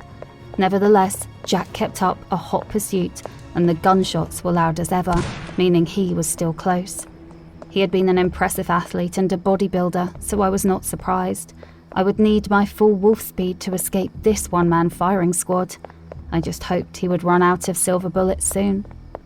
The noise was waking the neighbours up. Porch lights and bedroom lights were turning on in the background as I ran through different lawns and gardens. Oh no, I did not need any more wolf hunters on my tail. Wolf! Yelled Jack so loudly and unexpectedly the hairs on my neck stood up. I was frozen momentarily. Jack then mimicked a wolf howl, pathetically I might add, but other mimicked howls joined his as wolf hunters responded to his call. It was an understatement to say that this was the most terrifying moment in my life. This was beyond terror. There was a futility to it. How to outrun a mob? Don't. Was my wolf crazy? They are mortal commoners. We are immortal royalty. Yep, she was crazy. Hunter howls filled the night. Before I even realised what I was doing, I jumped over a hedge and walked right to the middle of the street. Jack's eyes widened. A few hunters had gathered around him, and several more could be seen leaving their houses and marching towards Jack, rallying around him, while he played the victim. Why didn't he just shoot now that he had a clear view? He's out of silver bullets. Those aren't cheap, you know. Not like regular bullets. There were about 24 people, men and women in the street, some with hunting camouflage jackets thrown over their vests and boxers and nightgowns. See what it did to me? Yelled Jack, showing them his broken arm. The wolf hunters were gawking at Jack's injured arm. It tried to bite his arm off. Yelled a hunter. It's rabid. See? Cried another. Stay back! Warned a third. I was a 5.5-foot girl looking just as human as any of them. Your paw, remember? Oh, I looked down at my paw. The crowd grew a little. Then it grabbed my gun and shot this innocent girl. Lied Jack. Horrified gasps and cries of outrage echoed through the night. I felt my eyes darken, from warm brown to pitch black. That's a lie. He killed her, I yelled. The injustice of it all was just too much. Don't listen to it, Screeched Jack. It's lying, muttered one of the hunters. They were not going to believe me over Jack without evidence. It was my word against his. Who cares what they believe? Growled my she-wolf. Even if I shift completely, I can't take all of them alone, I said to my wolf. For once, she answered me directly. You're not alone. Because I have you, I said. Look around you. I glanced around. I had been leaping and climbing over hedge after hedge. There were more hedges in this town than fences. There were trees and shrubs and bushes and grass. There were flower beds overflowing with flowers and weeds. There was stinging nettle, maybe poison ivy, bees buzzing in hives on branches of sycamore trees. That pulsating was back, thrumming through the whole town like every leaf and stalk had synchronized heartbeats. I'm gonna give you one chance, I said loudly, my voice shaking slightly. One chance to let me walk out of here, peacefully. Jack laughed his hyena laugh, and the others followed with their cackles. Some mimicked howling again. I closed my eyes to help me focus on the pulse of the plants, the one only I could hear. I was vaguely aware of the mob marching forth towards me. I moved my shoulders back a little as I stretched, and then I cricked my neck side to side. There was a moment in life, if you're lucky, when you made the decision to go from victim to victor. This was mine. Like the calm before the storm, there was one moment of perfect, peaceful alignment when my heart rate synchronized with the pulse of the plants. I took a deep breath, and then I unleashed chaos. Brambles shot forth from every hedge, twisting and turning as they formed a barricade across the street. Dagger-like thorns burst from every branch of my new living barricade. Instead of deterring the wolf hunters, The thorns in their path seemed to serve as a challenge. The gauntlet had been thrown down. Hunters with axes and some with knives hacked through the brambles. Others began climbing over them, while some crawled beneath the thicket of thorns. I was acutely aware of every single leaf, thorn, branch and stalk. Every time they slashed through one branch, I sensed it, and grew several more in its place, like a hydra, regenerating every tissue and replacing every head and limb. A few of the hunters ended up walled off, trapped in a tangle of thorny branches wrapped around their torsos, tightening every time they struggled. One of the younger hunters made it to the top of my now 15-foot-tall wall of thorns. He dove from the highest point, meaning to tackle me. He came so close I felt his breath on my forehead just as one of my thorny branches wrapped around his waist from behind and flung him back over the wall. He fell onto a parked car, shattering the windshield, denting the body and setting off the alarm. No one else tried to jump from the top of the thorny barricade after that. The people who were crawling underneath the barricade were seemingly unscathed, except for a scratch or two. One man broke through to the other side. I jumped, startled, as he cocked his gun. He came hurtling towards me, meaning to shoot at close range with a silver bullet. My heart almost dropped into my stomach. Bees, my she-wolf reminded me. I sent vines to fetch the hive. I dropped the buzzing hive right onto the head of the hunter just before he was about to shoot.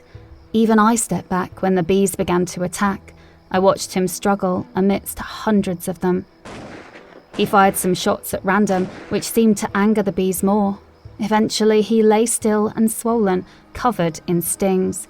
Meanwhile, I coated the barricade in stinging nettle and poison ivy as I continued to weave a basket of sorts, encasing as many hunters inside of it as I could. As they cut and hacked and tore their way out, I grew more and more vines and brambles, buying myself some time. I did not intend to stand and fight indefinitely, nor did I wish to ransack the whole neighborhood. I wanted to get out of here and get back to Orion. When my barricade seemed thick and deadly enough, I made a run for it. I heard a voice ring out among the groans and screams and shrieks. "She's getting away!" bellowed Jack. I dashed down the street, putting as much distance between me and the would-be mob, most of its members still trapped within the botanical barricade. A few had retreated. There had been several hunters who had stood on their lawns, serving as undecided bystanders. The screams of their comrades had made the decision for them. I watched a few of them scrambling back inside their homes and shutting and barring their doors and windows as I made my escape. The further I got from the barricade, the more the groans of anguish faded into the background. It was reasonably quiet now. Thus, a loud bang made me flinch and stumble. I caught myself and kept on running as a bullet whizzed by my ear.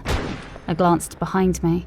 Just as I had expected, Jack was pursuing me, alone. "Give it up!" I yelled over my shoulder at him without stopping. "It's over!" I screamed, feeling a bit panicked as he continued to fire silver bullets. Thankfully he missed, but a few of them came frightfully close. My heart was pounding in my chest as I ran. I had exited the suburban area with its green lawns and quaint houses. I was now in a more rural part of the settlement. The houses were few and far between. I spotted a barn and some crop fields in the distance. I hoped the change in scenery meant I was getting close to the end of their territory. I was glad there were less houses in this part. Lower population density in this case meant less hunters trying to kill me, so I would take my mercies where I could get them. No one else was around, not that I expected them to be, in the dead of night. Suddenly, pain exploded through my calf. I had been shot. I screamed and stumbled. The road here was running slightly downhill, so when I hit the ground, I rolled over several times before I stopped, exhausted and panting and bleeding. I struggled to my feet, limping away as quickly as I could. I could hear Jack's cold laughter. "Give it up! It's over!" he repeated, mocking me. My leg was about to give out. I looked around me. There was nothing but darkness, grass, a barn, and Jack. Jack remained about 30 feet away from me, still pointing his gun at me. I looked at the long road behind me. Had I been going the wrong way? Was anyone coming like Ellie had said, or had that been a lie? "You don't want to kill me," I said to Jack. He laughed like the maniac he was. I don't? "No, you don't. If you wanted to kill me, you would have done it by now. You just want to toy with me for as long as possible." This was all a sick game to him. Maybe, but you're not worth much, see? It's your alpha I want. He's worth the big bounty. Killing you in front of him would be ideal. I want to shoot you the moment he gets here, the moment he's within sight of this place. "Romantic," I said with a flourish of my hand. "And then, how do you plan to kill all of the wolves after you've shot me in front of them, Jack?" My calf was throbbing. The place where the bullet was lodged seemed to be on fire, making it difficult to concentrate on anything else. "Do you think they'll burst into tears or something and stand in alphabetical order in a line for you to shoot them one by one? They're real wolves, not like me. They'll shift," I said, irritated with his idiocy. Then why don't you shift?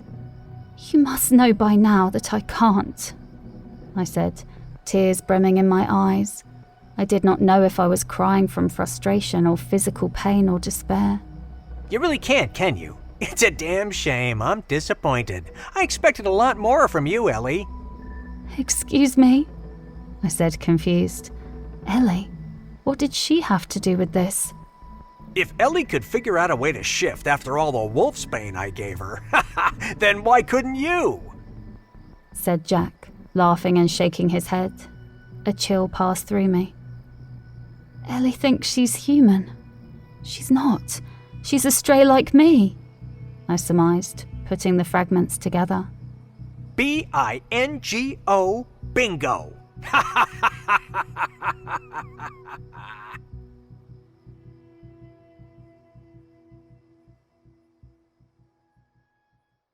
Sold to the Billionaire Alpha. Chapter 50. Lucky. Orchid's point of view. B-I-N-G-O, bingo. He said, spelling it out at first. He burst into raucous laughter. I recalled Ellie's blind hatred of werewolves and her belief that wolves had taken her sister. I remembered Jack fighting with Ellie before he shot her. He had said she didn't have a sister. I gasped, covering my mouth with my hands. Jack was beside himself now, laughing at the top of his lungs. You were always a smart one, huh, Orchid? I'm not so disappointed anymore. You get it, don't you? Ellie doesn't have a sister. She is her sister. Ding, ding, ding. Tell her what she's won, ladies and gentlemen. The tears were flowing freely down my cheeks now. Ellie had created two different personalities to deal with her struggle to shift and her confusion about her identity. Human Ellie and her sister, who was taken by wolves, represented her own suppressed identity as a she-wolf. Why did you kill her then, huh? You had her so well controlled she didn't even identify as a wolf anymore. She seriously thought she was human. She thought her wolf self was a whole different person, a missing person at that. You're sick, Jack. You're fucking sick. I had to kill her. She was out of control. Whenever her so-called sister came to the forefront and gained control, she was always a wild animal. Her other personality was totally feral within human or she-wolf form. Sure, her other personality was able to shift easily, but she was rabid. I had to do whatever I could to keep her in Ellie mode just to get by. I couldn't control her alter ego. Besides, that's always the plan with stray she-wolves anyway. Adopt them and then kill them. If I can get them to lead me to other wolves, then great. If not, then bang. He said, brandishing his gun like a cowboy. You're the most subhuman person I've ever met. I can't believe I didn't see it the moment I met you. What the fuck is wrong with you wolf chicks? Do you think you're special or something? Do you think Ellie was special? Do you think you and Ellie are the first stray she-wolves I've poached? he asked incredulously. I was horrified. How many of us had he killed? You're a fucking serial killer, Jack! No, you're animals. Serial killers kill humans. You're animals. I'm a hunter. A hunter!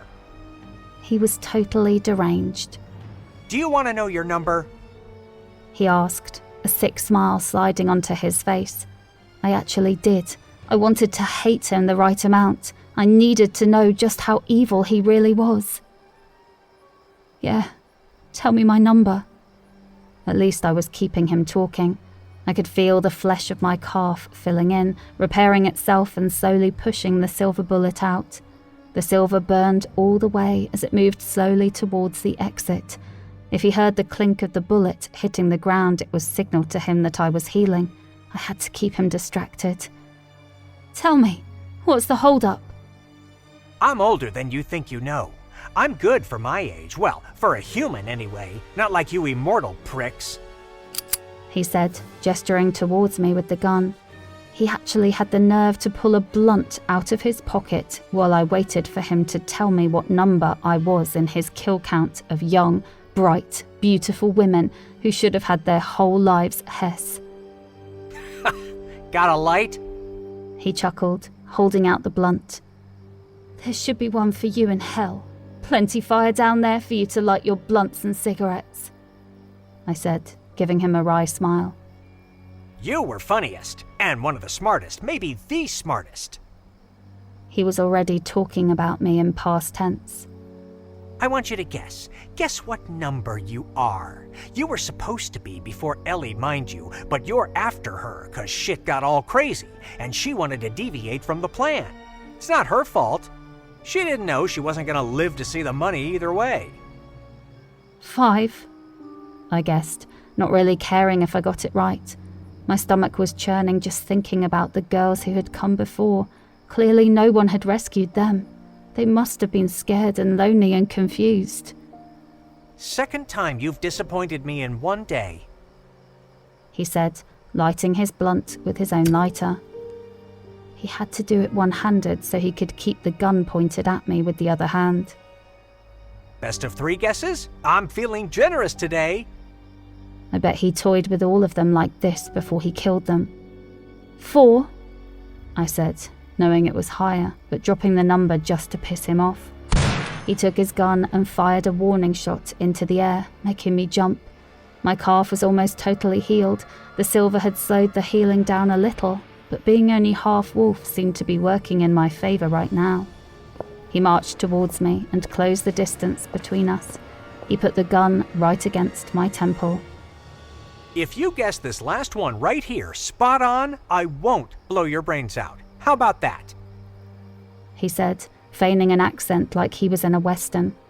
I had not been expecting him to come this close. Was I really going to die like this? Guess! He screamed at the top of his lungs, making me flinch. 13? I forced out. He froze. He pulled the gun away from my head and backed up a bit. Well, I'll be damned. He laughed, his eyes wide as saucers. You really are my favorite. Lucky number 13. I was actually thanking my lucky stars, though I wasn't one to gamble. I hadn't had a choice here. Perhaps if I lived, I should take up gambling. I'd shake your hand, but I got the Mary Jane in one hand and the gun in the other. You know how it is. Yes, my little orchid, you are number 13. You were supposed to be 12, but Ellie took that honor away from you. I guess she didn't want to be lucky number 13. No matter. I might retire after you, Orchid. Really? Haha, fuck no. I already have 3 more girls lined up. The greatest thing ever happened. This human sperm bank unwittingly gave out wolf sperm about 2 decades ago. Lot of strays to collect. It was one of my past girls that led me to the mishap, actually. Lucky number 7. A real beauty. Shame, really. And you only collect she-wolves, right? There's a girl who rounds up the boys, don't worry. What's her name? If I got out of this, I was gonna find her and kill her after I killed Jack, if I could beat him. Now, I think you're overstaying your welcome. Time's up. The bullet fell onto the pitch as my wound closed completely. "Yeah, but not for me," I said, rushing closer to him so that the gun faced behind me and using that same recovered leg to knee him in the balls. He groaned. I pushed him down onto the ground and pressed my knee into his groin as hard as I possibly could as I grabbed the hand holding the gun, trying to wrestle it away from him. Several shots were fired into the air during the scuffle. He was strong. I shifted the hand without the silver bangle on and used my wolf paw to grapple with him for the gun. Somehow the gun went flying several feet away.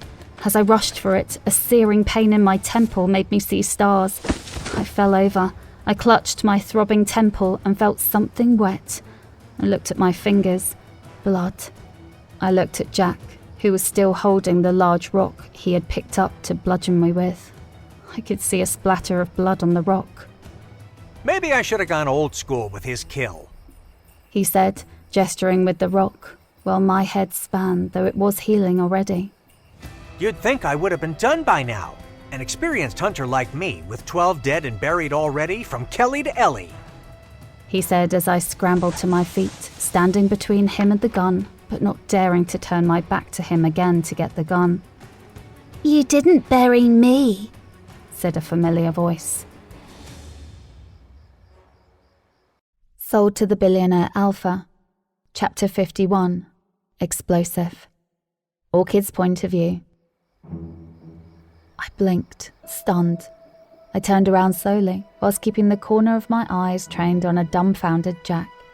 Ellie was walking towards us slowly. The way she moved was distinctly different to how I remembered her. I looked at her feet and saw that her stilettos were gone. She was barefoot. Her eyes were coal black.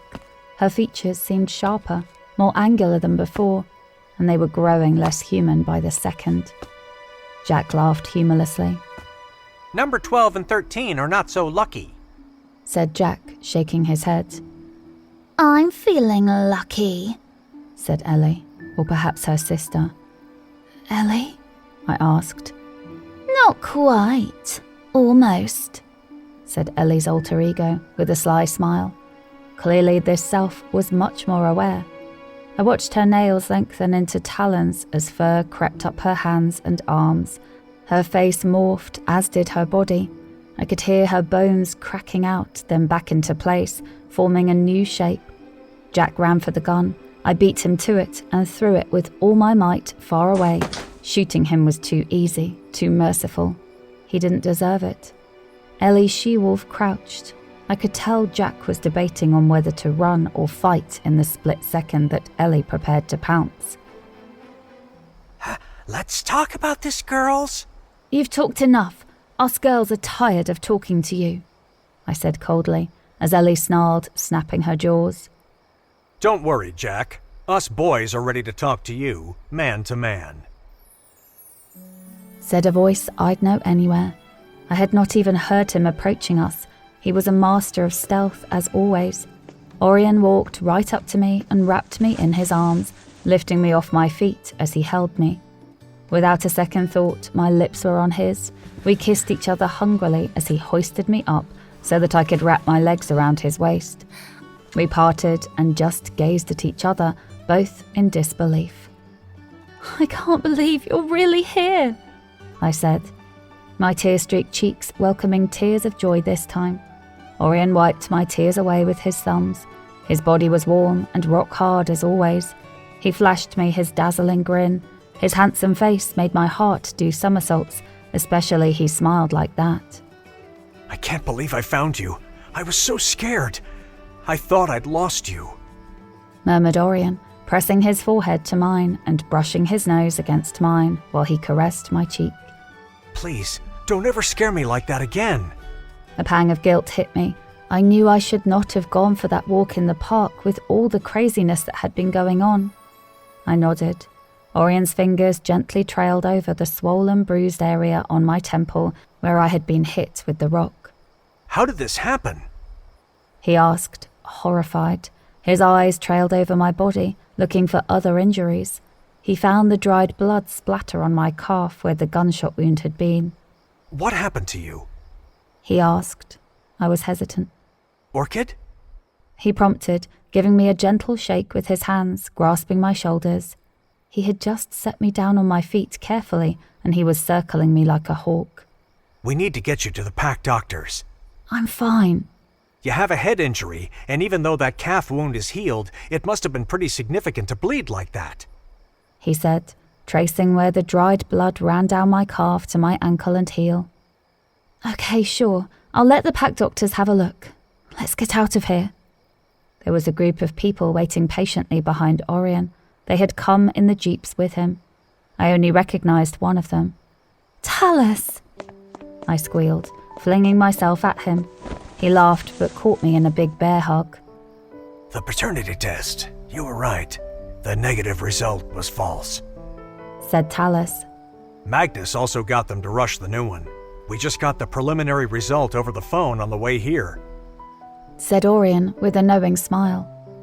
I'm your daughter, I said, looking up at Talus. He opened his arms for me and I rushed into them. Yes, you're my daughter, he murmured against my hair. Officially, he added, kissing the top of my head. I looked at the group of people watching me with curious expressions. Some of them greatly resembled Talus. Was this my family? I looked at the jeeps parked in a row behind them. They had come from a different direction than the one I had been going in. I was going that way, I said, pointing straight ahead. Was that the right way? The way back to you? I asked Orion. No, baby, murmured Orion. He pointed to the opposite direction to where I had been heading. I had been going the right way in the first place before the human Ellie personality had turned me around. No wonder it felt like you were taking forever to get here. I was moving further and further away from you, putting more distance between us, going the wrong way, I lamented. Orion cupped my cheeks. Shh, it's okay now. I've got you. Everything's okay now, baby, he said sweetly, pulling me back into his arms where I belonged.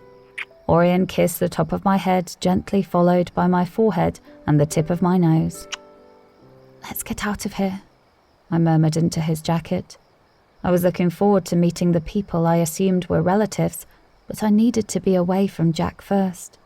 He was still on the ground, scooting back a little from the large group of wolves, while a snarling Ellie, in her she-wolf form, was keeping a close watch on him. He slowly got to his feet, dusting off his pants. I'm afraid you won't be getting out of here anytime soon, or ever, really, laughed Jack. Ellie growled lowly at him. What makes you say that, boy? Asked a man who seemed close in age to Talus and resembled him greatly. That must be his big brother, Timber. It seemed like they were on speaking terms again. My friends are here too, said Jack simply, nodding towards the horizon where a group of people were marching towards us. I sighed. Orion immediately put me behind him. I can fight, I assured him. You're injured. I sighed exasperatedly. I knew that had nothing to do with it. He wouldn't have let me help, even if I had not been injured. There seemed to be over 100 people in bulletproof vests armed with guns that were undoubtedly loaded with silver bullets. The vast majority of them were young and middle-aged men. There were a few women scattered throughout the crowd. A huge werewolf stepped forward. He too looked like Timber and Talus, but he was young, probably Orion's age, and looked to be about 7 foot tall. His ash-brown hair was long and wild, and he was ruggedly handsome. He had surprisingly gentle-looking blue eyes. I'm going to give you all one chance to back down, he thundered in his alpha voice. So he was the current alpha of Berendale then. This is your nephew, I said to Talus. Thaddeus, said Talus, nodding and beaming with pride. I smiled, happy to see him reconnecting with his family, even in these terrible circumstances. I glanced behind us. The wolves had brought a little over 50 warriors. The hunters outnumbered us 2 to 1, but I wasn't worried. Those were very good odds, considering the mob I had managed earlier. I half wished Orion could have seen me. I looked up at him, but his eyes were on the armed crowd, who did not seem keen on taking Thaddeus's plea bargain. Who is your leader? Boomed Orion in his own alpha voice. Jack cackled madly where he stood swaying slightly on the spot near to us. This you? Said a dark-haired, grey-eyed werewolf with olive skin. He carried himself like an alpha too, though he was more classically handsome than the others with their rugged good looks. He seemed quite refined and considerably well-dressed for a kidnap rescue operation. Who was he? That is Alpha Maze, said Orion in my ear as if he had read my thoughts. He and Thaddeus share a Luna, Friday. Explained Orion, nodding in the direction of a young, beautiful woman with golden skin, large brown eyes and waist-length dark hair that fell in waves. She was flanked by her 2 alphas, and nearby stood a girl and guy who both resembled her. Are those her siblings? I asked, showing the 2 to Orion. Yes, half-sibling, Raylin and Fang, Said Orion. The pleasure is all mine. Exclaimed Jack, staggering towards Maze, who looked like he would snap Jack in half if Jack didn't get worse for wear, self away from Maze's immaculate blazer. Jack Howard. Hiccuped Jack. I narrowed my eyes at him. He had been much sharper than this mere minutes ago. Wait, did you just say Thaddeus and Maze share a Luna? I whispered, wondering if I had heard wrong. Yeah, she's fated to both of them. It's rare, but it happens. It's more common with multiples. Said Orion. Like those twins over there? Yes, those are Thaddeus's little brothers. They're also your first cousins, Timothy and Titus. Theoretically, they would most likely share a mate as identical twins. Explained Orion under his breath as Thaddeus encouraged the hunters to back down so we could all go home in peace. Bissa met my eyes as I looked behind me. I grinned, and so did she. She was clutching the arm of the wizard fox. Perseus was near to them, but with no Rose in sight. I figured he would leave her at home, where she was safer. They're saying that because they're outnumbered, Bellowed Jack, never missing an opportunity to be a pest. Sold to the Billionaire Alpha. Chapter 52. Desperate. Orchid's point of view. I searched the faces of the people gathered several yards away. They were not the same suburbanites from last night. I could see the sun peeking out from under the horizon behind them. Dawn was approaching, but it was still dark. Jack continued to stagger about strangely. Why was he acting like that? Like a drunken fool? He had been acting crazy before, but now it seemed like he was putting on an act for some reason. I realized what he was distracting us from with his odd behavior just a moment too late. He had been stumbling and staggering about so that he could reach the gun on the floor without looking like he was purposefully heading for it. He was going to shoot at close range. Everyone else on our side was focused on the army of hunters. He meant to shoot Ellie in her she-wolf form. I rushed forwards. He would not hurt any of us anymore. He turned the gun on me instead with a knowing smirk on his face, as though he had been hoping he could draw me out. I heard the gunfire. The sound was louder than ever. It all happened so quickly. Before I knew it, both Orion and Talus had jumped in front of me, trying to shield me. I did not think they could outrun a speeding bullet. I waited for the explosive pain that came with being shot. I had felt it earlier. The pain did not come. They had moved faster than a speeding silver bullet. Jack's last silver bullet, apparently. He had certainly made it count. I looked at Orion in horror, my hands running along his chest and torso. The ringing in my ears from being within such a close range to the gunshot was fading. "Are you hurt?" I cried, grabbing Orion by the shoulders. No, are you? He asked desperately, his eyes scanning me. I shook my head. I turned to Talus. "Are you?" I began, pausing mid-sentence when I saw blood on his shirt from the gunshot wound. The silver bullet had caught him right in his chest. Jack had shot my birth father right after I finally found out that I was really his daughter. My body did feel an explosive pain, but it was not from a gunshot. It was from my bones breaking as my wolf came roaring to the forefront. I barely felt the pain of my bones breaking and reshaping themselves. All I felt was rage.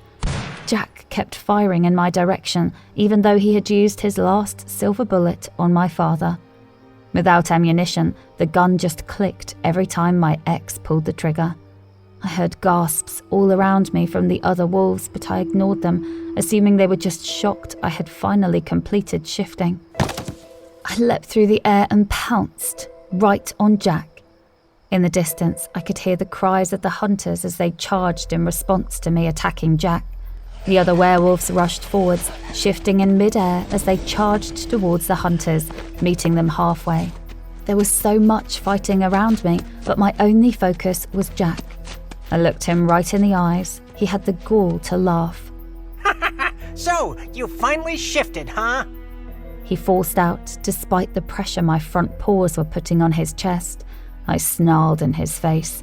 There was no punishment severe enough for him. I pressed until I heard ribs snapping. Dead or alive, you owe everything to me. I'm the reason why you didn't shift, and the reason why you finally did. He was always gloating. I realised I never wanted to hear him gloat ever again. I chomped at him, biting off more than half of his tongue along with his bottom lip.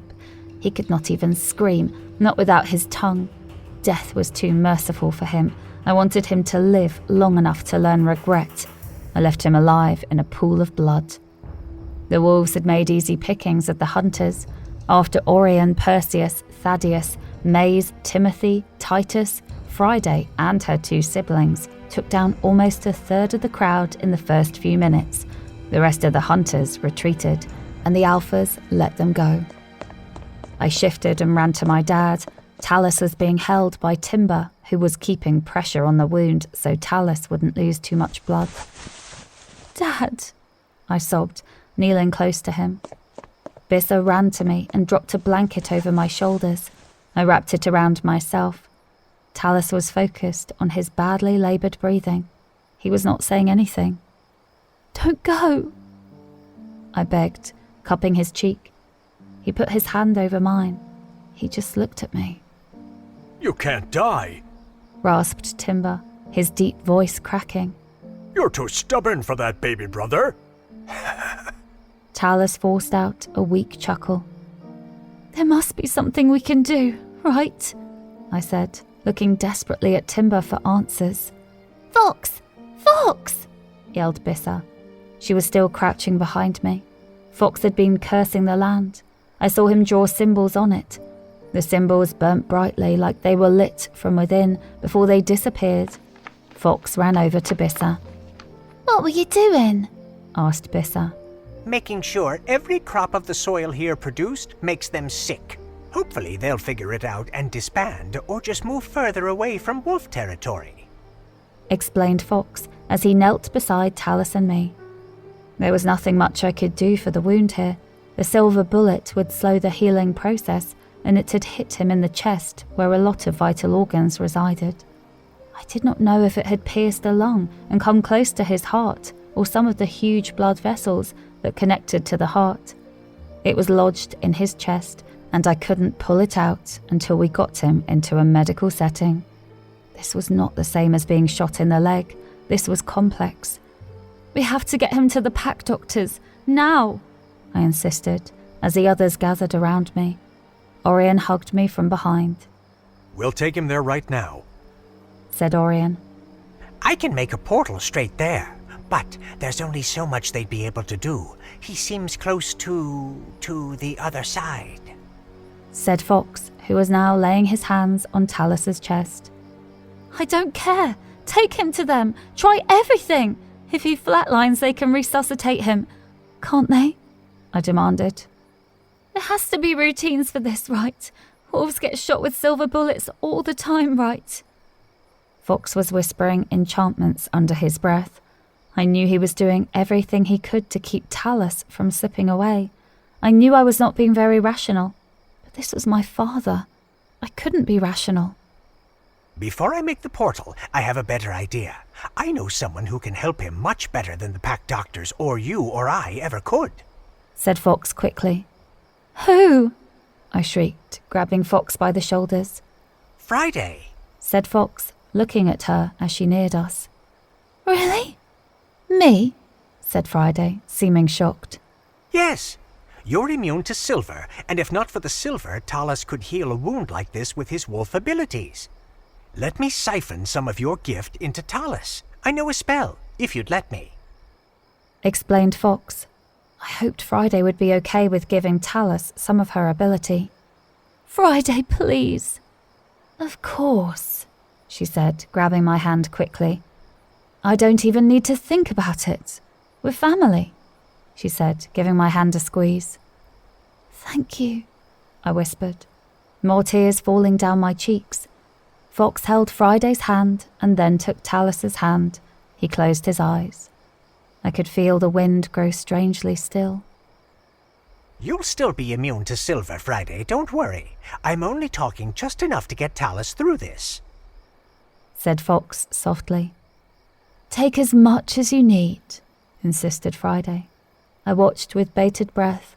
Orion was rubbing my shoulders and keeping me close. Maze and Thaddeus each had a protective hand on one of Friday's shoulders. I've got my eye on you, wizard. No tricks, said Maze, narrowing his eyes. Maze? Grumbled Thaddeus. No tricks. Fox assured us without opening his eyes. Bissa looked really annoyed at Maze, insinuating that Fox was not trustworthy. I kept my hand on Talus's forehead, gently stroking his sweaty skin with my thumb. My eyes were on his face. He was gasping for air. I glanced back at Fox, silently willing him to hurry. I gasped when Fox, Friday, and Talus were suddenly bathed in light. There were different colours swirling around them. Friday had a kaleidoscope of colours around her, and so did Fox. I was dismayed to see only one colour around Talus. He was surrounded by a jagged black aura. Fox was whispering in a foreign language. I recognised one of the words. It was Latin. He was speaking Latin. He opened his eyes suddenly and pulled something from his pocket. It was a small dagger. The blade was made of sterling silver. It shone magnificently in the early morning light. Why do you have a silver-bladed weapon on you if you're so close to an alpha? Demanded Maze, his tone accusatory. Alpha Jesse's wife gave this to me. She realized the need for it when she had to do a ritual involving Jesse and could not even draw one drop of his own blood with a regular knife. She would never hurt Jesse or any other wolf unnecessarily, and neither would I, said Fox, his voice impassioned. Maze settled down. He seemed to believe Fox. I trusted him too. As Fox continued to chant, the dark aura around Talus seemed to dissipate slowly. Colours replaced the fading black aura. Talus seemed to be breathing a bit better, though he still did not speak. The transfer will only take permanent effect after a blood oath, said Fox, took Talus's hand and carved a small X on his index finger. Friday, do you have a way to draw your own blood? Asked Fox, since silver would not work on her. She nodded. Same hand, same finger, okay? Said Fox gently. She lengthened her canines and graved right hand's index finger. If you're okay with this, Friday, press your finger to Talus's and repeat after me, said Fox. Friday pressed her bleeding fingertip to Talus's bleeding finger. She looked at Fox expectantly. I, Friday Mason Hawthorne, willingly bestow upon you, Talus Hawthorne, a lesser fraction of my immunity to silver, said Fox. Friday repeated each word. By the power invested in me, so mote it be. By the power. No, that's my part, sorry. Oh, sorry, said Friday, her cheeks reddening. Thaddeus pinched her cheek and Maze took her hand to inspect her grievous injury. Did it work? I asked anxiously. It's never failed me before, said Fox confidently. Talus did not look much different. All the Hawthorns, myself included, gathered around him. Uncle Talus? Said Timothy. Uncle Tal? Whispered Titus, shaking him a little. Don't, I said, putting my hand on Titus's wrist. I looked at Talus's bleeding finger. There was a drop of blood suspended there. The drop was sucked back up, and the red lines of the X thinned until they disappeared completely. All the while, I was listening to Talus's racing heartbeat and fast, shallow breathing. His breathing became slower and deeper. His heart slowed down a little. "Brother?" said Timber. Dad, I said, turning his face to me. "I stopped drinking for a couple of days and I almost die. Those health gurus don't know what they're talking about," grumbled Talus softly. I breathed a massive sigh of relief. The twins laughed, relieved. Talus sat up with great effort on his part and assistance on the part of his brother. I hugged Talus, carefully avoiding his wound. Tears were still falling from my eyes, but these were happy tears. Sold to the Billionaire Alpha. Chapter 53. Alive. Orchid's point of view. "Can't keep a good drunkle down," said Thaddeus. Talus groaned in pain. You were shot, I told him, my voice thick. I was not sure if he remembered. Fox and Friday saved you, I explained. Talus put his hand out towards Friday. She held it. "I didn't get to dance at your wedding 'cause this prick threw me early," said Talus with a nod towards Timber. "Shut your trap. You need to save your strength." Well, you'll dance at your daughter's wedding, said Friday kindly. Talus smiled. He put a hand on Fox's shoulder. Fox was cleaning his dagger and putting it away. "He still needs medical attention, but he stands a fair fighting chance now," said Fox. Let's get you out of here, I said. Fox opened a portal, forming it from thin air. Orion grasped my waist. Thaddeus and Timber supported Talus. Bissa's eyes never left Fox. I had to ask her about that later. Everyone was gathered at the portal besides Ellie, who was standing near to an unconscious Jack. Go ahead, I insisted to Talus. Hell no, we came here to rescue you. Okay. Ellie, come on, I called. Ellie looked at me. She looked back at Jack. You belong with us, Ellie. Come with us. There's nothing for you here. You know that, right? Ellie nodded. She was still staring at Jack. Come on, Kelly, we don't have all day. I've been shot. Yelled Talus, annoyed. Ellie, I said. I just met her. Give me a break. You're both wrong. My name is Joan, whispered Ellie. She salvaged an axe from one of the dead hunters on the ground and swung it high over her head, bringing it down on Jack's neck, decapitating him in one quick swoop. That was kind of hot, said Titus under his breath to Timothy. You and I have very different ideas on what's hot, said Timothy, looking at Joan in horror. Ellie, or perhaps Joan, walked towards us. Everyone but the twins had been stunned silent. If you're coming to my pack house with us, leave that axe where you found it, said Orion sternly. Ellie threw it and it landed in the soil, handle side sticking up and sharp side buried in the soil. We all used Fox's portal to get back to Orion's mansion. It was crazy how thrilled I was to be back here. Fox's portal had led directly to the infirmary at the mansion. The doctors and nurses began working on Talus immediately. He was being very vocal about the lack of alcohol in their treatment and his need for high doses of strong painkillers. Got any opiates lying around? He said to the head doc. It was the Silver Fox doctor I had met before. You're already getting morphine, that's an opiate. Top of the pain ladder. You want something stronger than that? Said the Silver Fox doctor incredulously. If you got it, share it. Where's my daughter? Demanded Talus. I was right in the hallway in Orion's arms. The Hawthorns and other guests were staying a couple of days, so many of them had gone to shower. Timber remained with his brother. Baby, I have something to tell you. said Orion, caressing my cheek gently. And you. He said, looking at Perseus. Fox and Bissa exchanged a glance. They seemed to be waiting for us at the end of the hallway.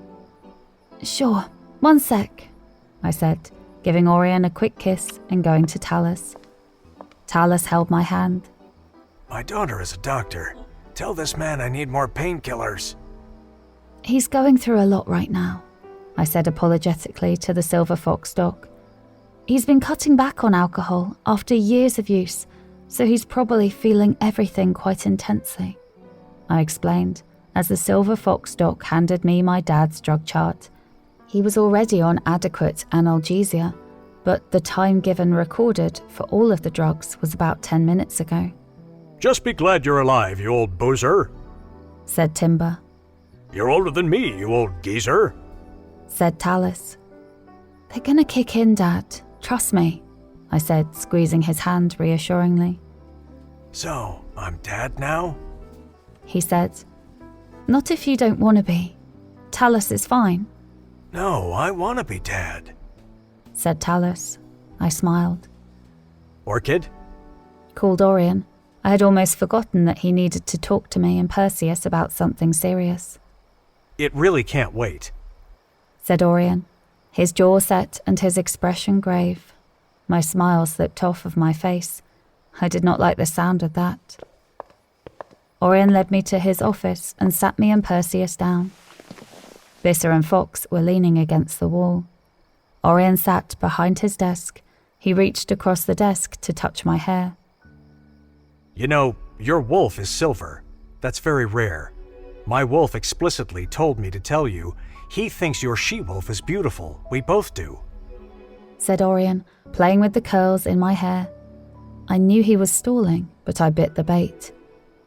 I'm silver, I said. Perseus nodded. You didn't notice your paws? Asked Orion. I didn't notice anything, I admitted. I had been out of my mind. How rare are silver wolves? Really rare, like... What's the hold-up? Interjected Perseus impatiently. You and Orchid can discuss this anytime. You know how anxious I get when people say they have something to tell me and then they don't tell me right away? Complained Perseus. Orion let go of my curls. He sat back. I'm waiting for Rose, said Orion, his expression business as usual. Perseus furrowed his brow and looked at me. I shrugged. I did not know any more than he did. Why? Asked Perseus. Orion looked exceedingly uncomfortable. Emotional support, muttered Orion finally, looking at the desk. For you, said Orion. Perseus frowned. I have Orchid here, so... said Orion, gesturing vaguely at me and then trailing off.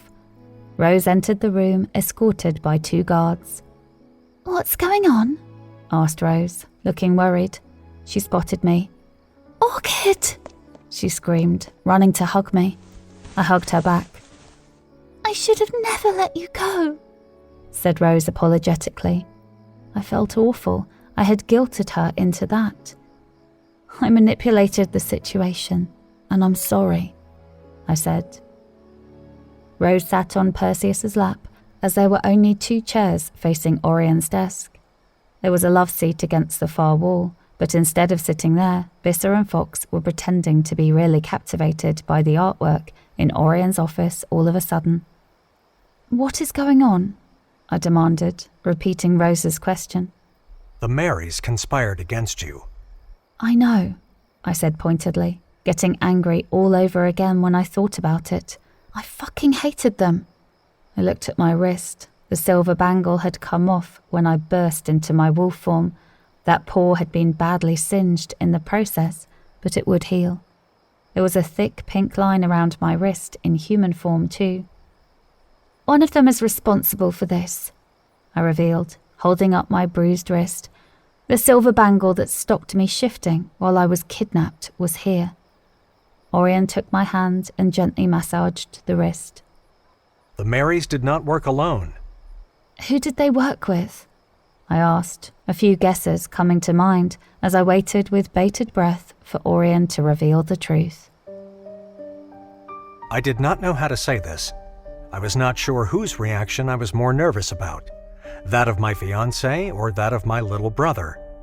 In Orchid's case, I had never really gotten over the sight of her limp body floating face down in the pool after she had jumped from the balcony.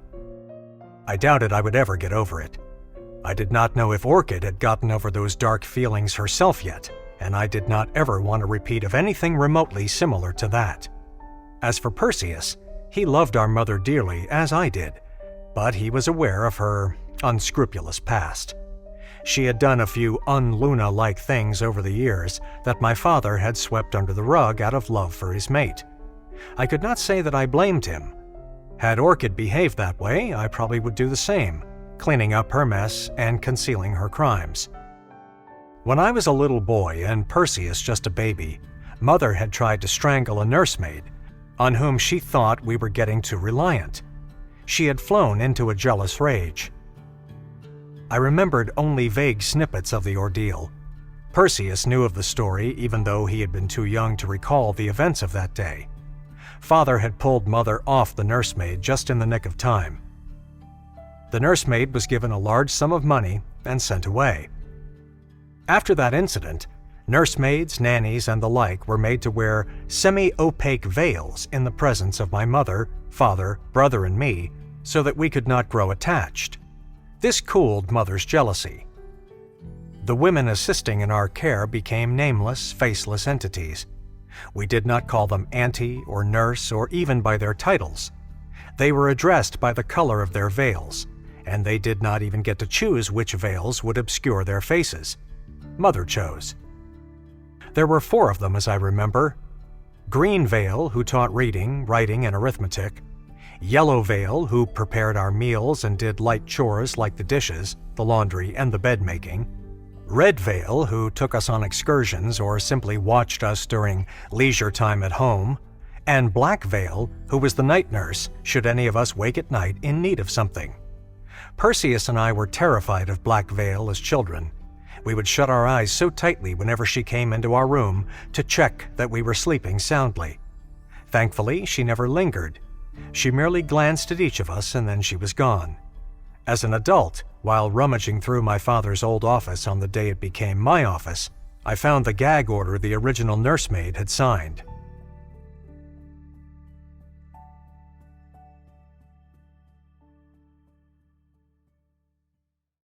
Sold to the billionaire Alpha.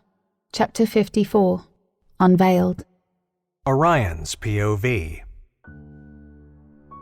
When I was a teenager and Perseus was a boy, Mother broke a bottle over the head of Yellow Veil. This was my second most upsetting memory after Orchid face down in the pool. I had liked Yellow Veil. I remembered her lying in a pool of blood. Her veil was soaked. Mother had laughed hysterically, saying we now had 2 red veils. Yellow Veil lived to my utter relief, but she left with an even larger sum of money than the original nursemaid. The very next day, I'd been horrified to find another woman cooking breakfast wearing a yellow veil. The new Yellow Veil behaved as though she had always been here and there had been no change. I'd been furious. Did Mother think we were stupid? The new Yellow Veil's voice was deeper and she did not sing. The old Yellow Veil used to sing while she flipped pancakes. Her voice had been beautiful and haunting. It used to echo through the huge house. One day, Green Veil disappeared and she was not replaced. After this, Red Veil taught us lessons instead of taking us on excursions. We did not have any excursions for almost 6 months. Once we were both teenagers, there was no longer a need for Black Veil and she vanished too. I would like to assume they both resigned. Red Veil and the new Yellow Veil took jobs in the kitchens, so they no longer worked closely with the family and did not require veils. Naturally, as we grew up, Mother realized the threat of us mistaking another woman for our mother was gone, so the idea of the veils was put to rest. Perseus, I'm so sorry to have to tell you this. What has she done now? Demanded Perseus, interrupting me. Pardon? Mother, what has she done now? Perseus grumbled. Rose was sitting in Perseus's lap with her arms around his neck. I took a deep breath. I reached across the desk and held Orchid's hand in one of mine. I stretched across with my other hand to grasp Perseus's hand. I have confined her to her room for the time being. She was named as the ringleader in the false paternity plot against Orchid and Talus. She wired $1 million to the lab tech to use my hair from her brush so that the test would be negative. She had asked to brush my hair shortly before the results so she could provide DNA guaranteed to not be a match, as mates cannot be biologically related. Why didn't she just use her own hair? Asked Perseus, furrowing his brow. She would not be related to Orchid either, reasoned Perseus. I shrugged. When has Mother ever made sense? I asked offhandedly. Perseus took a slow, deep breath and then sighed just as deeply. Rose was nuzzling her face into the crook of his neck. Orchid was silent. Her expression was hard to read. Who named her? Said Perseus after a long moment of silence. Mavis Burnside, the lab technician. Mary Beth and Mary Sue also alluded to her involvement before they backtracked. I said, looking at Fox, who nodded. Have you confronted Mother? While we were searching for Orchid, I had Cerberus question her. I said, my expression grave. She denies it. There's more. Perseus leaned back in his chair, letting go of my hand. Orchid tightened her hold on my other hand, and I gave her hand a gentle squeeze. The Marys were more than likely involved in the plot to kidnap Orchid, which would imply... Orchid's point of view. I had not had a chance to elaborate on what had happened in the park yet. In the last 24 hours, I had been crushed by negative paternity test results, stalked at the park, set up by Mary Sue, who was after my man, kidnapped by my abusive ex, put in a cage for the second time in the past couple of months, terrorized by my ex, who was apparently even more evil than originally thought, pursued by a hateful mob, and shot in the calf by my ex, who later shot my dad in the chest. All that being said, I was honestly happy. The paternity test had been a false negative, meaning Talus was in fact my biological dad. My stalker ex unwittingly led me to discovering a power I never knew I had. Mary Sue and Mary Beth were in custody, and though Orion had initially used them to make me jealous, he finally saw what I had seen all along, which was that they were vapid, evil, shady bitches. I escaped that cage my ex had put me in with my newfound plant power. I got to mangle my ex's arm. I kicked that mob's butt. My ex again led me to becoming more powerful because him shooting my dad made me angry enough to finally shift. My ex could no longer scam, hurt, or kill any more girls. My dad had pulled through and was getting better every minute. He had also reconnected with his family, who had come to my rescue, along with him and my Orion. Nothing made to take me down had achieved its purpose. I rose each and every time, and I would rise above this too. Orion, I should have explained everything that happened to me in detail, but I forgot with Talus being...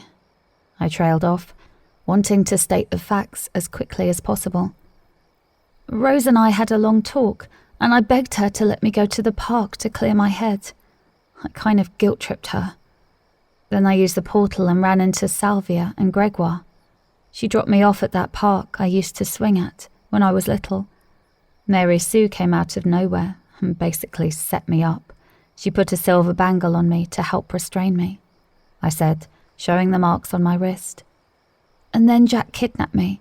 But before that I managed to use the silver bangle to graze Mary's face. Didn't you notice?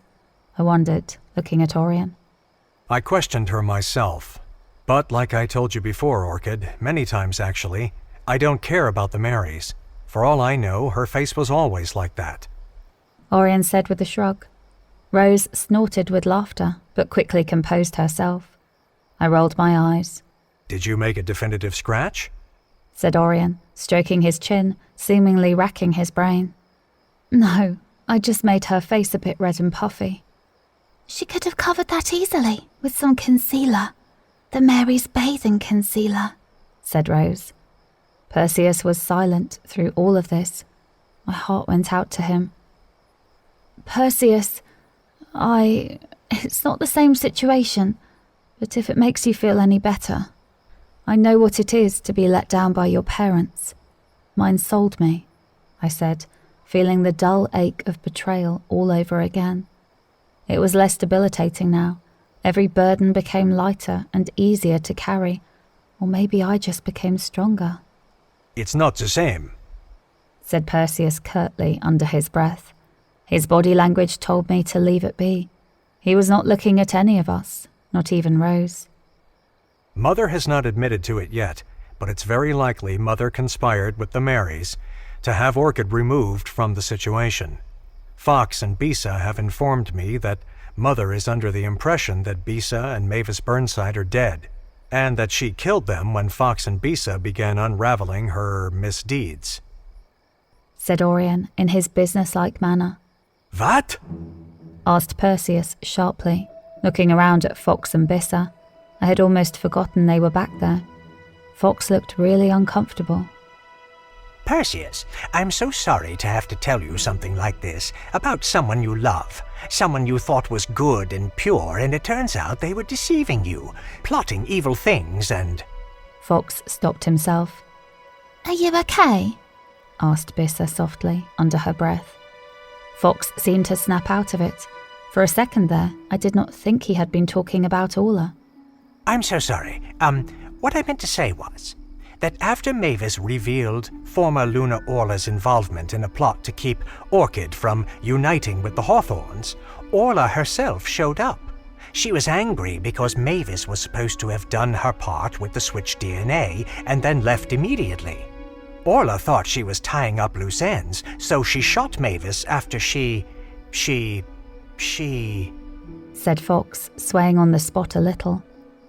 Fox looks like he could use a break, I said, feeling very worried for him. We all could. Everything doesn't have to be settled in one day. Orla shot Mavis after she slit my throat, continued Bisa.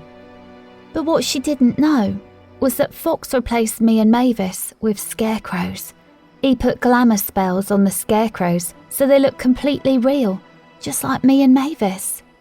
Orla let me go under the condition that I would keep quiet for hush money, but obviously I was after the truth, said Fox, finally able to finish his story. Orla had really gone off the deep end, and it did not surprise me one bit. Do you see? Said Perseus, looking at Orion. Orion stiffened in his chair. Do you? Hissed Perseus. I really don't know what's going on, I said, looking back and forth between Orion and his brother. Perseus stood up abruptly. Even Rose had not been expecting it. She stumbled a little as she was removed from his lap suddenly. She quickly sat back down in the now empty seat, while Perseus remained standing. I told you, I begged you, said Perseus through gritted teeth. Orion was staring at the desk. You and Dad sided against me, and what? Now you're gonna what? Execute Mom? Bellowed Perseus incredulously. No, of course not. I take responsibility for the part I had to play in this. When have I ever not taken responsibility? Hissed Orion, his eyes black with emotion. I wanted her in an institution years ago, and you and Dad said no. Hissed Perseus through gritted teeth. Orion looked away. He looked truly guilt-stricken. I didn't want to do that to Dad, said Orion, his voice cracking a little. I didn't want to side against him when it came to his mate because I know... said Orion, his eyes finding me and finally fixated on me. That losing one's mate is the worst pain that any wolf can feel, and it's even worse for an alpha and his Luna. She would have been better by now had she went where I wanted her to go. You and Dad did this. You dropped the ball. This is on your shoulders, said Perseus imperilously. Orion put his head in his hands, his elbows on the desk. His breathing was heavy. I went over to stand behind him. I put my hands on his shoulders, and he was trembling a bit, so I held him from behind. It's just hard to imagine she would want to hurt me this much? I kept her around so Dad would never be without his mate. But she wanted me to lose mine. Whispered Orion, who was clearly holding back the floodgates of his bottled-up emotions. If it's any reconciliation.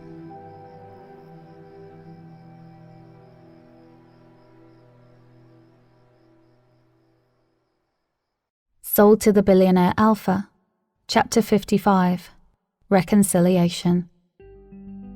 If it's any reconciliation, I said softly, while I rubbed his back. It was hard to watch my big alpha break down.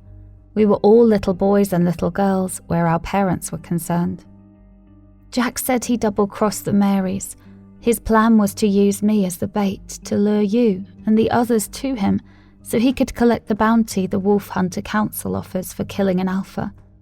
The Marys and possibly your mother via the Marys never meant to conspire with wolf hunters. The Marys are obsessed with you and your mother is possessive over you. Plus, they're not that... I stopped myself. I would have been about to say they're not that crazy, but the word crazy was probably a sore spot where his mother was concerned. It seemed she had a history of violent behaviour. They wanted me gone, but they thought my ex was just an ex. No one could have guessed how horrible he really was, and the fact that he's a wolf hunter who has done this before. He would find she-wolves who were separated from their packs and didn't even know they were wolves, I explained softly. Orion looked up. His face was wet. I wiped his cheeks. He referred to them as strays, and he would kill them and any other wolves he could manage to lure into his scheme, along with them. There's a girl doing it too, rounding up the stray guys who don't know they have wolf blood, I said, meeting Orion's eyes.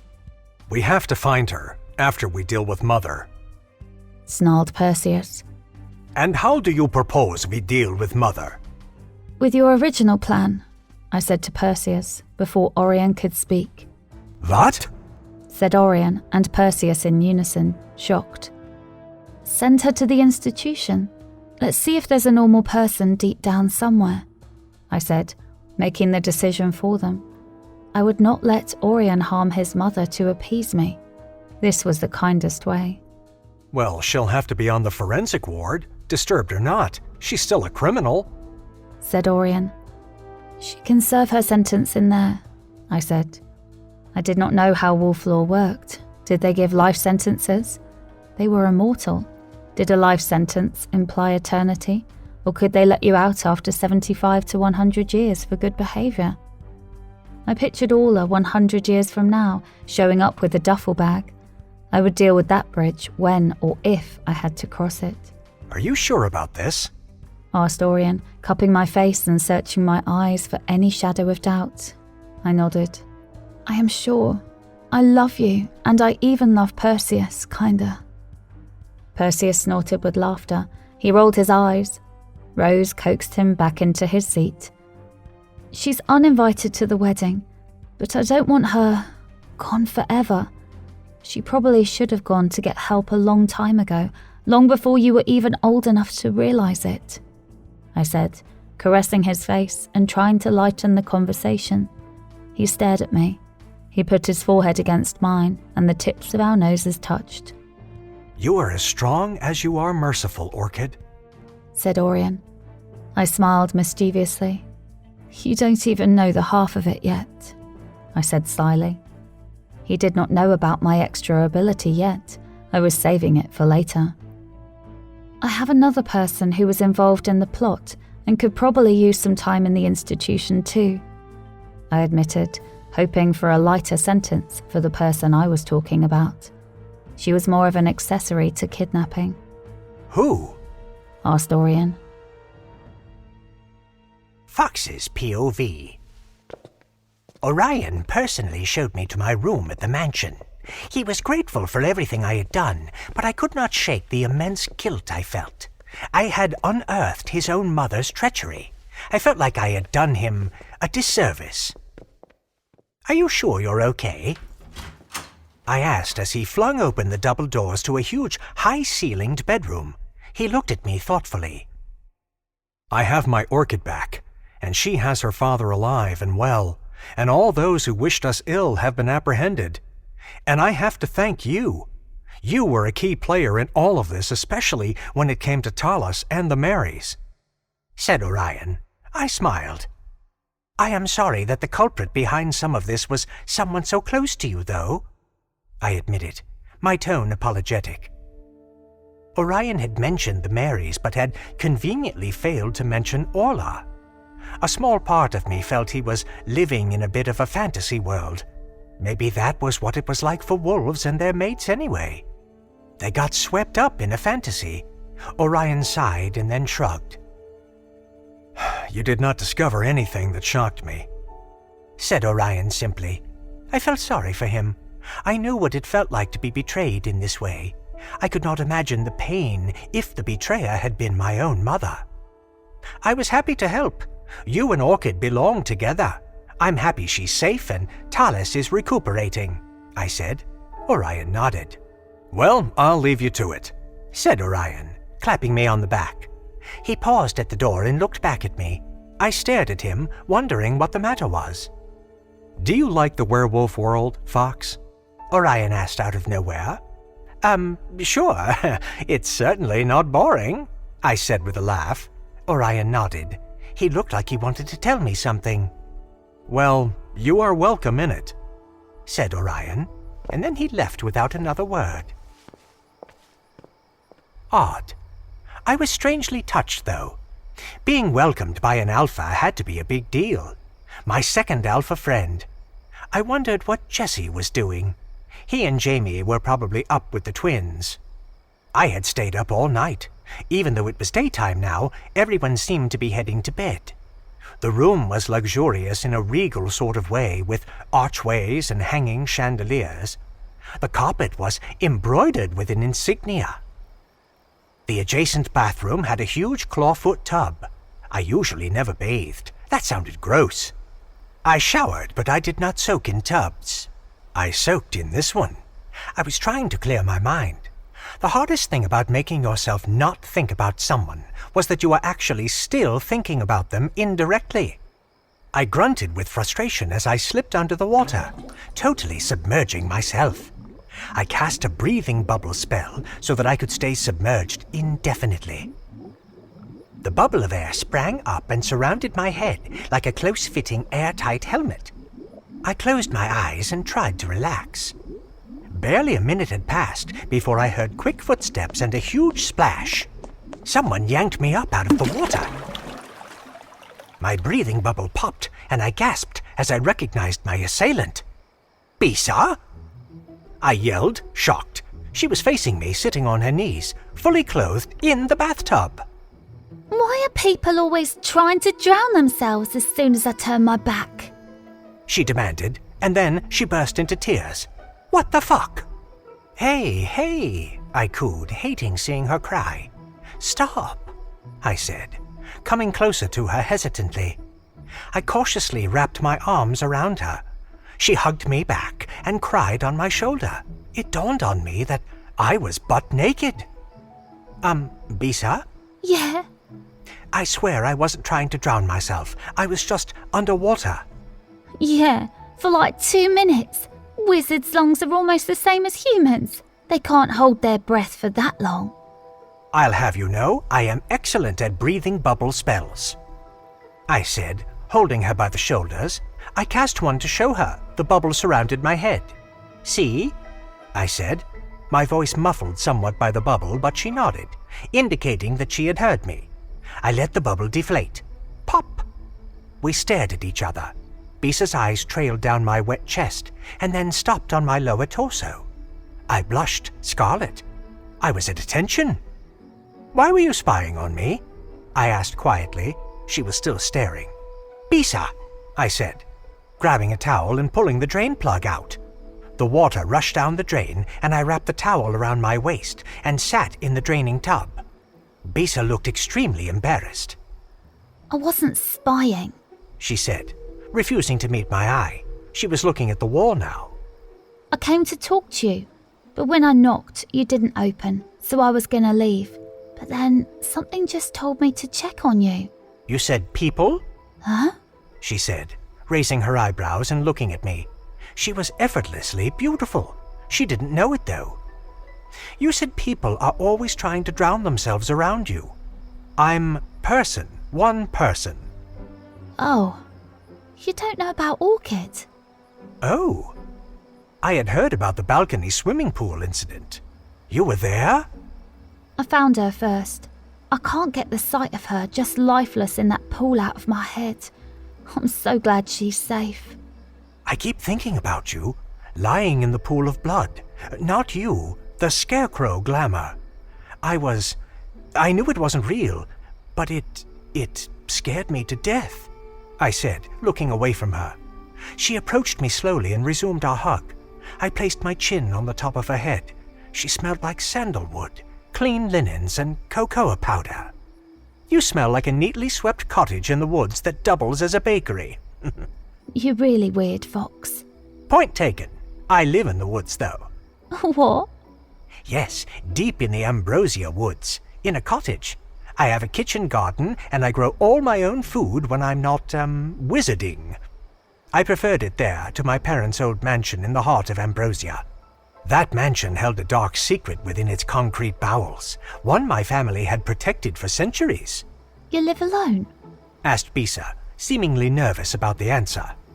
No, I have a cat, a chubby ginger with a white belly and white socks. She grinned. She seemed relieved. No family? Yeah. She seemed to tense again.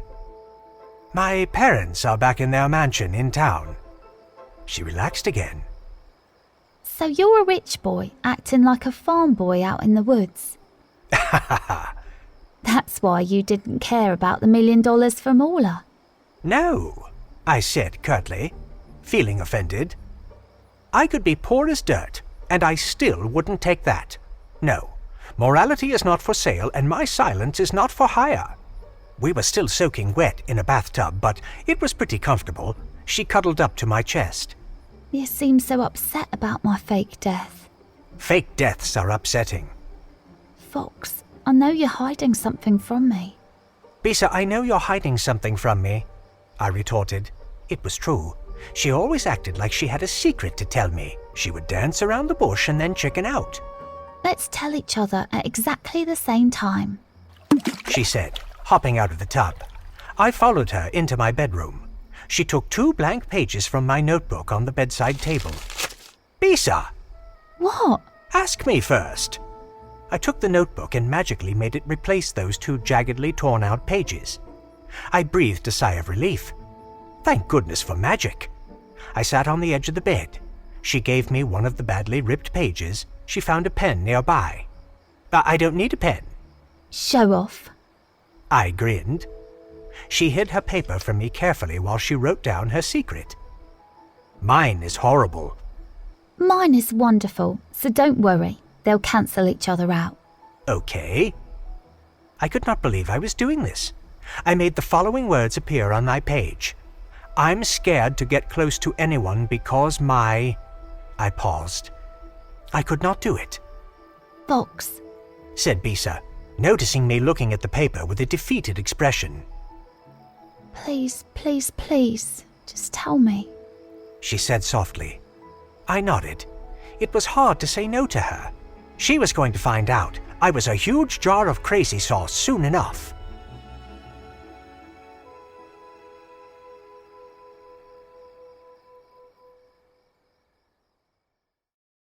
Sold to the Billionaire Alpha, Chapter 56, Growing. I'm scared to get close to anyone because my ex used me to get close to my family's portal to hell. Then she cheated on me with a demon and got pregnant for him. But the demon was using her too. He sacrificed her and his unborn child to open hell's gates. So I killed him in revenge and closed hell with the help of Alpha Jesse and Luna Jamie. However, the sight of her lifeless body haunts me to this day, and seeing you, Bisa, like that. I stopped, magically dictating those words to look at her. She was reading over hers nervously. I smiled slightly. It scared me even more than losing her. I know we're relative strangers, but I have had this need to protect you, so let me. I'm ready. I'm not. Fox? We exchanged papers. I can't watch you read mine, I said suddenly, marching away from her and locking myself in the bathroom. She was probably reading mine right now and realizing I was damaged goods, severely damaged goods. Fuck!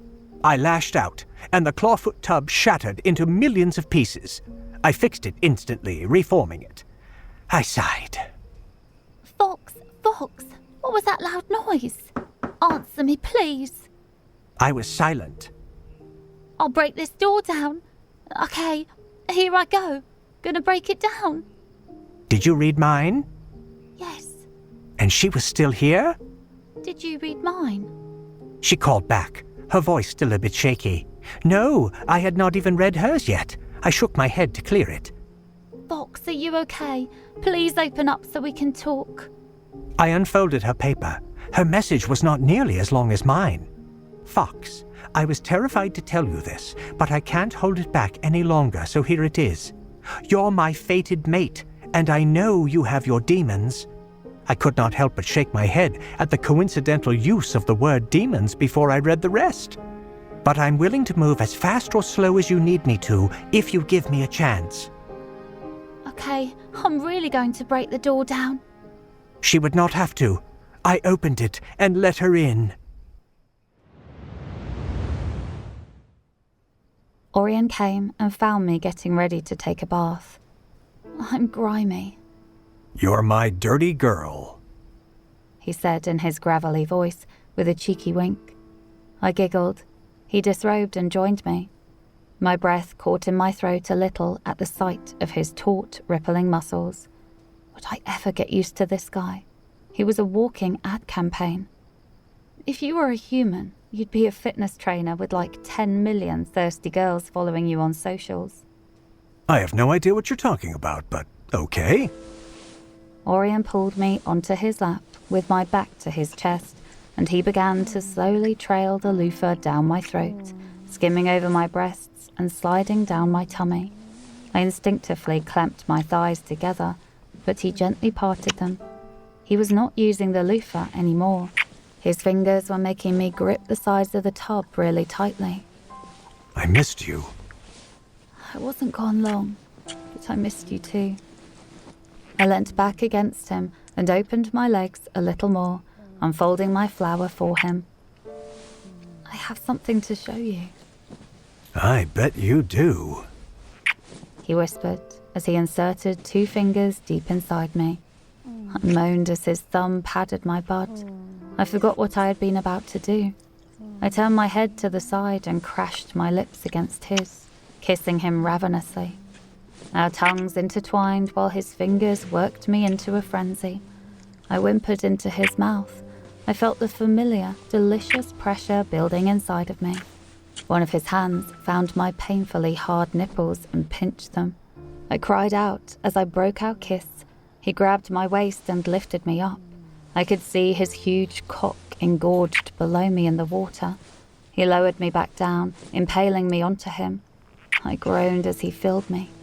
I was on his lap, facing away from him, though I was well aware of him as he stretched my pussy with his huge member. He gripped my hips, pulling me down so he could fill me deeper. I started riding, slowly at first, getting used to this new position. I looked at him over my shoulder as I quickened the pace. I loved that little sly smirk on his handsome face. He knew he had such an intense effect over me. He kissed the nape of my neck and buried his face in my hair as he lost himself in me. Faster and harder and deeper, he seemed to know instinctively what I wanted. I did not have to breathe a word. I was soon close to the edge. He pulled me down suddenly, making sure he buried as deep inside of me as possible, just before we both exploded. I screamed. His grunt was muffled by my hair.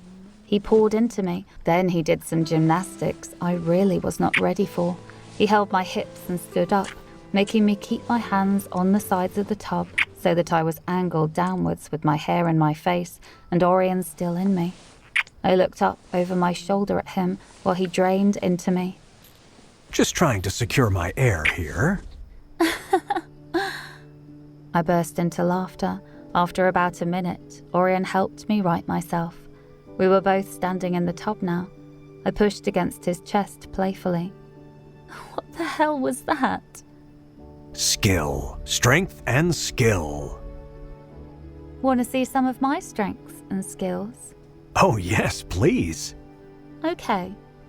He had filled the mansion with more orchids upon my return, and in such short notice. He usually kept them all over the house, so luckily there were some in a vase on the counter in the master bedroom. I focused on them until I heard their pulse. They were alive and well, like me. I made them grow and grow and grow until we were surrounded by newly blossoming orchids. Orion's eyes were wide, his mouth agape. He sat down in the tub slowly, and so did I. Orchids don't typically grow in this formation, but I wanted to show off, I said, winking. Is this the part where you eat me to gain energy for your new garden? No, I'm not a villain or a praying mantis. Oh, because I would have let you. He joked, pulling me against his chest. You know what? I'm not even that surprised. Why not? You being amazing is nothing new. I grinned. I kissed him softly. He looked around at the flowers in awe. Okay, I have a job for you. What? Grow something. Yeah? I asked, waiting for my assignment. In here. He said, putting his huge hand on my lower abdomen. I splashed him with water. You have baby fever. I hope it's catching. He said, grabbing me. We're going to save a fortune from now on. He said conspiratorially in my ear, making me laugh harder. I'm so happy for you, baby. He said more seriously. He brushed his nose against mine. You've really grown. Cut it out. As a person. He said indignantly. He splashed me with water, but I got him back. He pulled me into his arms. You're still the most beautiful orchid in this room. You're cheesy. You love me. I do, I admitted, looking at him. He seemed more amazed by that than my orchids. And I have loved you from the moment I first laid eyes on you. The feeling is finally mutual. It's been mutual for a while now, I said, leaning back against him. It really had been. I love you, Orion. I love you, Orchid. He whispered back, kissing the top of my head. Sold to the Billionaire Alpha, Chapter 57, Decisions, Part 1. Orion's POV. I had woken up with my orchid's pretty face sticking to my chest as usual. I had stayed entangled with her for as long as possible earlier this morning, before I had gently extricated myself. I had left her sleeping soundly with 6 guards stationed outside her room and 6 patrolling the poolside under her balcony. I had also appointed my best young warrior Magnus as head of Orchid's security team, with the promising Cerebus as second in command. Sure, I was paranoid. Big deal. Now I was sitting at one end of an obnoxiously long table next to Perseus. Mother and father sat at the opposite end facing us. They must have been 12 feet away, easily.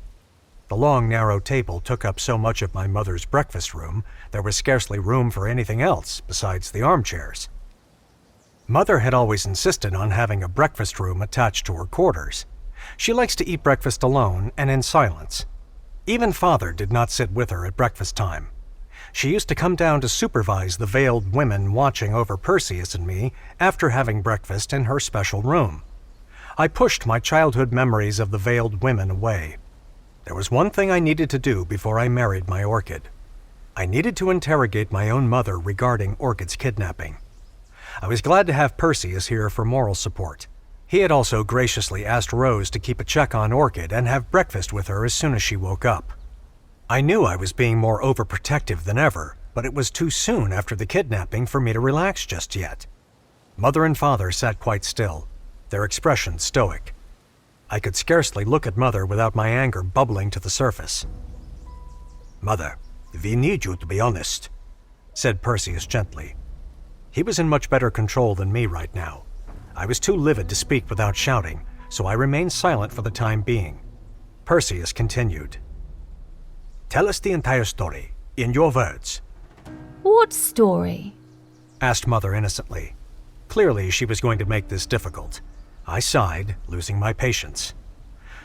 Did you give Mavis Burnside $1 million to falsify Orchid's paternity test results? I asked. Yes, said Mother to my utter surprise. I had been expecting her to lie to my face. Why? What did you have to gain from Talus thinking he was not her father and vice versa? Asked Perseus simply. even though he's a Hawthorne family drunk, he's still a Hawthorne. I did not want our family name ruined by that half-human. If she thought she was fully human and alone in our world, it would be easier to convince her to leave my son alone. If she knew she had the powerful Hawthorns backing her, she would be more likely to stay, and those hippie Hawthorns were guaranteed to accept her at the drop of her hat. They have a vampire living in their pack house, for goodness sakes. What difference does it make if she's half-human? I demanded. I won't dignify that with an answer, said Mother before she proceeded to dignify the same question with an answer. With a half or whole, I couldn't stand by and let my grandchildren come out weak, their blood tainted, diluted, watered down. Yes, we know what diluted means. Perseus gave me an indignant look. She's not well, Orion. Let her rant. At least she's answering the questions now instead of giving us the silent treatment, said Perseus over private mind link. I sighed. Whose idea was it originally to falsify the paternity test results? I asked, needing to know. It mattered to me. The person who had originated the idea was probably the mastermind behind everything, including the kidnapping. Mary Beth, said Mother without skipping a beat. Are you sure? Did I stutter? Okay, so why did you bother giving Mavis Burnside $1 million if the Marys had it covered? So that Mavis would leave immediately after fixing the results, and as an incentive, so that she would not implicate me. Spat Mother, her eyes turning black. That imbecile stuck around long after the deed was done, and she turned me in. Why did Mary Beth come to the conclusion that she needed to have the paternity test results falsified? Isn't it obvious? Enlighten me. She wanted the half-human to look worse than she actually was, fully human. It would make her look like a better choice by comparison. She came to me because she knew I felt the same about having the half-human introduce weakness into my bloodline. Her name is Orchid, I hissed, fed up of hearing her call my mate the half-human. And did you really think Orchid being fully human would stop me from being with her? I had already accepted her as a full human before her heat clued me into the fact that she wasn't. Her mother can dream. Did you really think Orion would end up with Mary Beth or Mary Sue? Asked Perseus. I thought Orion would marry Mary Beth, and you, Perseus, would marry Mary Sue. That was why I encouraged all those play dates with them while you were growing up. They're wealthy, sophisticated, full-blooded she-wolves from high-ranking families. Would you choose a random high-ranking rich guy over father, your own mate? I asked. No, said Mother without hesitation. So why would I forsake Orchid for one of those two? Why would Perseus forget about Rose? I asked, annoyed and bewildered by her double standards. Your father is my fated mate, and a full-blooded alpha. He's the full package, said Mother proudly.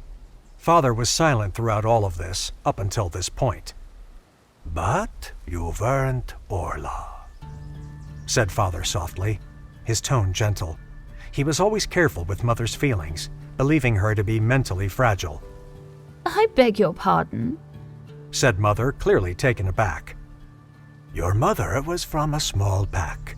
Your father was a simple but honest and good-natured man. There was nothing prestigious about them, but I adored their daughter as I still do. I would never forsake my mate. It is the greatest joy we wolves are blessed with," said Father. Mother laughed coldly. Those people are not my parents. You know that. "What?" I blurted out, picturing my grandparents. They looked very similar to the rest of the family. They had certainly become rich later in life through a series of successful business ventures. There was no doubt, however, that the original sum of money invested must have been provided by my father, perhaps in exchange for their daughter's hand. I'm adopted. "Are you really?" asked Perseus, shocked and doubtful. My heart was beating frantically. I was too grown now to be finding this out. I was in my late 20s. She could have told me about this the moment I came of age. They found me in an orphanage in Berrendale. "Mother, I'm so sorry," said Perseus. I'm not. "Where are our real grandparents?" I asked. Dead. "Who were they? Do you know? Why are you only just telling us this?" I demanded, my temper rising. They were an Alpha and Luna, feral but strong. They were very strong Sigma rogues who got many other rogues to rally around them, thus forming a new pack," clarified Father. "Many packs originate in this way, but it takes generations to form strong pack bonds and a stable loyalty to the founding Alpha lineage. An established pack feared their growing numbers and waged war against them. They had the strength, but not the resources," said Father sadly, putting his arms around Mother. "You remember them?" I asked. Yes, I was a child when they died in battle. My little half-brother was, but a babe," said Mother without an ounce of emotion. "Little brother?" I said incredulously, standing up and slamming my palms down on the table. "Where was this story my whole life?" I said, throwing my hands up in the air. Mother shrugged. "You have a little brother alive somewhere?" said Perseus. Little half-brother. My father was Sigma, turned new Alpha of his pack. His fated mate, my mother, the rightful Luna, was poisoned with wolfsbane by an enemy. His second-chance mate gave birth to my brother. "Did you see your mother die?" I asked, sitting back down and lowering my voice. Here it was, my mother's humanity. It existed. What do you think? Said Mother, her lip quivering. I sighed. "What about your father?" I asked. Mother nodded. "I'm sorry, Mother. Father, why didn't you help Mother?" "You mean with her past? The bad memories?" asked Father. Perseus and I nodded. Don't look at him. The blame lies with me. You boys blame me for everything. Why stop now? What were their names? I asked, ignoring her jibes. Oliver was my father. I do not remember my mother's name. "She was so young when she died," said Father in her defense. "What about your stepmother?" I asked. I did not care much about her. I don't remember. I don't remember a lot of things, but I remember the day I arrived at the orphanage. I was 6 years old, holding my half-brother who was barely a week old. Perseus went over to Mother and hugged her from the opposite side, so that she was huddled between him and Father. The orphanage was horrible. I was glad when my adopted parents took me away from there. I was 12 when they happened upon me and decided to adopt me, though. I spent 6 years there. "What about your little half-brother? Why wouldn't they adopt him too? Why split up siblings, half or otherwise?" asked Perseus. He showed such an aptitude for fighting at such a young age. The fiends who ran the orphanage did not want to part with him.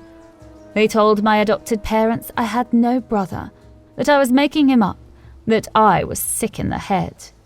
The Pygmalion effect. Being called crazy and gaslit at such a young age actually made my mother crazy.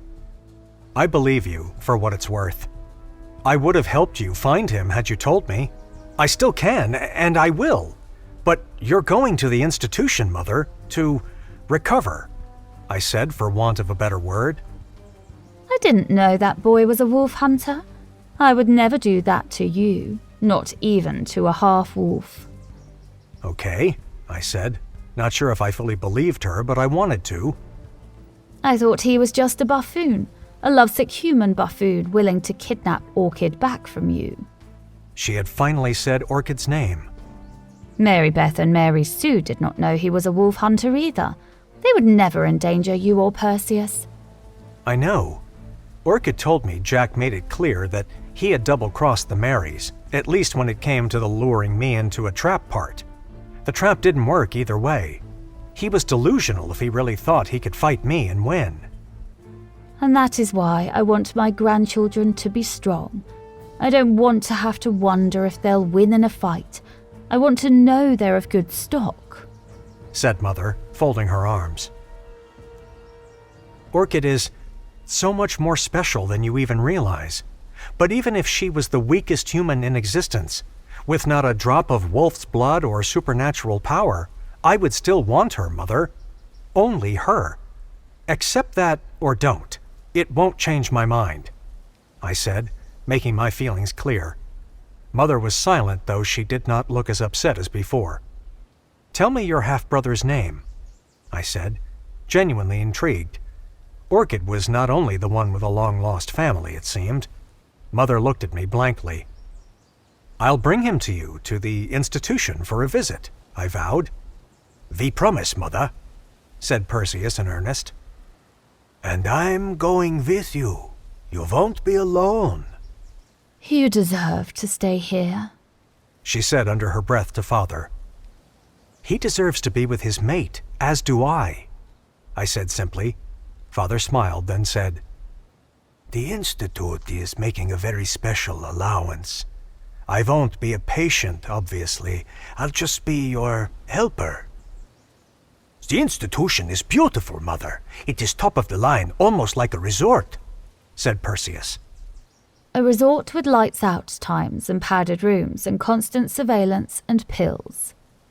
I absolutely refused to feel guilty over this. She would not succeed in guilt-tripping me this time, though that was her specialty. Mother, you're getting to stay there with your mate. They've never made that exception before. That very expensive exception, I might add.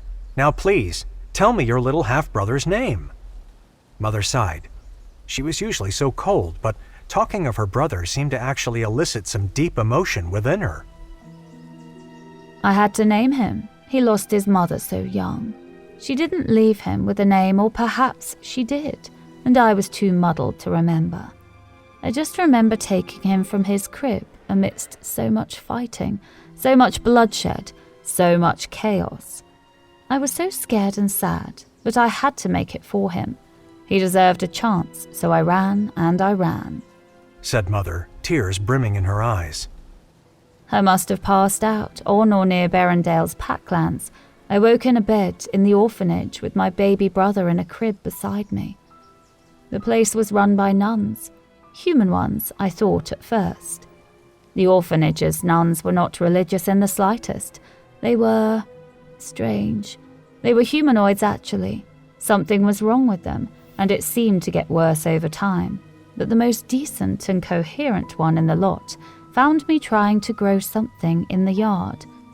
She said the land was heatherland, acidic soil, not good for growing most things. Only plants that needed very little to survive could thrive here. I wanted my brother to be a survivor, even in difficult conditions like those of the heatherlands, so I named him Heath.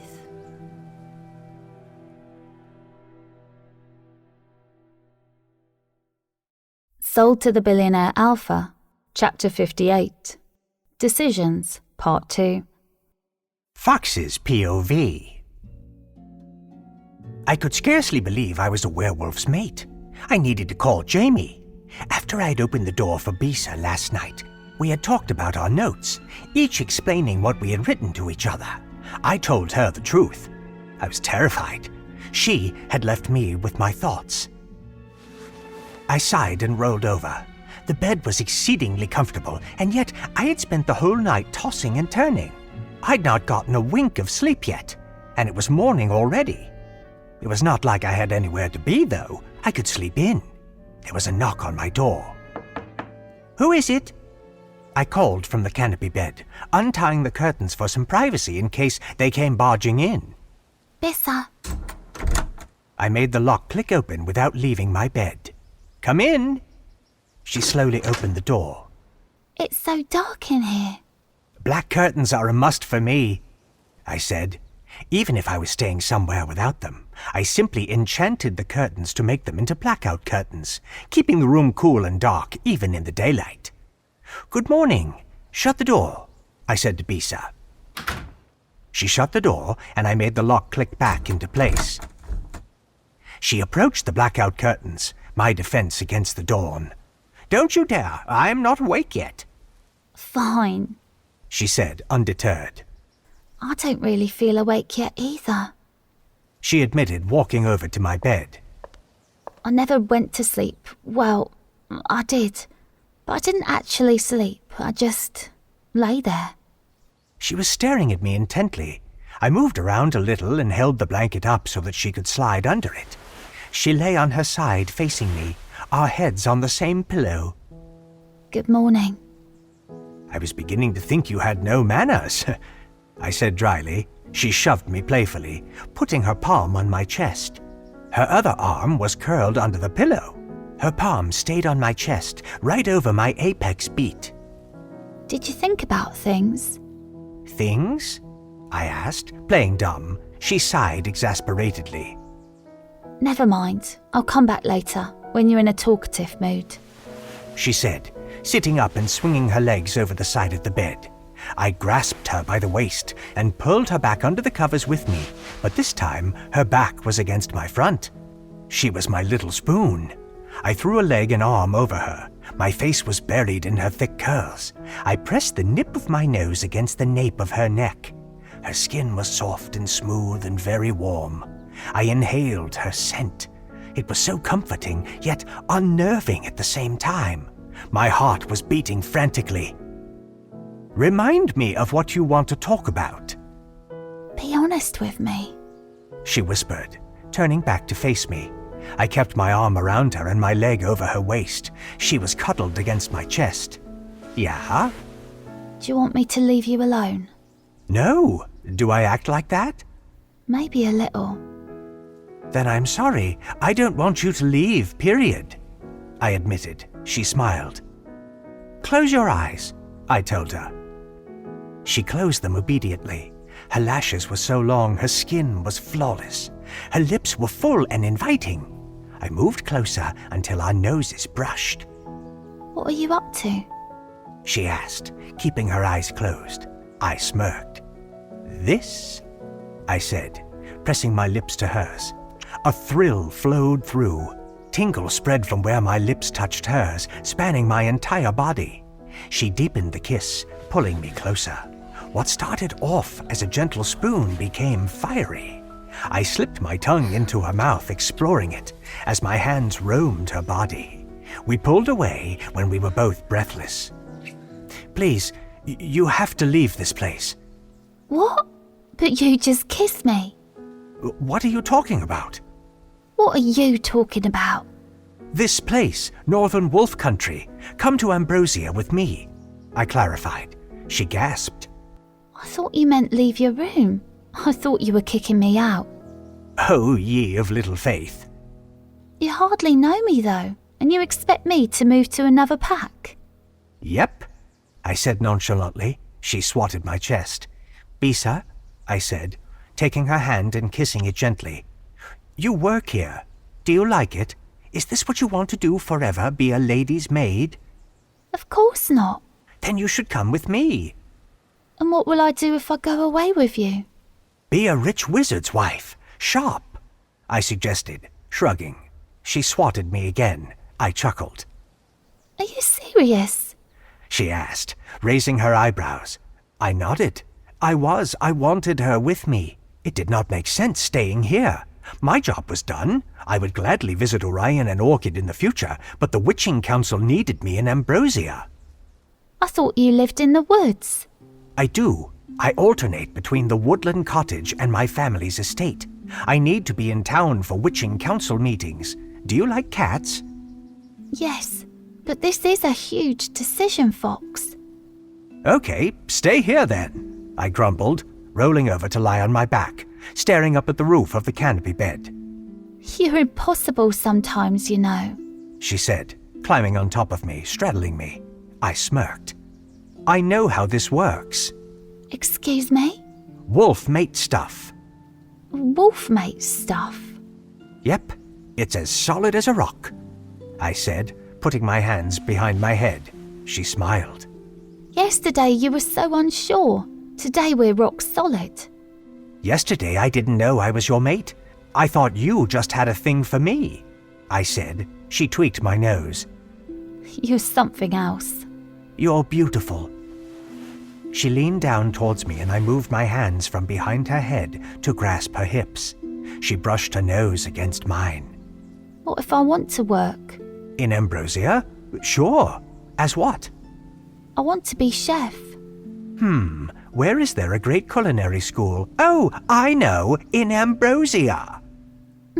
I'm working here to save money for school. I'll pay for it, Fox, she said, slapping my chest. I know. I'm the worst, aren't I? Trying to subsidize your education. Why are men like this?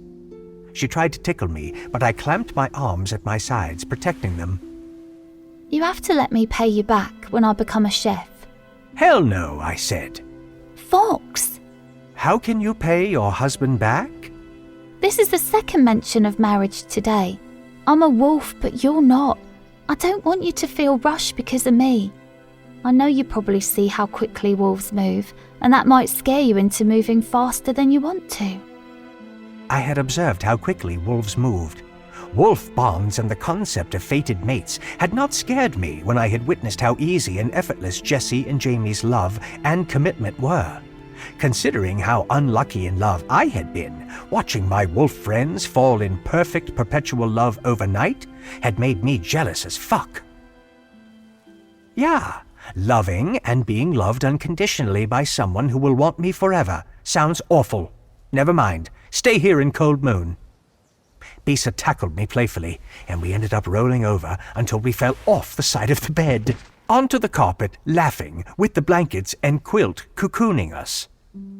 If you really don't feel rushed, and you won't change your mind in the next 2 minutes, she prefaced, her voice slightly muffled by all the fabric we were wrapped like a burrito in. then of course, I want to go with you under one condition. My heart soared, but my pride made me play it cool. I really did not want to be a chump like I had been in the past, but Bisa also managed to melt me like cool butter on hot toast. What's the condition? I asked wearily. She was draped over my chest, her face in the crook of my neck, my chin and nose in her hair. I want to stay to see Orchid through her wedding and Luna coronation as her lady's maid.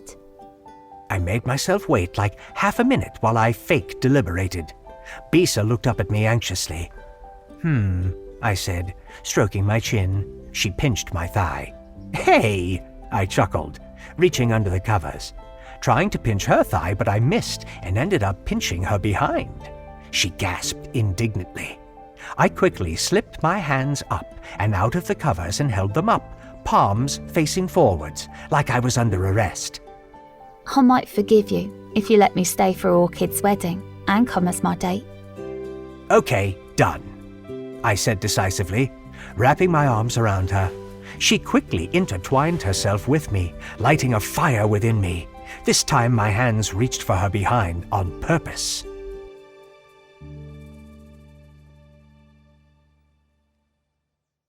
Sold to the Billionaire Alpha. Chapter 59. Inquisitive. I was speechless. Orion's head was in my lap. He had just finished telling me everything his mother, Orla, had just revealed. A small part of my heart went out to her, but most of it was just confused. Why hasn't she looked for her little brother all of these years? I asked. The moment I had discovered I had a father, I didn't know out there, I had wanted to meet him, It was strange that she had simply become Luna and reigned without immediately ordering legions of subjects to search for her brother. I think she's just not fully there, said Orion decisively. I nodded. I supposed it made sense. It was hard enough for someone mentally present to be goal-oriented. Ola seemed to become obsessed with one thing or person during each period of her life, and she had been obsessing over her sons for years now. Her fixation on her sons may have been transferred from her little brother, I hypothesized. Orion shrugged. You know who you need to get on this case? I said, smiling slightly. Orion buried his head in my lap, facing away from me. Who? Fox. I was no fool. Fox and Bissa had something going on. Fox might even be her mate. I knew Bissa's days with me were probably numbered. Fox was a very successful wizard, and he would undoubtedly try to take her back with him. I wouldn't even blame her for going. Love was worth it.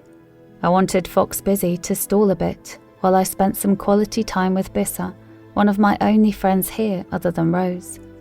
Hopefully Bissa would still be here for my wedding. I wanted her and Rose to be my bridesmaids. I also wanted to ask Friday. I was thinking of asking Raylan too. Go get Fox, I said, trying unsuccessfully to haul Orion to his feet. We both fell back onto the bed. Orion, I laughed. He crawled under the covers and hid from me. What kind of alpha behavior is this? I said, uncovering him from his hiding place. He snatched the covers back and hid under them. I'm tired. My mother is draining. That she was. I could not argue with that. I'm going to do it, I said, hopping off of the bed. What? I'm going to get Fox on the case. I was convinced now that Fox could do anything. He had saved my dad with Friday's gift. He had outed the Marys. He had worn white after Labor Day. He was a man of many talents. I ran down the hallway for some reason. I was tiptoeing and keeping close to the walls. I was probably just happy to be home. Orion followed me, walking normally, in the middle of each hallway. I don't know where I'm going, I realised. Orion laughed, grabbing my hand. He showed me to Fox's room and stepped away from the door when I knocked on it. What are you doing? You said you were asking him, said Orion, hiding his grin. I rolled my eyes, waiting patiently for him to answer. No answer. I knocked again. Fox! I called, putting my ear to the door. I heard a gasp from inside the room. It did not sound like Fox. Bissa! Orion chuckled. What? I said, looking at my alpha. You probably just gave Bissa a heart attack. Couldn't you have pretended not to hear her in there? Why should I? I said. I liked for everything to be out in the open. I'm the cool one, announced Orion. Excuse me, I said. Where was he cool? In what world? I'm cool. I don't make a big deal over anything. You can tell me a secret. I won't say anything, said Orion, complimenting himself. This was the man who had snapped someone's neck whilst making a first impression on the woman he was in love with. Orion, you are not cool. I'm very cool and chill. Are you drunk? I asked. I knew these rich werewolves liked drinking wine all day, even at breakfast. I had 1 glass for the day. Of course not, he said indignantly. I looked at him, not buying his story. The door creaked open. 3 glasses, maybe 4, mumbled Orion, admitting the truth. Fox had opened the door a few inches wide. Hey, Orchid, how's it going? Said Fox, smoothing his hair nervously. I'm here to talk to Bissa, and Orion is here to ask you another favour, I revealed. Orion glared at me. What's up, Orion? I haven't seen Bissa, unfortunately, Orchid, said Fox. Fox added, That's weird. She's not in her room, I assumed, having not actually checked. Did you check? Asked Fox with a twinkle in his eye. I knew he was tricky. His name suited him. Yes, I lied. Recently? Yes, I lied again. How recently was that? Fox asked. I inhaled sharply and exhaled forcefully. I don't know, 5 minutes ago? Well, you should check again, said Fox, folding his arms and smiling innocently at me. No, that's okay, I said, trying to peer behind him. He saw my movements and opened the door fully. He gestured towards his empty room. My cheeks reddened. Just me here. Oh, okay. Could you please teleport me to Bissa's room then, like you just did for her? Fox burst into laughter. Orchid, you are so imaginative, Fox said. I laughed with him. I walked into his room. Orchid? Hissed Orion, following me into the room. Fox came in and closed the door behind us. I brazenly sat on his bed and folded my arms and legs. My lupin senses were really coming in nicely. I quickly found what I was looking for. Fox, you have amazing eyes, I said, feeling like Little Red Riding Hood, about to reveal the wolf. Fox did indeed have amazing eyes. The medical term was heterochromia. In Fox's case, one eye was a brilliant blue and the other was a warm, light golden brown. Orion raised an eyebrow, clearly trying not to act jealous. Fox shrugged. It's just a witch's mark. Heterochromia is a witch's mark, I said, getting sidetracked. Yes, just like a mole on the cheek, like a Marilyn mole, a sixth finger or toe on any hand or foot, a wart, especially if on the nose, a prominent freckle on the wrist, a birthmark on the face or neck, or lastly, an unhealable blemish anywhere on the body. Those are the main 7 associated with powerful witches or wizards, said Fox. Wow, good to know. Fox was schooling me today. I knew he was trying to steer me anywhere else but the topic of Bissa. What colour are they? I asked, gesturing to Fox's eyes. Orion rolled his eyes. One is brown, one is blue, said Fox dismissively. Can I help you? He added, gesturing towards me, sitting quite comfortably on his bed. I was very protective of my friends, and I only had 2 girlfriends here, so he was not getting away with sneaking around with one of them. He was going to come clean. Fox glanced at Orion for assistance. Orion looked too amused to put a stop to all of this. And your hair? Such a unique colour too. What colour would you say it is? I asked. He had hair the colour of an actual fox. He almost looked brunette, but on closer inspection, it was a very dark red. My mother says it's auburn, said Fox awkwardly. Fascinating, I commented. Orion rolled his eyes again at my antics. Auburn, I repeated to myself as I reached for a single hair on the sheets. What colour is this? I asked, showing him the shiny, curly, dark brown strand. Fox sighed. Gotcha. Orion peered at it and gasped. Bisa wants to keep it a secret, not forever, just until she's ready to tell you. Please don't tell her I said anything, said Fox all in one breath. I got to my feet, a huge, triumphant smile on my face. Are you mates? Are you auditioning for the Privy Council, Orchid? You've got the job, now let's leave Fox alone, chuckled Orion. There's a Privy Council here. Of course Wolf Country has a Privy Council. They are the final say on what the world of wolves can and can't do regarding other creatures and realms, said Orion. I looked at Fox, then repeated, Well, are you? Yes, Fox said, unable to hide his smile. He was blushing deeply. That's so cute. I hugged him. He had not been expecting that. He hugged me back. He seemed relieved. I thought you'd be pleased. Why? Because, said Fox, pausing nervously. I know you're going to take her away.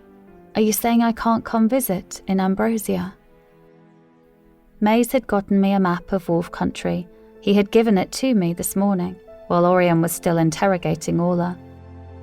Every Luna should be well versed in the geography of her territories, and of those just opposed to hers. And you have a lot of catching up to do, Maze had said sternly, while Friday made an apologetic face over his shoulder. Thaddeus's laughter had filled the whole hallway. He could find humour in anything. I could see the similarities between him and Talus. Everything Thaddeus said seemed like bits from a comedic stand-up routine, while everything May said seemed like excerpts from a university lecture. Friday had her hands full with those two.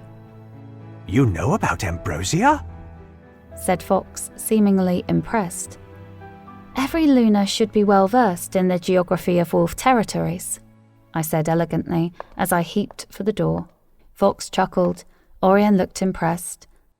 You're most welcome, Orchid. You and Orion. I know Jessie and Jamie would love to meet you both, said Fox. I grinned at him. I grabbed Orion's hand and pulled him out of poor Fox's room. We had pestered him enough. You're not going to tell Bisa I told you, right? Fox called after me. I won't. Fox was about to close the door.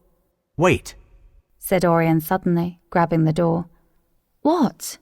Oh, yeah. I had completely forgotten about asking Fox to investigate Orla's brother. Orion launched into the story, giving Fox a summary of it. She escaped the battle that killed their parents, and she left that territory on foot, carrying the baby, as far as she could before she must have passed out. She and the baby boy woke up in this orphanage in Berriendale, run by these strange humanoid nuns, who had forsaken their religion for power, it seemed. And then she named her own little half-brother, because there was no one else left to name him. She named him after the heatherland the orphanage was built on. Only the strongest plants can survive on acidic land like that, and she wanted her brother to be a survivor, so she named him, said Orion. Heath? Said Fox before Orion could finish. Wait, was that just a good guess? Fox shook his head. He was sitting on his bed, and Orion was sitting in front of the empty vanity in the room with me on his lap. Heath is here, said Fox, his eyes bright, as he stood up and came closer to us.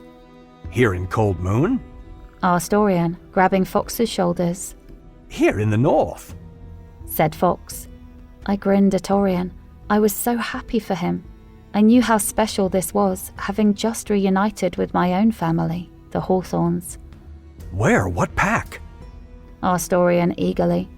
Fox put his finger on the glass of the vanity's mirror behind us. We turned to watch what he was doing. He was calling someone, or somewhere magically with the mirror. He had blown frost over the entire mirror and was now writing on it.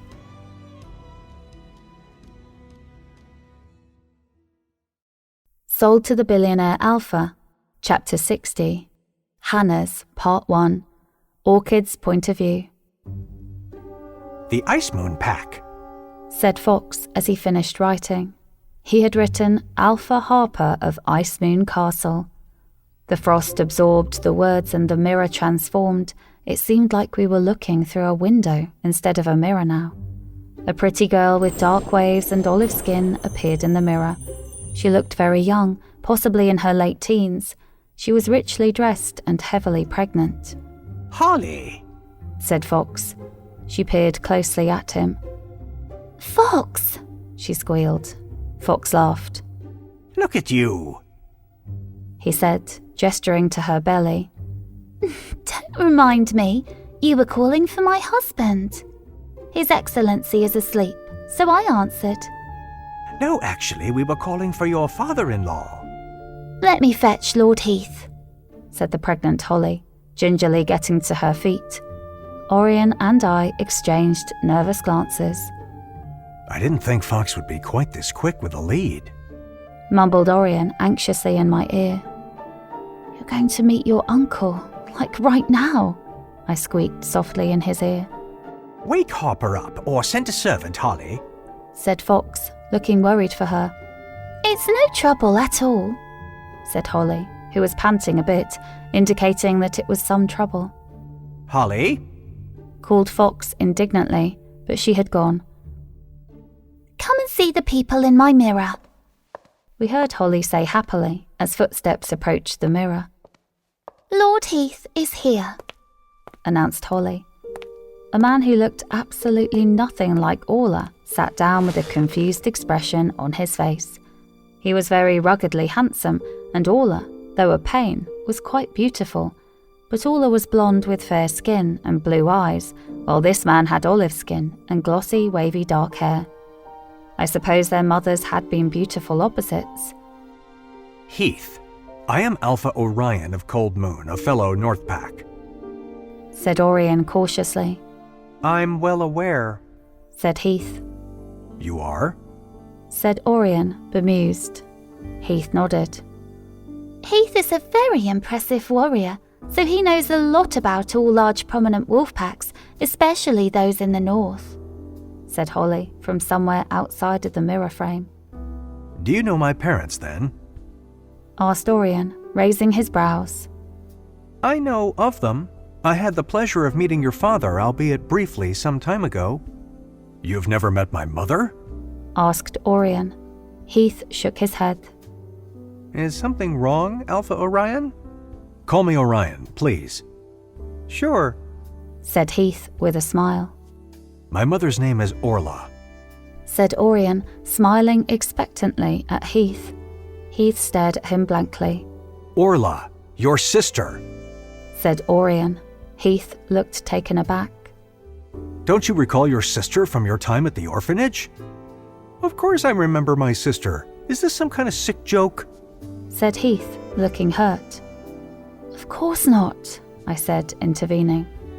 Didn't your sister name you Heath? I demanded, after the heatherlands near the outskirts of Berendale. Heath nodded slowly. Yes, she did. But my sister is dead, said Heath softly. And her name wasn't Orla? Orion's POV. My heart plummeted. Had my mother lied about all of this? How would she even know those details about this man's life if she'd been lying? I should have known better than to believe my mother. We're bothering this man over my mother's fairy tales, I said to Orchid privately.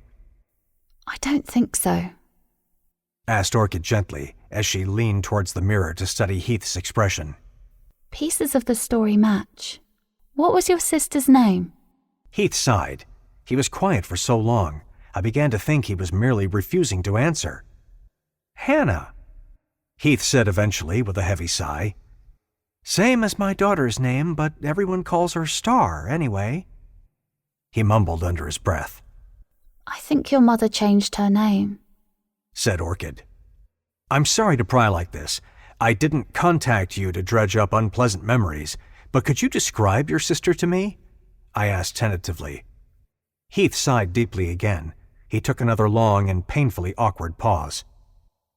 Maybe we could make this easier for him. I know Heath a bit. He's a man of few words. He's a manly man, not a talker. He's a warrior. You get that, right, Orion? You're kind of the same, said Fox with a smile. I nodded. Blonde, brunette or redhead? Asked Orchid, getting straight to the point. Or black hair? Or bald? She added, thinking it over. Heath chuckled sadly and nervously ran his fingers through his hair. It seemed as though it was quite painful for him to remember his sister. Blonde, Heath mumbled. Orchid and I looked at each other. Dark blonde or? Very blonde. He laughed a little. His laugh was more light-hearted this time, and a small smile formed on his face. She always complained about her hair. It was so blonde that it was almost white. She refused to go in the pool for swimming lessons at the orphanage. The water was kind of murky, so I don't blame her. I swam in it. I was a little scamp. I had no reservations. She didn't want her hair to turn green. Her eyes? Blue, he said with a shrug, looking down. Show him a picture. Let's not keep him any longer. What's the youngest picture you have of your mother? Said Orchid. Please, Lord Heath, hold on one moment, I said, immediately knowing which picture I wanted to show him. Heath nodded. I moved at werewolf speed down to one of the parlors in the mansion. This was where we used to play board games as a family infrequently. The board game boxes were covered in dust. There were a few photo albums underneath them. I flipped through the oldest one, finding a picture of my mother as a teenager. She was 13 in this one, She'd been separated from Heath at the age of 12 years. If she was telling the truth, he would recognize her in this one. I snatched a more recent photo along with this one of her in her 20s. I dashed back upstairs. I was breathless when I got back to the mirror. "Here," I said, showing him the photo of Mother at 13. He looked up slowly. I scrutinized his expression. He stared at the photo like he was looking at a ghost, an apparition. His face paled as the color drained from it. I saw the look of recognition dawn in his eyes. "That's her, isn't it?" I said with an air of triumph. I would never blatantly admit it, but it was soothing to know my mother could tell the truth sometimes. "That's Hannah. That's her," said Heath, dumbfounded. I grinned at Orchid. She was smiling too. She had to be the most forgiving woman in the world. Her heart was made of gold. I'm happy for you. She whispered and kissed my nose. "Are you saying Hannah is alive?" asked Heath. "Yes," I said. I showed him a picture of her in her 20s along with a recent one. "Cold moon?" clarified Heath. "Yes, but—" "I'm coming. I will leave right away. Can I talk to her first?" Heath asked. Orchid and I looked at each other. Orchid nodded. "Yes, but I must warn you, my mother is prone to bouts of... she's..." I said, unsure of how to phrase it. "I know. She talked to herself all the time at the orphanage. Those assholes said she was dead. What happened to her?" She got adopted. "She didn't look for me?" wondered Heath, suddenly seeming a lost little boy. "She must have changed her name from Hannah to Orla for some reason, and it's best you hear it from her," I insisted. I sent a guard nearby to fetch my mother and summon my father along with adequate security. "Just a few minutes," I said to Heath. "My head is spinning. I'm not a lord, by the way. That's just my daughter-in-law. She calls everyone that. Well, almost everyone," said Heath, putting his palm on his forehead. "Your daughter-in-law? So you have a son?" I wondered. That would be my first cousin. Heath nodded and said, "Harper. Harper is his twin." "Can I meet them?" "Why the fuck not?" said Heath, throwing his hands up in the air and laughing a little.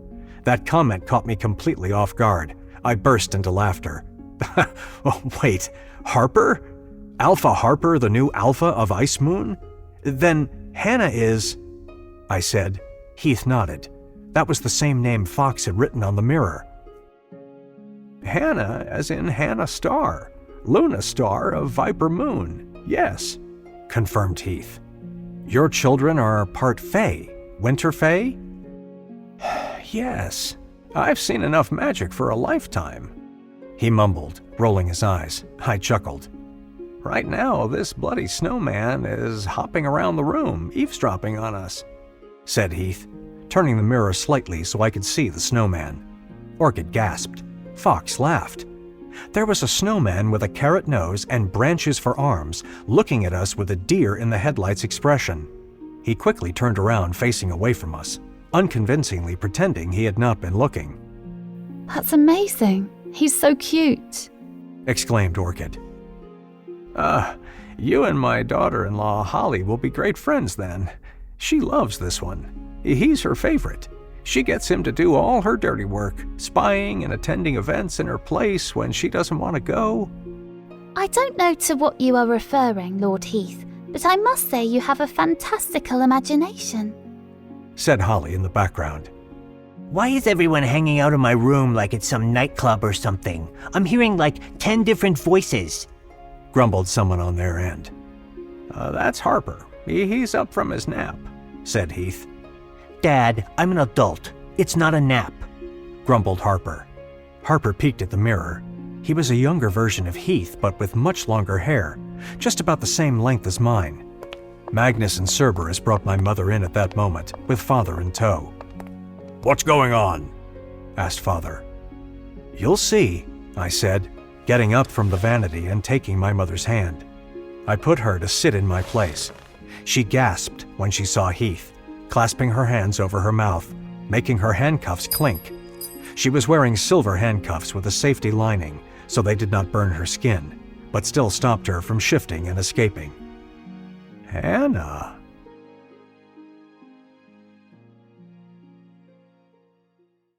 Sold to the Billionaire Alpha. Chapter 61. Hannah's Part 2. Orion's POV. Hannah? Whispered Heath. Mother began to cry, keeping her trembling hands over her mouth. I'll step outside for a bit, murmured Fox. It's okay, Fox. You're welcome to stay, I said. Fox shook his head. He went out into the hallway. I leaned against the wall. Orchid stood close to me. Father went to stand near Mother, putting his hand on her shoulder for support. I've done terrible things, Heath, whispered Mother breathlessly. It's okay, Hannah, it's okay. Just breathe, okay? Said Heath. Mother nodded shakily. I'm coming there, okay? I'm coming to you. No, I don't want you to see me like this. I want to see you. It doesn't matter. They told me you were dead, Hannah, said Heath, his voice cracking a little. I know. What? You know? They made me out to be a liar when I tried to get my adopted parents to go back for you. They told everyone I didn't have a little brother. I almost thought I didn't sometimes. I figured they must have lied to you too. They wanted you. You were a natural fighter from the start. I think that's why they let me go and not you. There was one day when I ran away from my adopted parents to go back to the orphanage to get you. My plan was ruined by the head nun. Well, she wasn't a nun anymore, but she still called herself Mother Superior. She and a pale man she called the Benefactor said they would kill you if I didn't stop. They also wanted me to change my name. I don't think they wanted you to be able to find me.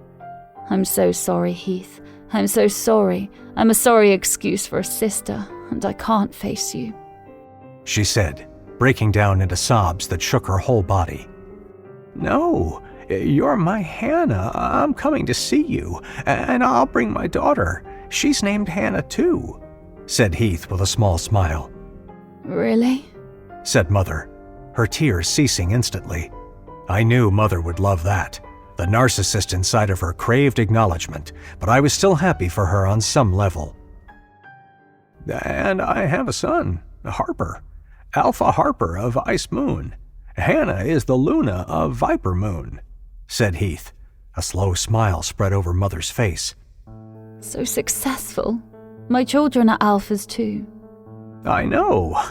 I just met Alpha Orion of Cold Moon, right? And his brother Perseus is ruling Snow Moon? All this time I didn't know you were their mother. I would have come to your Packlands ages ago had I known. If you had still been named Hannah, I could have found you. I've always kept a low profile. I don't attend many meetings with my husband. I've realized. I saw him a few years back. He was alone at a Northern Alphas meeting. I was so close to you. I was in the same room as your fated mate and I didn't know. If Alpha Harper of Ice Moon is your son, then you had a relationship with Princess Hesper. I heard something awful happened to her. That means you have no fated mate. No, well, yes. Hesper is my fated mate, and she was missing for a long time. It's a bit of a long story, but thanks to my kids, we're a family again. Hesper has been returned to me. You'll meet her soon, said Heath, practically beaming with joy. Mother's smile slipped off her face. Don't trouble her, my dear Heath. Just bring the children and come. Don't trouble poor Princess Hesper. Just family. Let's have family time. Uh-oh. Mother's feathers were already ruffled because Heath had a mate. Your mother is so possessive with every male relative in her life, said Orchid, keeping her tone gentle. I sighed outwardly. I know, I said privately. Orion, I know this is a tough time, began Orchid in my mind. Tell me, baby, don't hide things from me, I said at once, sensing she was holding something back. Bissa is still here. The Hawthorns are here. Your uncle is about to come along with your cousins. We're both going to be hosting some long-lost family members this week, And as crazy as it is, I don't want to wait. What are you saying? I asked, folding my arms. She wriggled her way into my arms. I held her to my side gently and kissed the top of her head, wondering where she was going with all of this. Let's get married while all of our relatives are here. Let's get married as soon as possible, said Orchid. My mouth was agape. I was floored. Are you serious? Who are you and what have you done with Orchid? Orchid giggled. She swatted my chest playfully. Are you turning me down? She said slyly.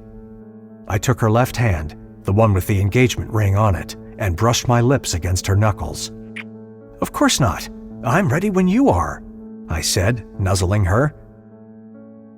Heath was detailing how he was going to round up his children and their mates so that they could all visit Cold Moon.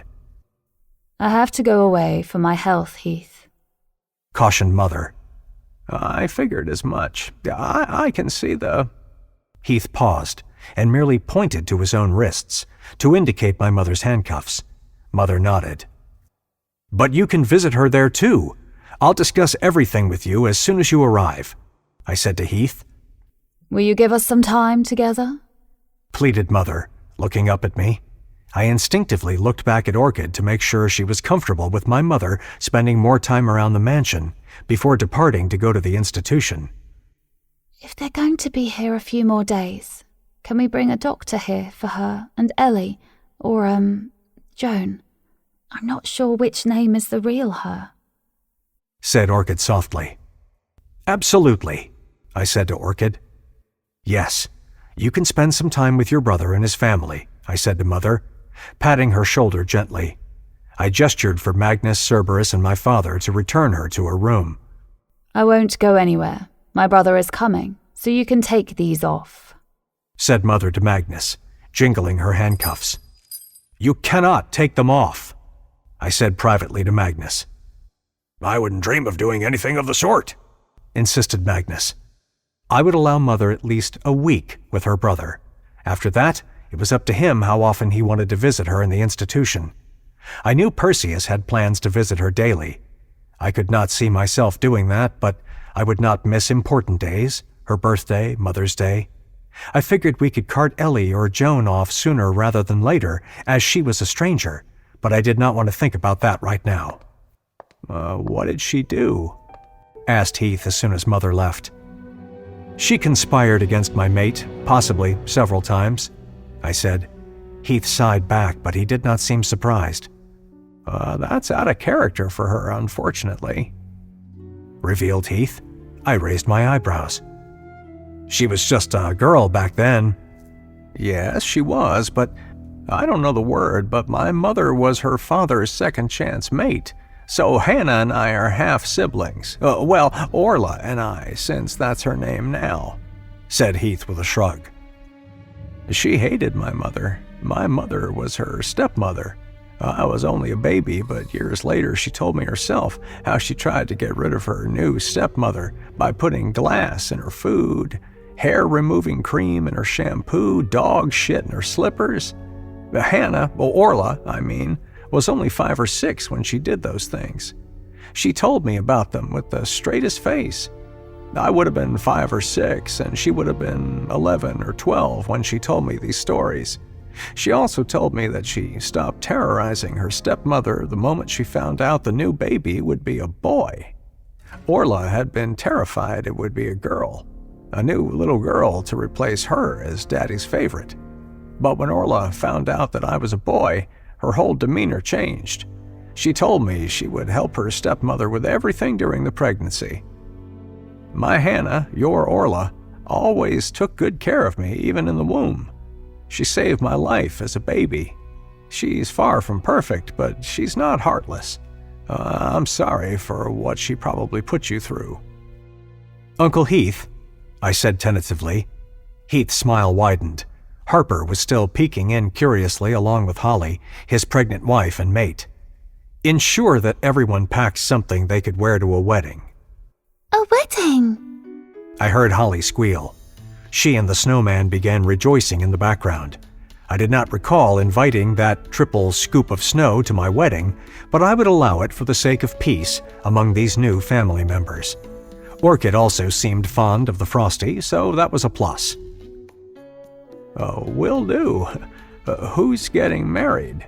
said Heath. We are. It's a bit spur of the moment, but it's what we both want, said Orchid, looking at me. I know 2 amazing wedding planners. They're good with short notice, blurted out Holly, bursting into view. Orchid chuckled. Okay, I'll take your word for it. You can give me their numbers. Will you be having a bachelorette function? No, I said firmly. Holly frowned. We'll put that as a maybe, said Holly, writing in a notebook she had conjured out of thin air. Holly and her snowman were already causing trouble. "So, cuz, do I have your permission to make a portal from my castle to yours?" said Harper, also coming into view, waggling his eyebrows. "Knock yourself out." Sold to the Billionaire Alpha, Chapter 62, Confrontational, Part 1. Orchid's Point of View.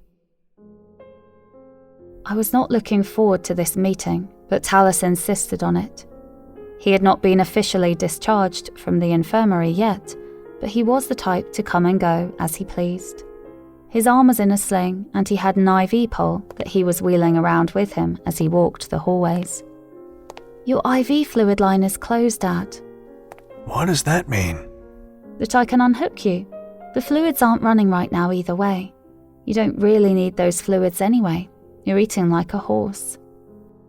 I'm eating like a hawthorn. We have the best appetites, corrected Talus. I unhooked my dad from the IV line, and he left his half-empty bag of IV fluids, the line and the pole in the middle of a random hallway a considerable distance from the infirmary. Now, where are they? In the dungeons. Those bitches. Dad, I'm not so sure why this is necessary. You need to confront them. They need to know you're not afraid of them and you won. I sighed. I did not see the point in confronting the Marys. They tried to steal your man and then set you up to be kidnapped by a wolf hunter, and you don't want to confront them? Said Talus incredulously. He launched into a tirade on the way down to the dungeons. You're a hawthorn. You should kill them with your bare hands. You should watch the life fade from their eyes. You should end their bloodlines, demolish their family homes, seize their assets. Where are you taking my fiancée, Talus? Asked Orion. We stopped in our tracks and turned around slowly. We had been caught red-handed. Daddy-daughter day, lied Talus. You're not discharged yet, said Orion bluntly. My doctor is a hypochondriac. I'm fine. I'm ready to move on from this, said Talus, attempting unsuccessfully to take off his thing. Orion let out a heavy sigh and said, What are you two up to? The truth, please. Talus thinks I should confront the Marys, I revealed. Orion raised his eyebrows. And what do you think? He asked carefully, scrutinizing my expression. I shrugged. I don't know. I do want to ask them a few things for myself. Orion looked pained. There was guilt in his eyes. He pulled me away from Talus, who was still trying to escape his sling. Orchid, if I have not said this to you before, I'm saying it now. I am so sorry for even bringing the Marys into our lives in the first place. I should have never tried to make you jealous and thrown you in the dungeon and made you serve drinks at that party. I've been a monster and I almost got you killed, said Orion, his lip quivering slightly. I don't want to dwell on it anymore, but thank you for apologizing, I said simply, putting my hands on his chest. Thinking about it just made me angry all over again, and that wasn't healthy. If I wanted to be with Orion, I had to let some things go, as long as he never did anything of the sort ever again. I could not help myself. I had to ask, why did you involve the Marys? Was it really just to make me jealous, or did you genuinely like them on some level, even if just as friends? It was all to make you jealous, said Orion, looking forlorn. I wanted to make you feel something for me. Anything. Anything at all besides indifference or dislike. I knew I could make jealousy work in my favor if I managed to make you jealous. I wanted a reaction from you. I just felt like you hated me. Why would you think that? You said you hated me. Oh, I vaguely remembered saying something like that. I didn't hate you, not even back then. And I didn't want the Marys then, and the only way I want them now is dead. You're the only reason why they're alive. It's been all about you from the moment I first laid eyes on you, said Orion, caressing my cheek. I touched the hand he had on my cheek. I had not wanted anyone to be sentenced to death. It was too much for me. It would keep me awake at night. They had already disturbed me enough as it was. I didn't want them disturbing my conscience and my peace. You and the Marys grew up together though, didn't you? I could not help but ask. Yes. Did they have reason to believe that you were going to marry one of them? I asked. I could not help but wonder. Orion sighed. Orchid, I'm not proud of how I behaved before I met you, to be honest. I'm not even proud of how I behaved when I first met you. I've had many frivolous encounters, meaningless escapades. I felt my spirits sinking. You slept with the Marys at some point, I said. It was not a question. Orion stared at me, his eyes glassy. Neither of them meant anything to me. So why bring someone, 2 girls you'd slept with in the past, to make me jealous at Rose and Perseus's engagement party? Because I was being an asshole, said Orion. I rolled my eyes. Yes, he was.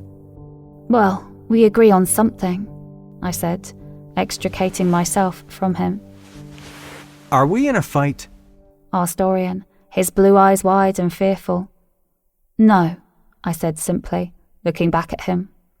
So, where are you going? Talus is right, I admitted.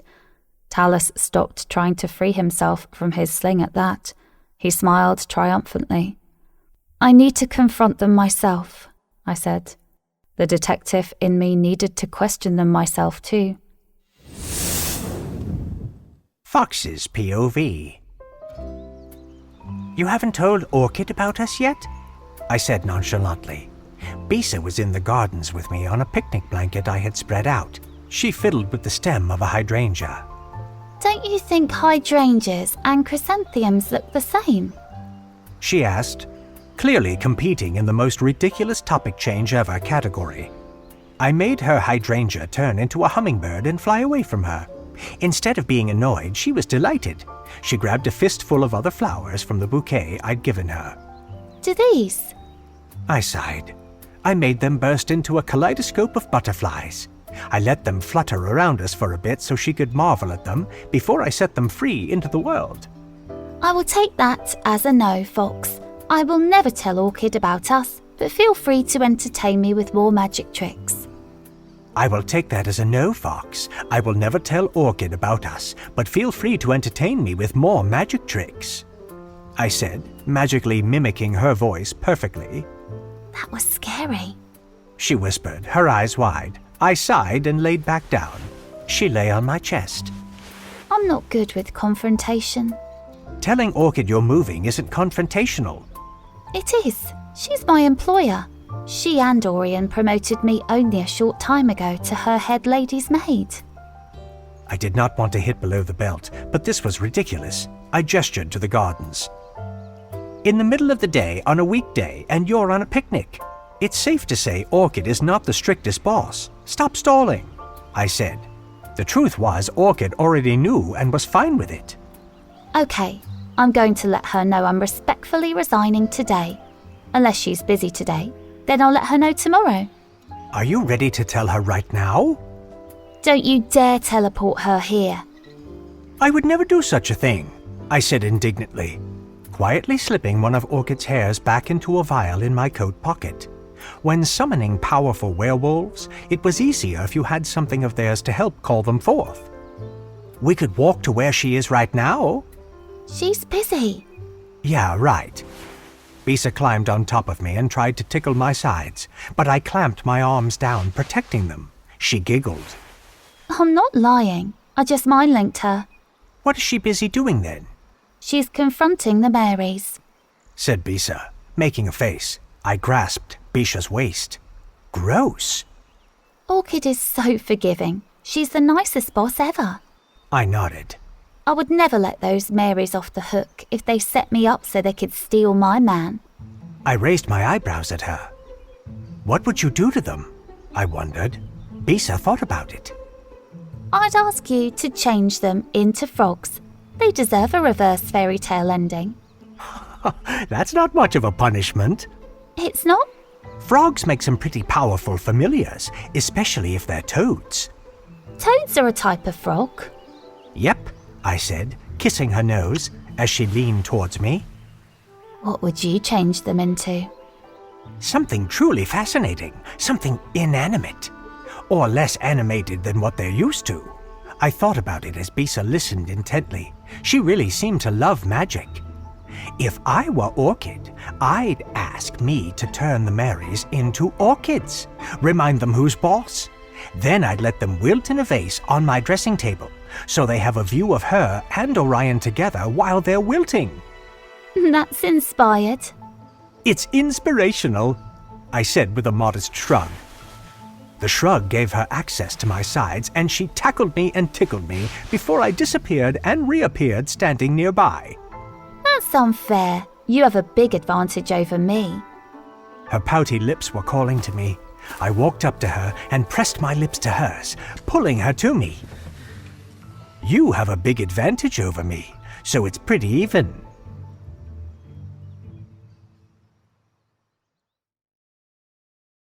Sold to the Billionaire Alpha.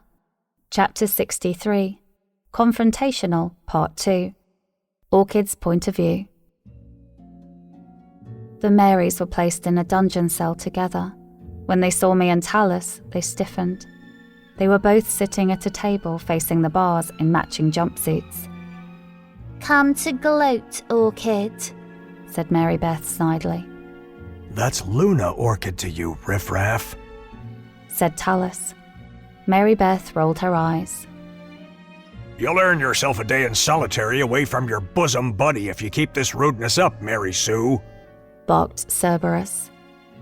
I'm Mary Beth, said Mary Beth indignantly. Mary Sue nodded. Said Cerberus with a dismissive shrug. Nobody cares. He gave me and Talus some privacy, but stayed within shouting distance. I sat on the chair Cerberus had placed in front of the guard's table for me. I felt like I was in a mafia standoff, facing the Marys this way.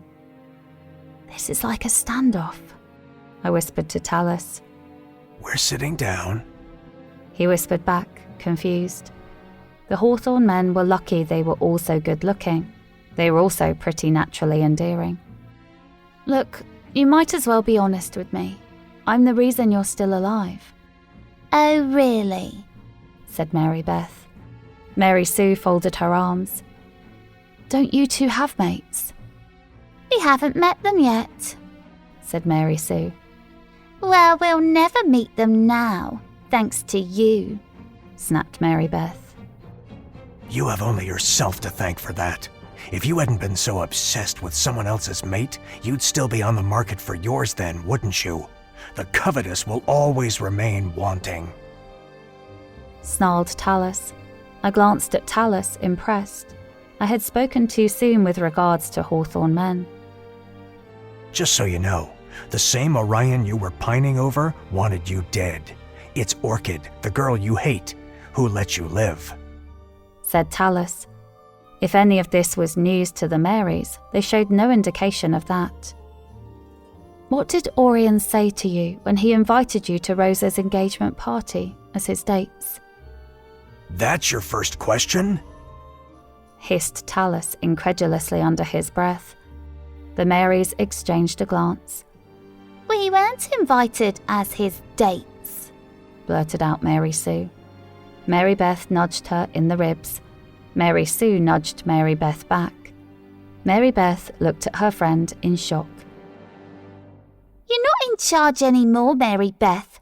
We're in a jail cell because of you. Oh, please. You did just as much as me. Who put the silver bangle on her? This is pointless, Orchid. I'm sorry. Forget I even said to come here, grumbled Tallis, getting up to leave. Wait, said Mary Sue, her voice shrill. Ha! That had been a bluff. Your old man still has it, said Tallis in my mind. We were invited to that party like everyone else, mumbled Mary Sue. We were shocked when we saw you serving drinks. Can't say we weren't pleasantly surprised by that, snickered Mary Beth. Orion had been boasting all week about his beautiful mate. We expected to see you on his arm that night, said Mary Sue. He even showed us the jewels he'd picked out for you for that night, said Mary Beth, looking at me with unbridled envy. Sapphires? I wondered. The Marys looked at each other in surprise. Yes, sapphires, said Mary Sue. Those had been the jewels he had given me after we had made up. We figured you must have really pissed him off, said Mary Sue. We figured you were done for, said Mary Beth with a cold laugh. Orion motioned for us to come sit with him when we arrived. We thought you'd make an entrance later or something. Fashionably late. We figured you were some diva, said Mary Sue. We were floored when we saw you serving drinks. How the mighty have fallen, snickered Mary Beth. I laughed humorlessly. Contrary to what they might think, they were actually making me feel better. I had thought them much more significant romantic threats than this when I first laid eyes on them. It turned out they were much more inconsequential than I had realised, a fact which put me at ease. Tallis fidgeted uncomfortably. What do they mean, serving drinks? I'll explain after, okay? I answered to Tallis in my mind. So how did you end up staying a few days then? Well, after you went and made a fiasco of that soiree, Mary Beth had a migraine and fainted while the pack doctors were fussing over you in the infirmary, explained Mary Sue. I snorted with laughter.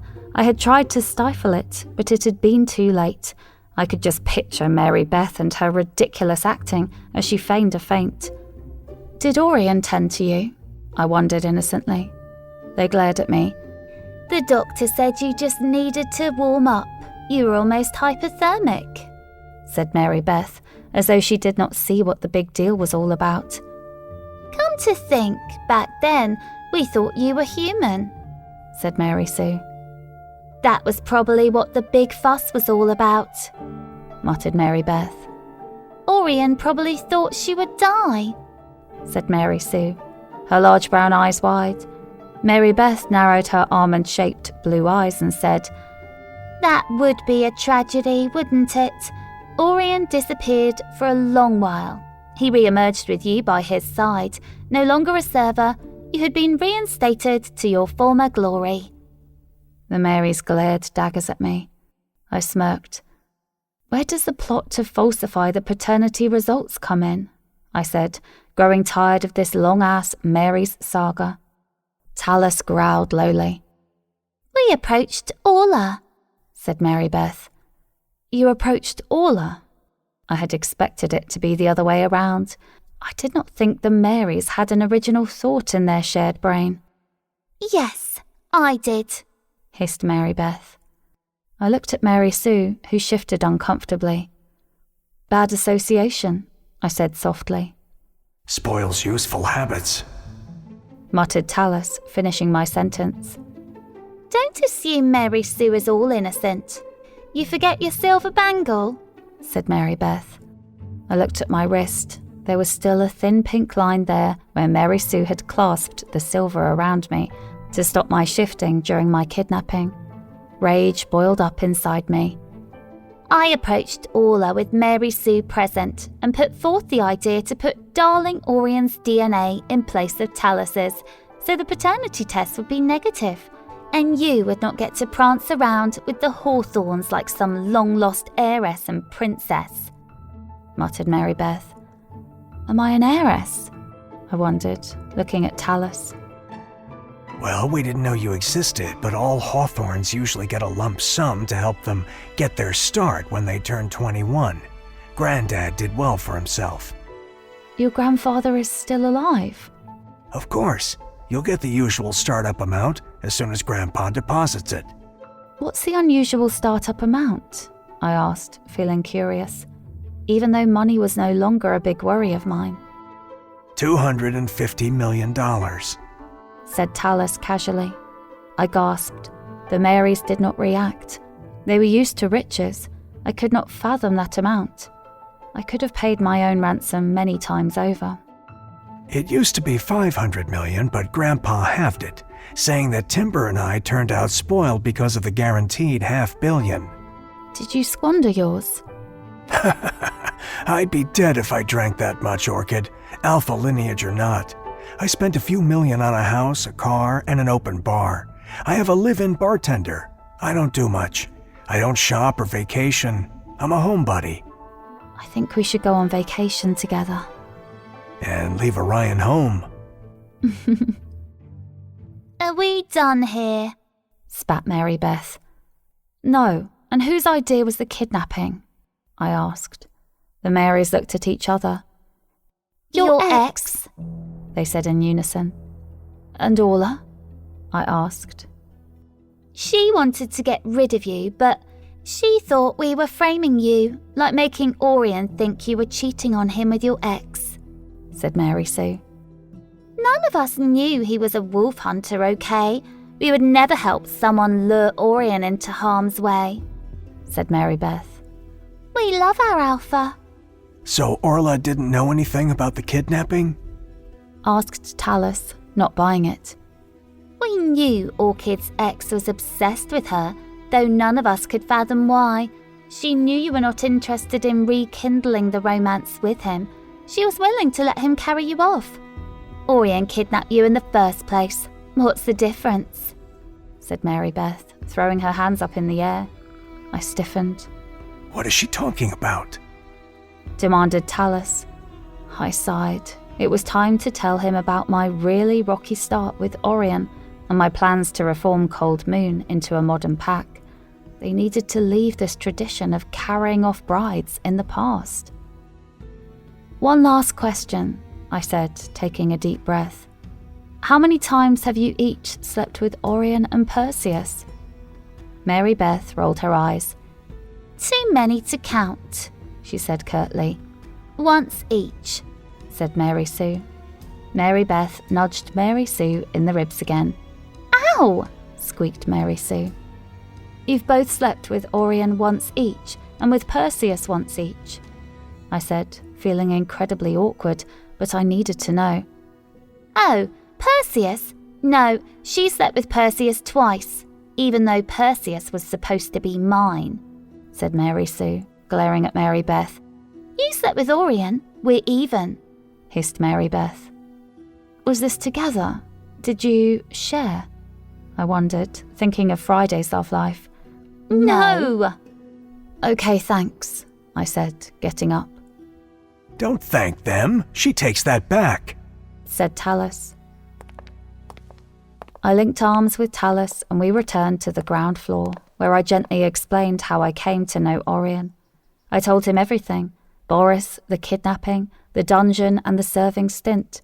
It was difficult telling him about jumping from the balcony, but I did. Then I explained how Orion had redeemed himself. Tallis did not look pleased. If I had known all of this, I wouldn't have given my blessing, said Tallis, taking my left hand and gesturing towards my ring. We've been looking all over for you, squealed a familiar voice. I turned around, rose. She was flanked by Perseus and Orion himself. Speak of the devil and he shall appear, said Tallis ominously, glaring at a confused Orion. I knew Tallis would get over it eventually, the same way I had. He just needed time. Everyone is here, announced Orion, taking my hand and kissing my forehead. Everyone? I wondered. They're all around the two biggest lunch tables in the mansion. We actually had to push 2 huge tables together, chuckled Perseus. Heath is here, I said. Orion nodded. The Hawthorns and the extended family they came with, Heath, Heath's children, and their mates. So those alpha quadruplets are here," said Orion, leading me through the maze-like mansion. Even after all this time, I still got lost now and then. Orion tried to make small talk of the way, but Talus gave Orion one-word answers and sometimes pretended like he had not even heard him. We reached the dining hall soon enough, and 2 members of staff flung the double doors open for us. I was greeted by the sight of a room filled with alphas and their mates. Everyone craned their necks to look at me. I half hid behind Orion and Talus. My eyes went immediately to Orla and Heath, who were in the midst of an emotional reunion. "Let's make a lap and meet everyone. They've all been asking for you," chuckled Orion.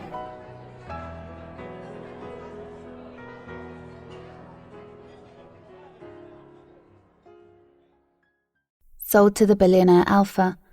Chapter 64. Social. Orchid's point of view.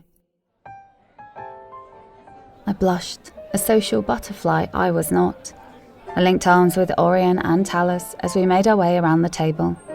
I actually remembered Orla's advice, her voice ringing out in my head, explaining that a good Luna greeted everyone of every rank in her midst. "Well, you already know my upright older brother, Timber," said Talus. "Upright? You call this upright?" thundered Timber, making his twin sons jump and then laugh. "Dad, please don't," said Timothy. "Go for it, Dad." Cheered Titus. "Little Luna, where is my phone? Maze, film with your phone for me," came Thaddeus's deep voice. Timber got up and attempted some kind of dance. It seemed like a belly dance, but I wasn't sure. "This is how you whine," said Timber. Now that I knew what he was trying to do, he wasn't half bad. He had some rhythm. "Stick to ballroom dancing. Muttered Talus. You know his sons, Timothy, Titus, and Thaddeus?" Said Talus, pointing to the wrong son with each name. "I don't know this person," said Talus, gesturing towards Maze. That's Maze, Friday's other mate. The same Friday who saved your life, Dad. Timber racked his brain, trying to remember. "Aha, of course I remember Wednesday," said Talus, holding Raylan's hand instead of Friday. Raylan's vampire mate, Ezra, and her half-brother, Fang, burst into laughter. The real Friday watched in amusement from her seat between Thaddeus and Maze, her 2 alphas. "You've gotten so tall, girl," said Talus to Raylin. Raylin was about 2 inches taller than Friday. "Okay, we're done with this group," said Timber before we had even said a proper hello to half of them. "This is Heath, my uncle," said Orion, smiling. Heath grinned. He clapped Orion and Timber on the back and then hugged me. "She's gorgeous," said Heath to Orion, looking at me. I blushed. Orla, or Hannah, as Heath called her, was frowning in the background. "This is my beautiful wife, Princess Hesper," said Heath. Your Highness, I said, about to curtsy. Don't you dare, warned Hesper, stopping me mid-curtsy and hugging me. Hesper was so young-looking, I could not help but stare. Wolves looked great for their age, but this was just ridiculous. The woman looked like a teenager, and she had teenagers. These are our babies, Luna Hannah and Alpha Harper, said Hesper, pinching Harper's cheek. Harper was a younger, refined version of the ruggedly handsome Heath, while Hannah Starr was the very image of her mother, Hesper. Harper hugged Orion and me at the same time, and then introduced his extremely polite and adorable wife, Holly, who was apparently half Autumn Fae and half human. I'm half human, I blurted out excitedly to Holly, while she was introducing the snowman she had in fact brought, just as Heath had predicted. "See, told you two would be friends," said Heath, putting his arm around a sulking Orla. I had never met another half-human other than Ellie, Joan, who was not the best example. Orla was dividing her time among glaring enviously at me, Rose, Hesper, and even Holly to my surprise. She seemed fine with Star, perhaps because Star, though a woman, was a blood relative who shared her name. I'm so happy to meet you too, cooed Star, giving me a hug. She was just as heavily pregnant as Holly. Hesper was also pregnant, but she did not show as much as the other two, despite being close in due date. That woman was just blessed. Orla seemed to hate Hesper the most out of all the women who had married into her family, but Hesper, who was clearly a socialite, kept up an endless one-sided conversation with Orla. It's so funny how no one calls either of you Hannah. You're Orla and she's Star, chuckled Hesper. Orla scowled. I call them both Hannah, said Heath, grinning. Orla beamed at her little brother as if he were a godsend. Are your mates here? I wondered, noticing Hannah Star was alone.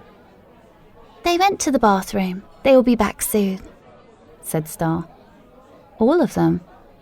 Yeah, they're usually pretty in sync when it comes to having to pee, said Star, lowering her voice to a whisper.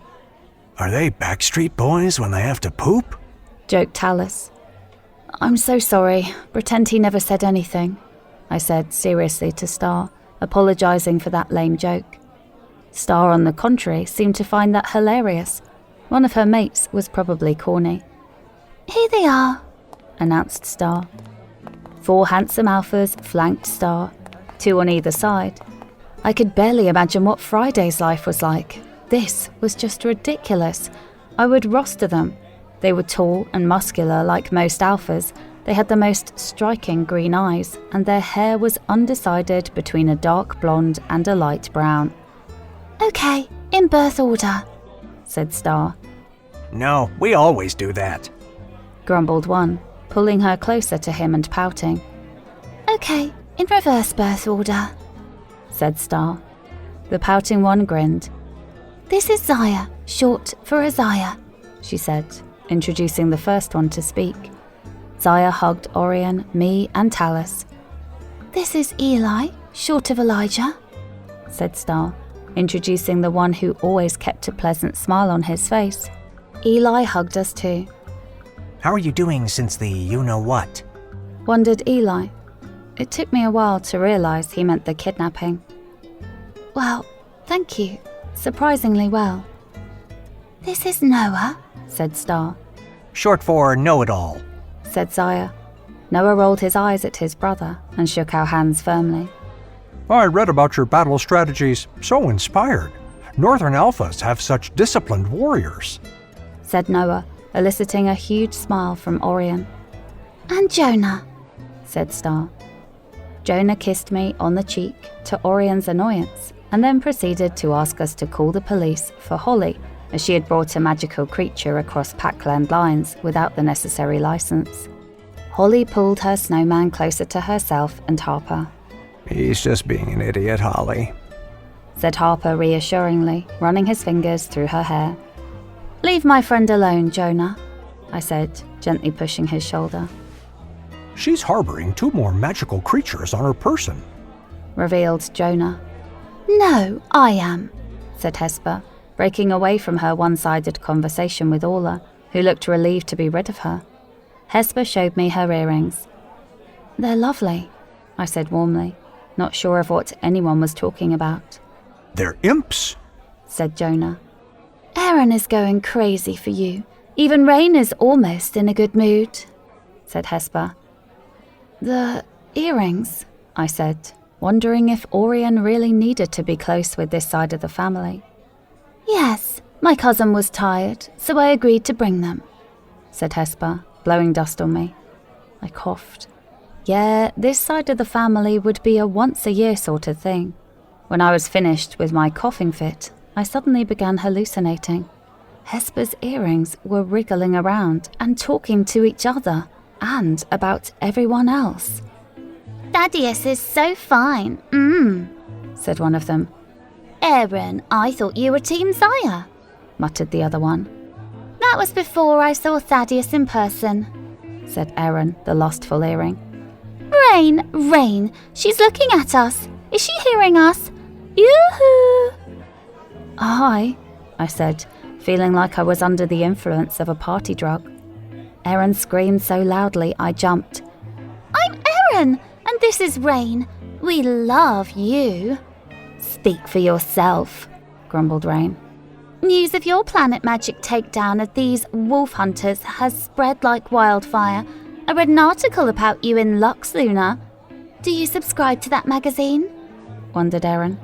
They have great outfits. I wear a 00, but Rain is full-figured, so sometimes we both need custom. Erin never stopped, ever. Erin talked more to me than Hesper to Orla. Erin continued talking to me even when I went to the bathroom, making Hesper wait outside the door for me. Hesper tried to give Erin to me, but I quickly lied about having weak earlobes. I feared if I wore Erin and Rain, Hesper would make a run for it. What if they became stuck in my earlobes magically? I was relieved when people began retiring to their rooms to get away from Erin. I'm so glad we're besties now, said Erin. Holly, Hesper, Star, let's do lunch with Orchid next Friday. Oh wait, no, I have a date then. I'll call you and set something up after I double-check my schedule. Just in case an earring could actually make a phone call, I would turn my cell off. Orion seemed to be having a great time though.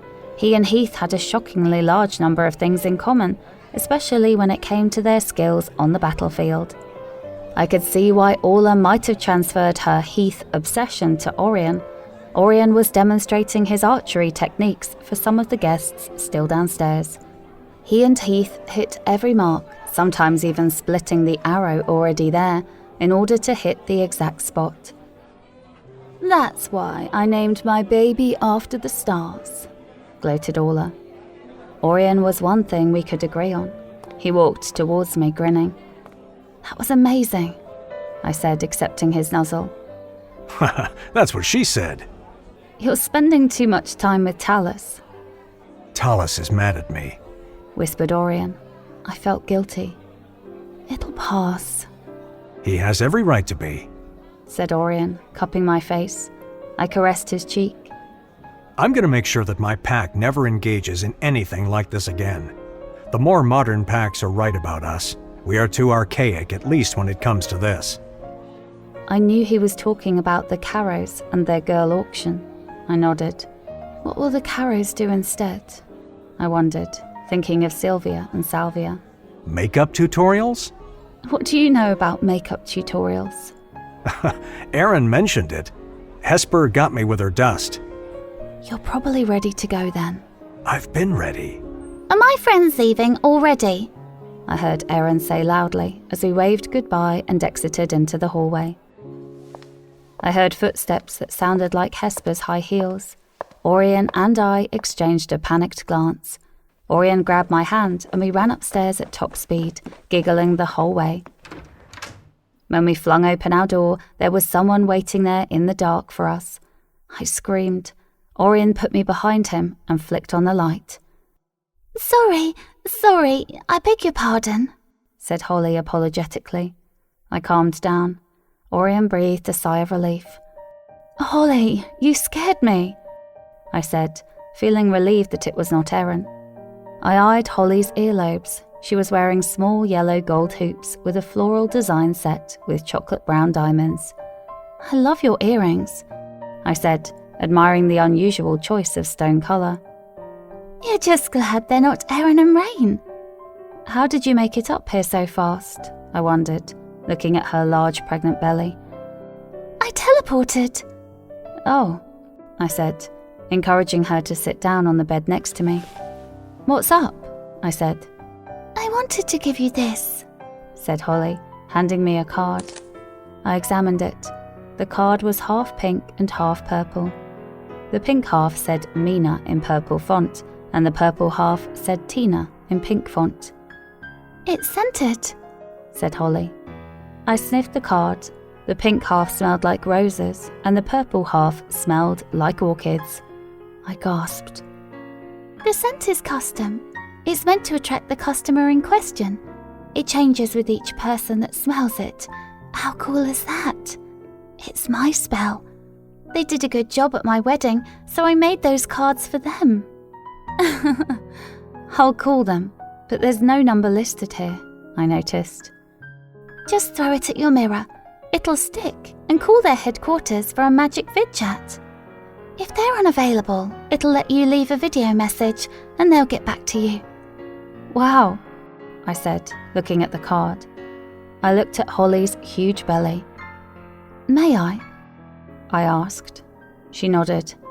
I felt her belly curious about the lie of the fetus. In medical school, they will always bring a woman who was pregnant with multiples to confuse us. I felt more heads than I should. I gasped, How many babies are in here? I whispered, trying to gently count what I was feeling. Holly put a finger to her lips. Star's belly had looked pretty big too, come to think of it. Holly? I looked around to see Orion's first cousin, Alpha Harper, in the doorway. Orion mind-linked me, said Harper. I glanced at a disgruntled-looking Orion sitting up by the bed's headboard. Let's give these two some privacy, baby, cooed Harper, picking Holly up and holding her bridal style effortlessly. My work here is done, said Holly sweetly to Harper as he carried her out of the room. He vanished into thin air with her as he reached the door. I gasped. A pillow hit me with a soft thud. Orion, I said, annoyed. Stop checking out my cousin, said Orion, pouting. I laughed. Are you crazy? I was marveling at his magic. I don't care what you were marveling at. Come marvel at this, he said slyly, pulling me under the covers with him. I giggled, but he soon silenced me with an urgent kiss. Before I knew it, we were intertwined, and that too familiar pressure in my middle was building deliciously. This was definitely how I wanted to spend night after night in the near and far future. I would call those wedding planners tomorrow. Sold to the Billionaire Alpha, Chapter 65, Scene. You look fabulous, said Mina, isolating each word and raising her voice an octave on fabulous. I was standing on a circular platform about a foot off the ground in the middle of a showroom at a wedding dress boutique. The prices of these dresses were giving me anxiety, so rather than taking me to a more affordable place, Mina and Tina just made the store girls take the price tags off. How much is this one? I asked nonchalantly as I turned to the side, admiring the dress in the huge antique mirror. Don't tell her, demanded Tina, throwing a stern look at the store girl. This one is designer, said the store girl, smiling awkwardly. It's a fontaine, exclaimed Mina. I looked at my bridesmaids for help. Maybe they knew who that was. I assumed it had to be a werewolf designer. Friday shrugged. You look gorgeous in it, though, said Friday sweetly. You look hot, agreed Raylin. I love this one, Orchid, cooed Bissa. He's beautiful. You're a vision, Orchid, gushed Rose. I did not exactly agree. The dress was a mermaid gown that was tight down to my knees before it flared out. There was onion skin over most of the back, making it very sheer back there. Orion might appreciate that, but I didn't. The front had a plunging neckline that formed a deep V just above my navel. It's really, really risque, don't you think? I whispered to the store girl for help. Holly and Star came into the room at that moment. They both gasped. Wow, that's very vavavoom, but I don't think Orchid looks comfortable, said Holly gently. I miss not being pregnant, said Star, tilting her head sideways, looking at the neckline and the fitted bodice. You'll get pregnant with that dress, said Raylin, raising her champagne glass to me. It's the pity your human friends couldn't come today, said Holly. Yeah, but they'll be here for the actual wedding, and that's what matters. I had finally completely come clean to Cat and Daisy, telling them Orion was a werewolf and I was half werewolf. I explained to them that I really hadn't known at all. Daisy had begun to wonder if she was half werewolf. She was paranoid that way. Cat just wanted a werewolf boyfriend or a vampire boyfriend. She said she wasn't picky, she just wanted her man to be hot and immortal. Yeah, not picky at all. I smiled, thinking about those two. They were rearranging their shifts to come to the wedding, as it was too last minute for them to take vacation or compensatory days, so they were both at work right about now. I don't really want to be sexy, I admitted to Mina and Tina. They looked at me like I had grown a third head. I want to be whimsical, I said, smiling. Oh, you want a ball gown or an A-line cut? I definitely don't want a mermaid dress. My knees are too weak for that, I said. Mina and Tina nodded. What level of embellishment are we looking at? Asked Mina. On a scale from clean classic fabric to disco ball dress, specified Tina. I chuckled. I want some sparkle, but I don't want to blind anyone. Got it. On it. I got out of that dress as fast as physics would allow. I breathed a sigh of relief. In fact, I just breathed. I had not been able to breathe in that dress. I sat in the dressing room in my robe. There was a couch in there. I had to hand it to Mina and Tina. This was a really lovely boutique, and the wedding dress appointment was overflowing with champagne and tiny desserts. "𝐴𝑘𝑡," came Bissa's voice. "Come in, the door's unlocked," I said, quickly getting the bouquet of roses in a vase nearby to grow an extra stem and unlock the door. I remained slumped on the couch. You're tired already?" asked Bissa. "I'll survive." She sat next to me. I knew this was it. She was finally telling me. I had been trying to prompt her all day. "𝐴𝑘𝑡, said Bissa, pausing so long I decided to start guessing things, wrong things. "You're a fugitive. You're running away to join the circus. You're late, and we need to go to the pharmacy stat." You're a really different sort of Luna, 𝐴𝑘𝑡, and you're my favourite Luna I've ever met. I grinned. I met my mate, she revealed. I gasped. I overdid it. I should have practiced more. She looked at me. "Who is it?" I asked hopefully, convincingly, trying to bring my acting down a notch. Bissa took a deep breath. "He's not Wolf." Should I gasp again? I didn't bother. "Is he human like me?" I said, thinking that was what I would say if I didn't know. Bissa shook her head. "He's a wizard." "Fox," I said softly, hoping I wasn't guessing correctly too soon. I only knew one wizard, so... Bissa nodded. She broke into a huge smile. I jumped to my feet. I squealed. She jumped to her feet and squealed too. We hugged. "You're happy?" "Of course. I'm happy for you. I mean, I'm not happy to see you go, but you probably have to go, right?" "I want to go with him." "Go," I said, grabbing her shoulders. She smiled sadly. "After my wedding though, right?" I specified quickly. "Yeah," she said, smiling. We hugged again. "Fox is pretty foxy," I said, thinking about it. He was a good-looking guy. "What have you two been up to?" "Nothing. I'm at work when I'm at the mansion." I said, not buying that. "I take my job very seriously," she said, maintaining her innocence. I tried to sniff her, but she quickly backed away. "So, will you mark Fox?" "Yeah, soon enough. Are you gonna mark Orion?" I gasped, legitimately this time. "I can, can't I? I'm half wolf. I can mark him back," I said, just realizing this. "Yes," she chuckled. I grinned. I knew what I'd be doing tonight.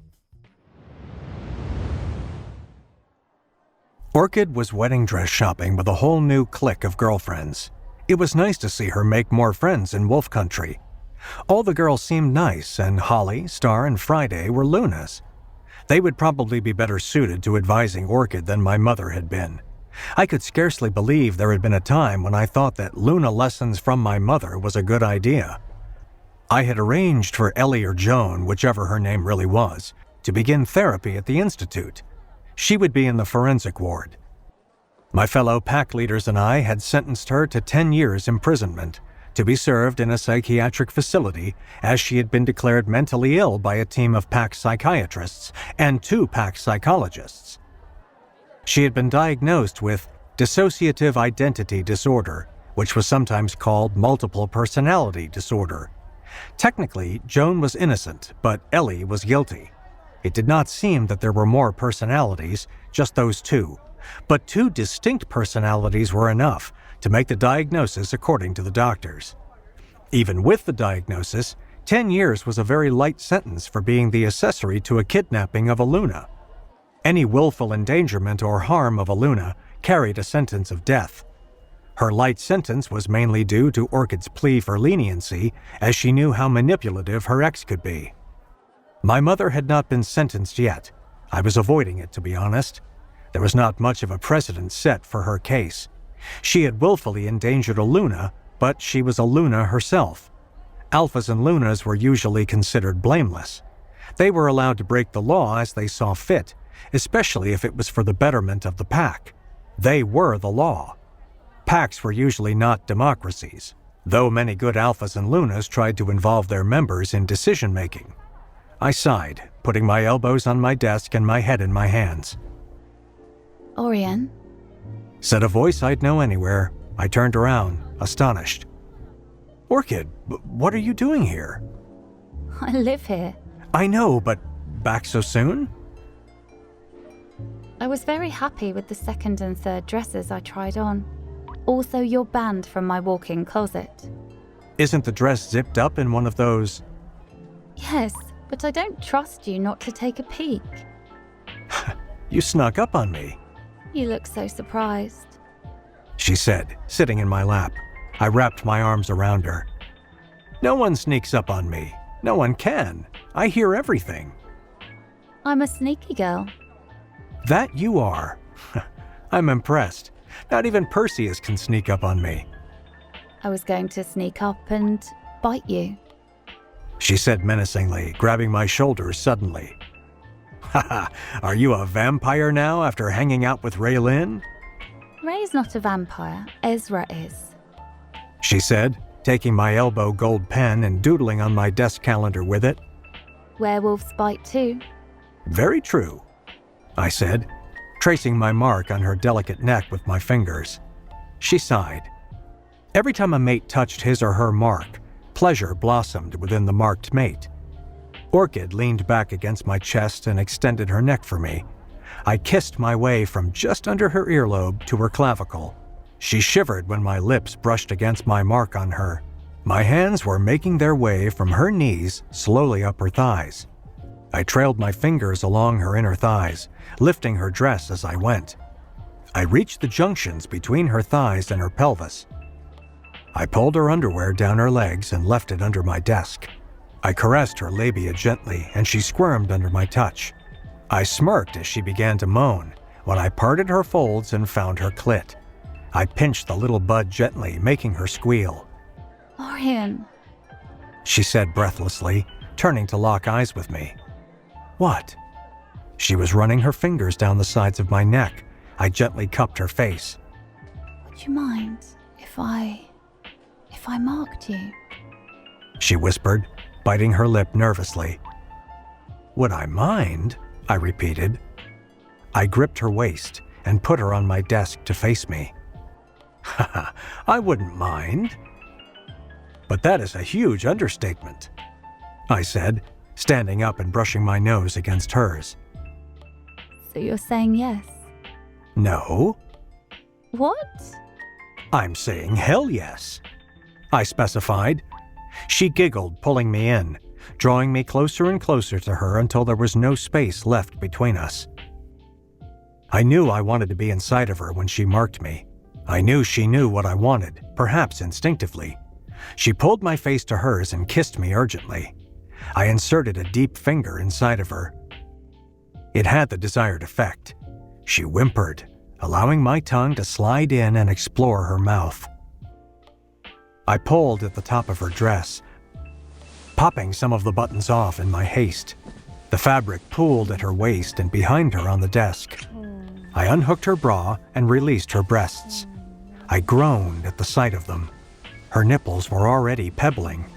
I inserted another finger into her pussy while I sucked on one of her nipples until I made her shriek. I moved to the other one to repeat the process, enjoying the wetness I was eliciting. I could feel it with my fingers. All the while, I kept pumping my fingers in and out of her pussy as my tongue swirled around her nipples. I kissed my way down her torso, sucking on her skin as I went. I reached her flower and pushed her thighs further apart, wanting to see her all unfolded before me. She moaned as I breathed on her flower and then licked her, parting her folds with my tongue until I touched her clit. Her body jerked suddenly at the very moment my tongue brushed against her clit. I sucked her clit into my mouth, and she arched her back and pushed her pussy against my face. I gripped her butt cheeks and moved her body back and forth while she rocked her hips against my face. I plunged my tongue deep inside of her and she groaned, moving rhythmically along with me as I tongue-fucked her until she couldn't take it anymore. She tried to move herself away from the intense pleasure, but I grasped her hips and held her in place. She came, screaming as her sweet nectar gushed out onto my face. I kissed my way back up her body until our lips met again and she could taste herself on my tongue. I was painfully hard at this point. I freed my member and entered her in one swift thrust. She exhaled sharply. "You okay?" I asked, brushing my nose against hers. She nodded. You okay? I chuckled, nodding. We moved together slowly at first. I picked her up off the desk and sat back down into my chair with her on my lap, letting her ride instead. She took me in and out of herself. I could feel her body stretching to accommodate me. I gripped her hips and thrust upwards into her a bit faster, filling her again and again. She was gripping my shoulders for dear life as I steadily quickened the pace until we were both a bit breathless. I could feel the tension inside of her through our bond. It was the very same tension that was building inside of me. We were completely in sync, our heartbeats synchronized, our breathing matched, our movements rhythmic. We were both close to the edge. I was pounding into her relentlessly now. I watched her eyes darken, and I knew mine were doing the same. When her eyes turned black and we were seconds from our release, she sank her canines into my neck. I groaned as her mark pushed me over the edge, and pleasure burst through me. I could feel her walls contract around me as she came with me. She whimpered against my neck, but she kept her canines in me while the waves of pleasure washed over us. This euphoria lingered longer than all the others. She stayed cuddled against my neck even after she released me, licking her mark to seal it. I could feel our bond strengthen. It was the alpha's mark on his Luna that truly sealed the deal on most fronts, but the Luna's mark on her alpha completely opened the bond emotionally, allowing them to understand and anticipate each other's needs. Right now, Orchid felt safe and strong and seen. What are you doing? She mumbled sleepily as I pulled up the fabric that had been bunched up at her waist. Alpha, Luna, or not, I don't think I should carry you through the hallways naked, I murmured, buttoning up her dress. Oh, I kind of forgot we were in your office. Some of the buttons were scattered on the floor, so I just buttoned all that were still on the dress. I would fetch those later. You know, I had been about to get a new office chair. Now I can't. It's a Hall of Famer now, I said, holding her bridal style. A Hall of Famer? Yep, I said, carrying her to our room. So you'll never get a new mattress or office desk then? I'll never change the bathtub or bathroom counters either. I'm glad you can't cook, because the kitchen counters are so old-fashioned, I said. She swatted my chest playfully. I can cook too. Yes, dear. That's what you're supposed to say to have a happy marriage. I informed her as we reached our bedroom. That earned me another swat. Marital bliss, here I come, I announced. That did not warrant a swat, just a sleepy smile from my bride-to-be. Sold to the Billionaire Alpha, Chapter 66, Loved. Orchid's Point of View. Orchid, what are you doing? Whispered Bissa as she found me hovering near the closed entrance doors to the grand hall of the mansion. Inside the hall, a path lined by forest flowers led to Orion and his best man Perseus. I spotted Harper behind Perseus as one of the groomsmen. Heath was standing beside his son. I craned my neck, trying to see through the inch-wide gap in the double doors. It took all of my strength to hold them ajar. They were heavy, 10-foot-tall mahogany doors, varnished to perfection. I'm making sure of something. I glanced at Bissa. She looked lovely in her bridesmaid gown. I had chosen an A-line silhouette for all the girls in a light material, so they would all be comfortable, as some of them were pregnant. They were in all different shades of the same dress, as I had wanted nude colours specific to the girls. I was so happy with this choice. They looked lovely in their nude dresses, with Rose in a light rosy beige, Bissa in a mocha brown, Kat in a chocolate brown, Daisy in a sandy beige, Holly in a rosy medium beige, Star and Hesper both in a golden beige, and Friday and Raylin both in a golden honey colour. I smiled at them as they gathered around me. I continued spying on those in the hall. My heart almost skipped a beat when I glimpsed Orion in his tuxedo, a dazzling grin on his handsome face. Where's Fox? I hissed at Bissa, feeling panicked. He was not anywhere in the front row. I needed him between me and Orla's line of vision. I could see Orla's curtain of blonde hair in the middle of the front row. Orion's dad was keeping his arms around her firmly.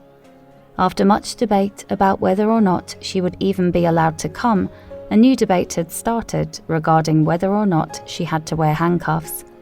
She had been permitted to not wear them after much pleading from Heath, Orion's father, and Perseus. I took a deep breath, puffing out my cheeks a little. Fox is there, said Bissa, pointing to him and widening the gap in the door an inch. I breathed a sigh of relief. He was standing at the altar on the far end from Orion. I had not even known he was a groomsman too. He should be. I was glad to see him up there. I would not have my dad if not for him and Friday. Our circle of friends had grown in a very short space of time. In fact, we did not really have a circle of friends per se before this, with the exception of my 2 human friends. I continued spying until I had spotted almost all the people I was looking for. We had wanted to keep it intimate, but because of who Orion was and who I was becoming, that had not been an option. We had to invite certain people for the good of the pack and its alliances, even if I had never met them and Orion was not particularly close with them. I was happy all our newly found family members were there. I spotted my twin cousins, Timothy and Titus, arguing animatedly with another set of twins. Those twins with my cousins look like Fang, Friday's and Raylin's brother, I said to Bissa. They're also our brothers, Fallon and Fargo, said Friday, coming over. I'm shocked they came on such short notice. I knew Katrina was stressing over what to wear because she did not have enough time to get a custom-fit gown, said Raylin. They never turn down a chance to eat, drink and party, said Friday.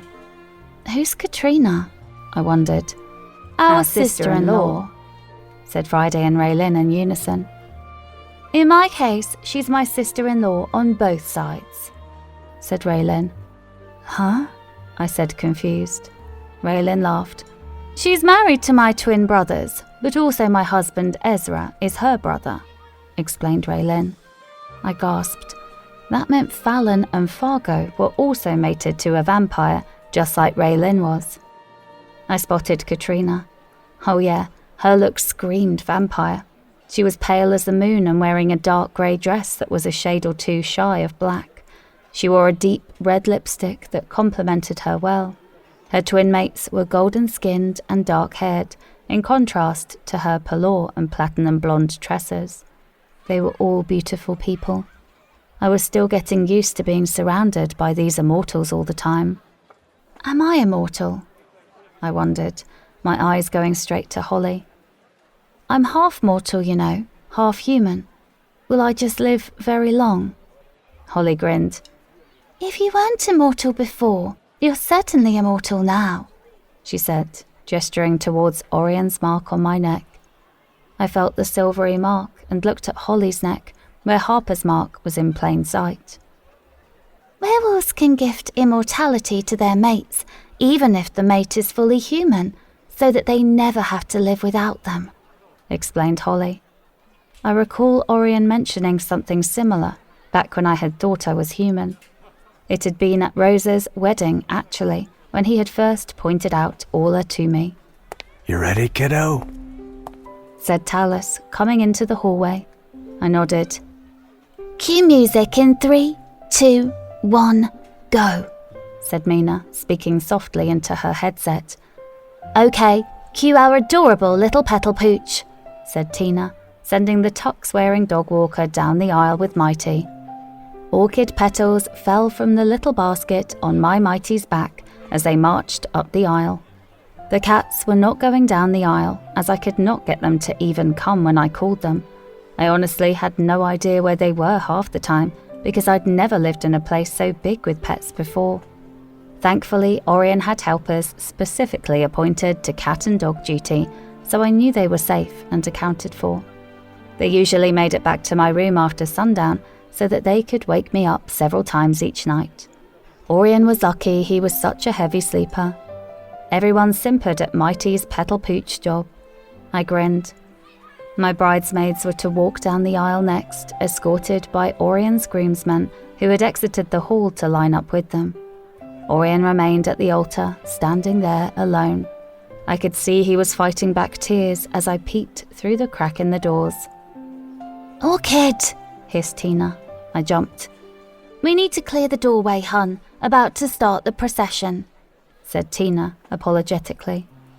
I glanced behind me and noticed my huge wedding ball gown and I were blocking the double doors completely. I moved aside and Talus held my right hand. My human father held my left hand. I squeezed both of their hands as my nerves began to get the better of me. They both gave me a reassuring squeeze back. I watched the procession leave the hallway in pairs and walk down the aisle. Rose was escorted by Perseus. Bissa walked arm in arm with Fox. Friday walked between Thaddeus and Maze. Harper escorted his Holly, and Star walked with two of the quads on either side. Heath and Hesper were going to sign our marriage certificate as witnesses, but they said they were too old to be in the bridal party. My eyes went to the teenaged-looking Hesper in the first row. Too old, my ass. Okay, Orchid, it's your world today. We're all just living in it, said Mina with a wink. My heart began to race. I'm a little self-conscious, I whispered anxiously. Harper gave me this for you, said Tina, quickly handing me a flask. Oh, it couldn't hurt, I guess, I said, taking a swig of the flask after reading the label which simply said, "Drink up, cuz. You're welcome. Think of it as an unofficial wedding gift. Love, Harper." That reminded me I had yet to open any of my wedding gifts, but they had been pouring in since the invites had been sent out. Feeling better? I doubt the alcohol will kick in that fast, I began, but that was when it hit me. That had not been alcohol. It must have been some kind of potion. I felt disorientated for a second, but when that cleared, I felt this intense sense of calm coupled with an undeniable euphoria. I felt like I had found inner peace and won a gold medal, all in the same moment.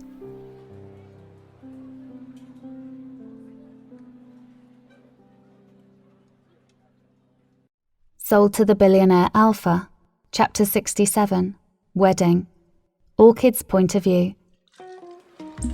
What is this? I asked Tina, feeling spellbound as I held up the flask. It's a little potion he whipped up for you. He called it Elixir 3E. My anxiety was definitely gone, and for that I was grateful. I fiddled with the note and realised he had written on the back, enlightened, enraptured, and enchanted. Makes sense, I muttered, knowing that I should have felt a bit annoyed about being enchanted if I had not been enchanted. I was too at peace to be upset.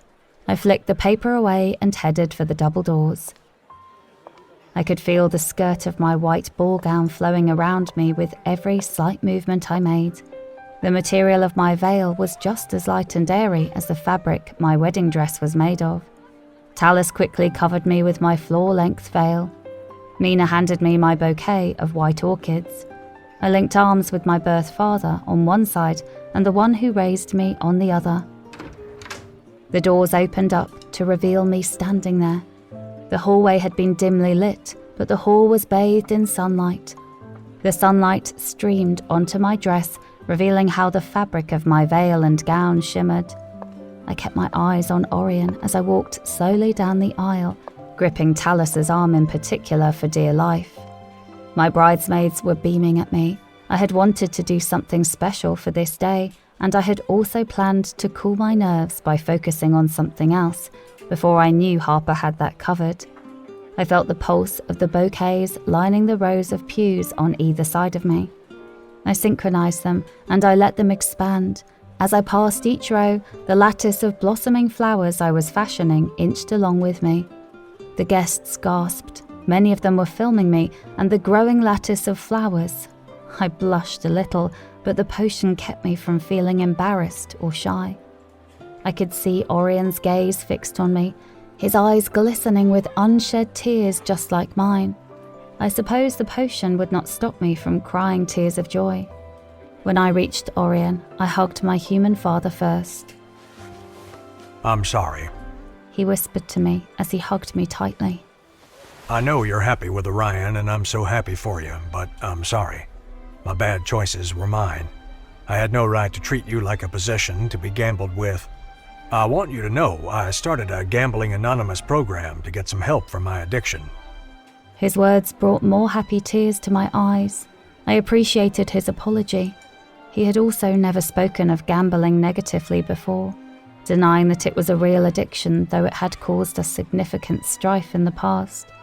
I was proud to hear him admit he needed to control it. Thanks for saying that, I said softly. He cupped my face. Thanks for finding it in your heart to still let me have the privilege of walking you down the aisle. I nodded. Truth be told, I felt sorry for my human father. I knew it could not have been easy to find out that I was not his biological daughter because of Mum's one-night stand. It also had to be difficult watching me become close with my birth father. Of course, you are just as much my father as Tallis. He kissed my forehead. I turned to Tallis and hugged him tightly. If Orion ever tries that making you jealous thing again, let me know immediately. I'll snow globe hop here in a heartbeat. I've got your back. He muttered. I could not help but giggle. And if he ever tries putting you in the dungeon again, I'll bring every hawthorn here and make a ruckus. There's more where that came. You've barely met half the family if so much. Said Tallis in my mind. I nodded. Thanks, Dad. I've got your back too. He grinned. He hugged me again and gave me a lip-smacking kiss on both cheeks. I'm so glad I found you. Me too.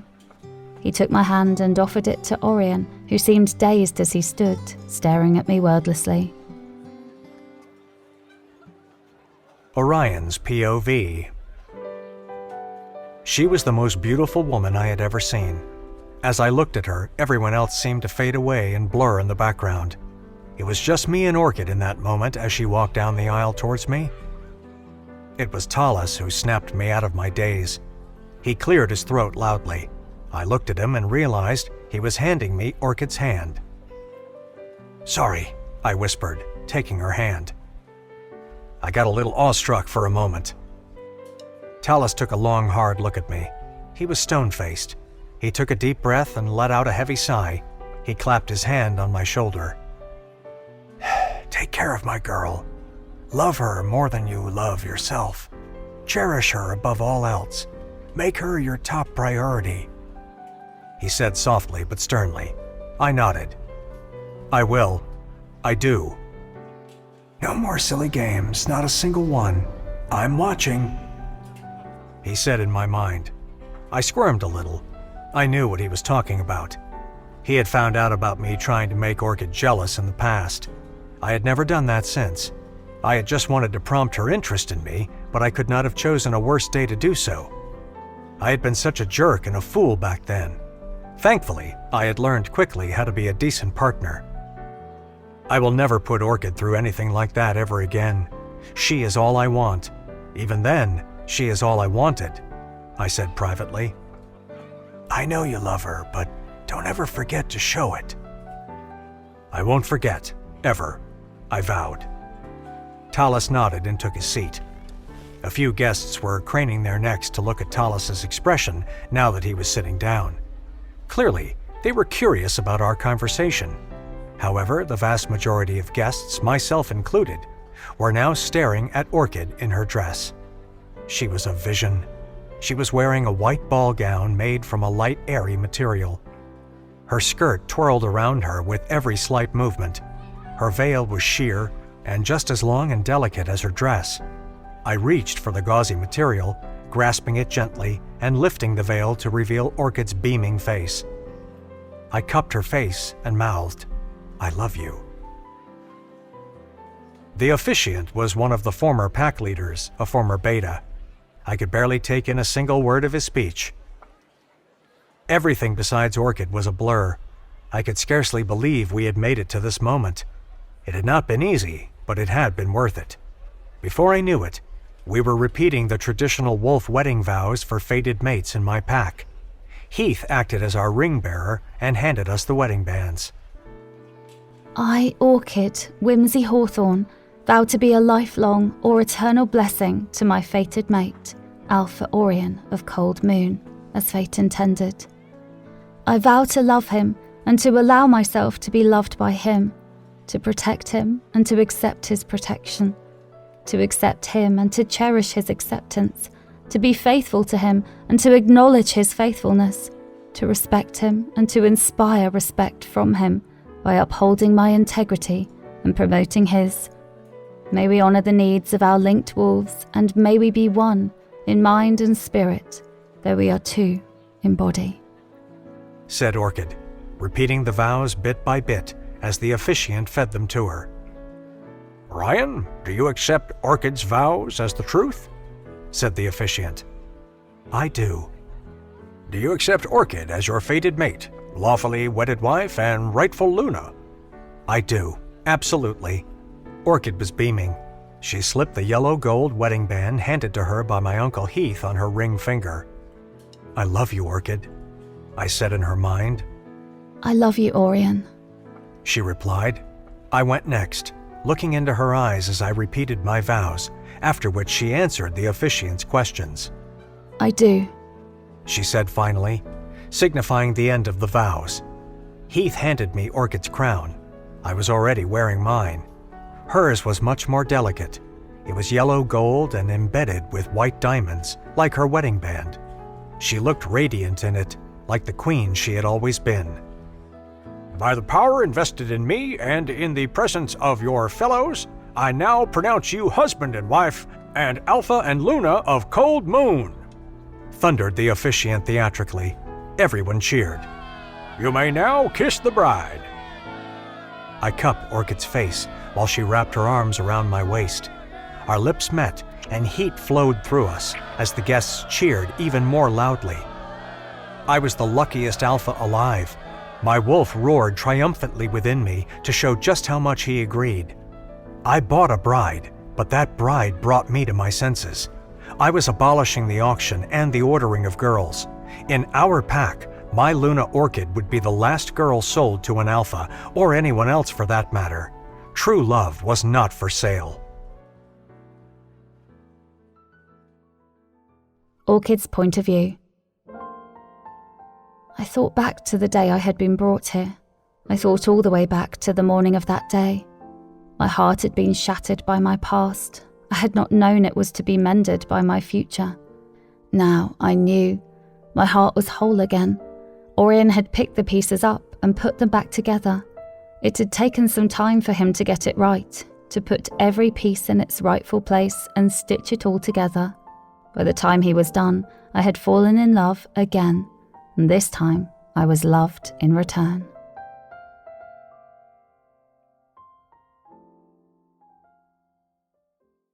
Sold to the Billionaire Alpha, Chapter 68, Epilogue. Overjoyed. Orion's POV. I feel like an elephant. Laughed Rose. If you're an elephant, then I'm a whale. Exclaimed my orchid. My Luna was glowing. I helped her into a seat. She leaned back and sighed. How far along are you again? Asked Rose. 11 months. She's 7 months. Feels like 11. 8 months for me. Said Rose. Almost time.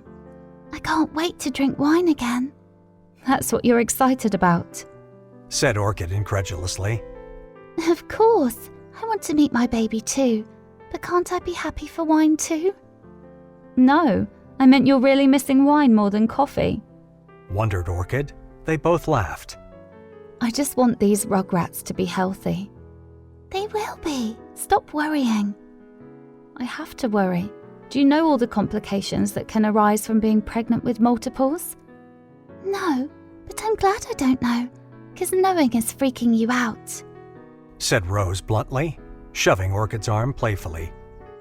They were both seated next to each other on the drawing room couch. Perseus was at the piano with me. We had not played piano together since we were little. We used to play pieces together all the time, until Mother got rid of the piano teacher after she made Father laugh once. Perseus had sided with Mother back then, saying that the pianist knew better than to talk to Father. She had known she was not allowed to do such a thing, but I had always found those rules rather alarming. There had been absolutely nothing happening between the teacher and Father. Our piano teacher had been a concert pianist too in her past, so she had many genuinely interesting tales. Not to mention the fact that she had been almost 60 at the time. She had looked great for her age, but Mother had been far too young back then to be so threatened by someone more than twice her age, especially since Father was her devoted, fated mate. Orion, said Orchid gently. She snapped me out of my recollection. Hey, baby, what's wrong? I asked. Orchid's eyes were wide. She was breathing heavily and holding her large belly. I jumped to my feet and rushed to her. It's happening, she said breathlessly. But multiples tend to come early. It's okay. The pack doctors planned ahead for a preterm labor and for premature infants, said Orchid, speaking as if every word had to be forced out of her and was a pain to say. Just breathe, okay, baby? I murmured, rubbing her lower back and trying to remain calm. Perseus, please bring Orchid's baby bag down to the infirmary while I get Orchid down there. Sure thing, said Perseus, scurrying. I picked Orchid up as carefully as I could. My heart was racing, but outwardly, I made sure to keep my voice and expression calm. I rushed Orchid down to the infirmary in the mansion as quickly as I could, though not quite at werewolf speed, as that had been making her feel nauseated these days. I placed her on one of the beds and summoned the pack doctors and nurses. The medical team immediately began their work. A young doctor was hooking Orchid up to the CTG machine so that she could check all the baby's hearts. Are the babies in distress? Asked Orchid anxiously. The fatal heart rates are all elevated, said the doctor gently. By a lot? I wondered, feeling a twinge of fear. I took one of Orchid's hands in both of mine and kissed it. Normal for a fetus is about 110 to 160, but these babies are all around 180, which is a cause for concern. But I need you both to be as calm as you can, for them. We anticipated this, said the doctor apologetically, looking at Orchid pointedly. Orchid sighed. I might have to have an early C-section. Even if you were all the way at term, I still wouldn't feel comfortable delivering this number of babies vaginally, especially not with the fetal tricardia. You've done really well, Orchid, trust me. You've reached 28 weeks, which is typical for multiples like this," said the doctor. Orchid nodded. I kissed her forehead. Perseus came running in with Orchid's baby bag. A few minutes later, Rose waddled in. "What's happening?" asked Rose. "Should be having a C-section," said Perseus. "Did anyone call my dad?" asked Orchid suddenly. "Which dad?" "Talus."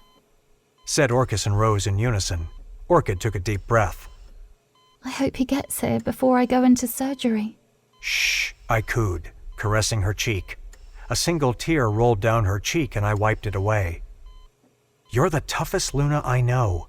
You and our babies will be just fine," I murmured in her ear, trying to reassure her, though I was worried too. Thankfully, Talus did arrive before Orchid's surgery. "Dad!"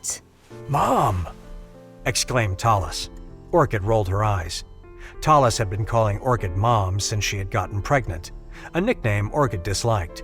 He was made to stop calling her Big Ma entirely, as this was a nickname she absolutely despised. He had come up with that one when we'd been told how many babies we were having. "You've got this," said Talus confidently. Orchid focused on her deep, slow breathing. "I love you," I whispered, kissing her forehead and her hands. "I love you too." "Are you in pain?" They gave me something, but yeah, it still hurts. "Did her water break, Doc?" called Talus, addressing the medical team. No, her contractions began a few hours ago though. Her water should break within 24 hours of the onset of contractions, explained the doctor. "We're not waiting for that, right?" confirmed Orchid. No. "What? Why the hell not? What's the rush? Stop rushing my grandbabies," snapped Talus. "Dad, relax. They're doing what's best for the babies. Their heart rates are too fast." "We're just trying to optimize your daughter for surgery, Mr. Hawthorne." "Well, hurry up. My grandbabies' heart rates are too fast. They're ready to go. Hawthorns don't waste any time. These people are taking far too long, and the kids are getting antsy," complained Talus, completely switching sides. I was panicking on the inside now. I was terrified of Orchid going into surgery. She was my everything.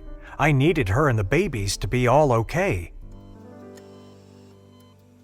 When it was finally time, Talus and I were allowed to remain at the head of Orchid's bed once we put on the correct protective gear.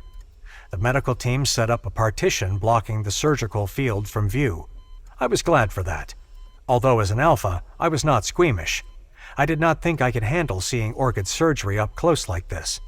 Orchid began to get loopy. She sang a song she had just made up by herself. "Baby Daddy, how are you feeling?" asked Talus. He and I had been getting along well again, like it had been in the beginning. I felt like I redeemed myself in his eyes. "Good," I lied. He gave me a look that told me he thought I was lying. "Terrified, but don't tell Orchid, please," I cautioned in my mind. "Orchid is in La La Land. Don't you worry." Orchid was rapping now. I kissed her forehead again. "I love you, all 5 of you, and Mommy," I murmured, wondering if any of the 6 of them could hear me. Mommy was loopy, and I did not know what my unborn babies could hear in there right now. Orchid's point of view. I was having quintuplets. Quints. I could scarcely believe it. Of all the people in the world, fate had chosen me. I had been hoping for one baby, simple and sweet though, not without its challenges. Here I was having 5 babies. I did not have enough hands to hold them all. I supposed I could hold 2. Orion could hold 2 and Talus would bounce one on his knee. We could also ask Perseus and Rose for a little babysitting help, but they were almost ready to have their own as well. Despite my apprehensiveness, I knew I would love and protect every single one of my bunch fiercely. I was allowed to stay awake for the C-section, though I could not see it myself. There was a white plastic curtain sectioning off the surgical area, which was basically my abdomen, from my upper body and head. My husband and my father never left my side. After I got the anesthesia, my lower half became extremely numb. "Can you feel that?" asked the anesthesiologist, probably poking my lower half with something sharp. I shook my head. How about this? He said. I truly could not feel anything. No. Okay, good. I could smell iodine and alcohol. I knew they were cleaning my abdomen, but I did not feel that either. I relaxed a little. You're doing an amazing job, baby, murmured my Orion. Yes, absolutely amazing, said Talus. I was vaguely aware of Orion saying soothing things to me. His breath tickled my ear. Being around him still gave me tingles. Talus was talking too. He was talking rather a lot, actually. All their words mixed together. It was hard to focus on anything but what was going on beyond the white plastic curtain. Even though I could not feel it, time passed slowly, or perhaps quickly. There was a lull of silence, and then I heard it. I gasped. It was the sound of my firstborn's crying. Tears rolled down my cheeks too. Orion was crying quietly also. Talus was tearing up, but trying to pass it off as allergies with a fake sneeze until the doctor suggested he leave since he had a cold. He quickly stopped sneezing and no longer had allergies. They wiped off my little guy and put him on my chest. Hi, I cooed. He scrunched up his little face. He looks like Orion, I said. Orion chuckled and kissed my forehead again. He was holding our baby's tiny hand in his huge hand. Daddy loves you so much.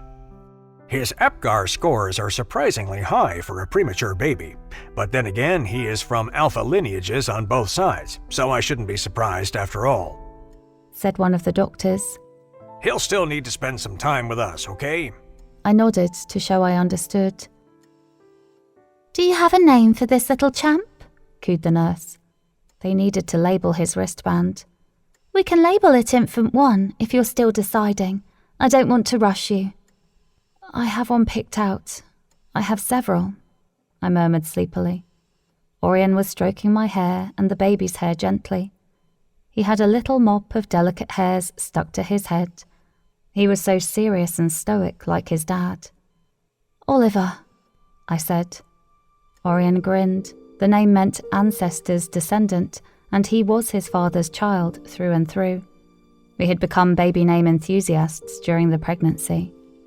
I could not agree more, baby. He'll be family-oriented, this one. He'll look after the others, his little brothers, said Orion affectionately. I could tell Orion was beaming with pride. We waved at our little Oliver as he was put in an incubator. The second baby was placed on my chest so we could meet him. He was in a great mood, like he was basking in the triumph of being born. He looked ready to take on the world. Oscar, I said softly, remembering this name meant champion warrior. Orion and I had picked 5 names we wanted them to have, but I needed to take a good look at each one to decide who was who. Orion had absolutely insisted that he wanted me to decide this, though we both chose the selection of names. Definitely, baby. He's a tough one. He'll be giving Oliver a run for his money for who's in charge of the lot of them, chuckled Orion, bending down to kiss me sweetly and softly.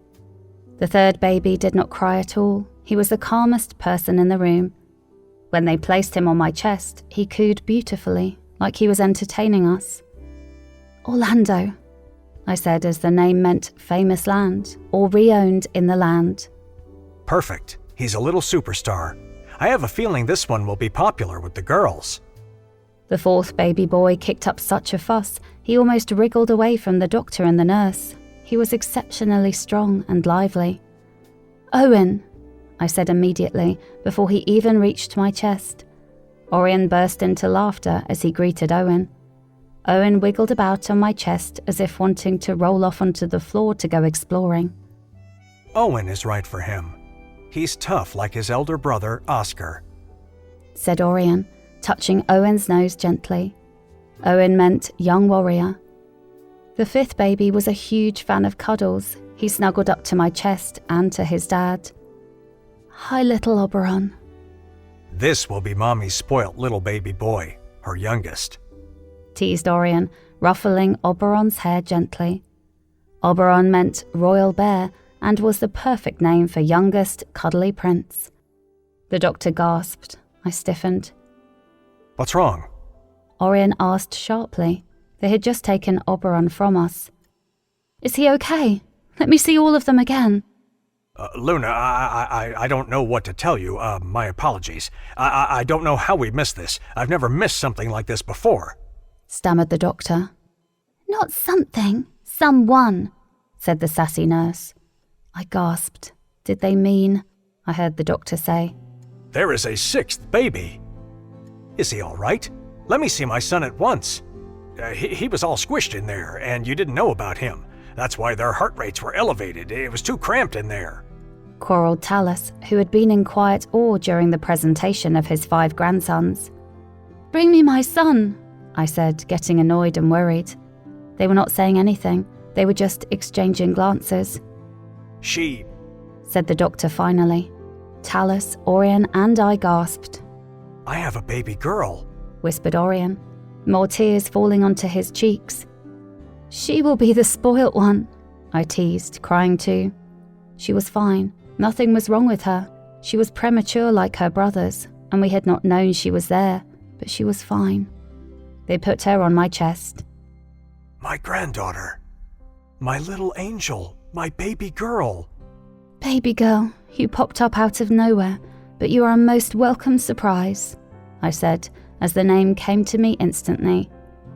Welcome to your loving family, Oasis. The end.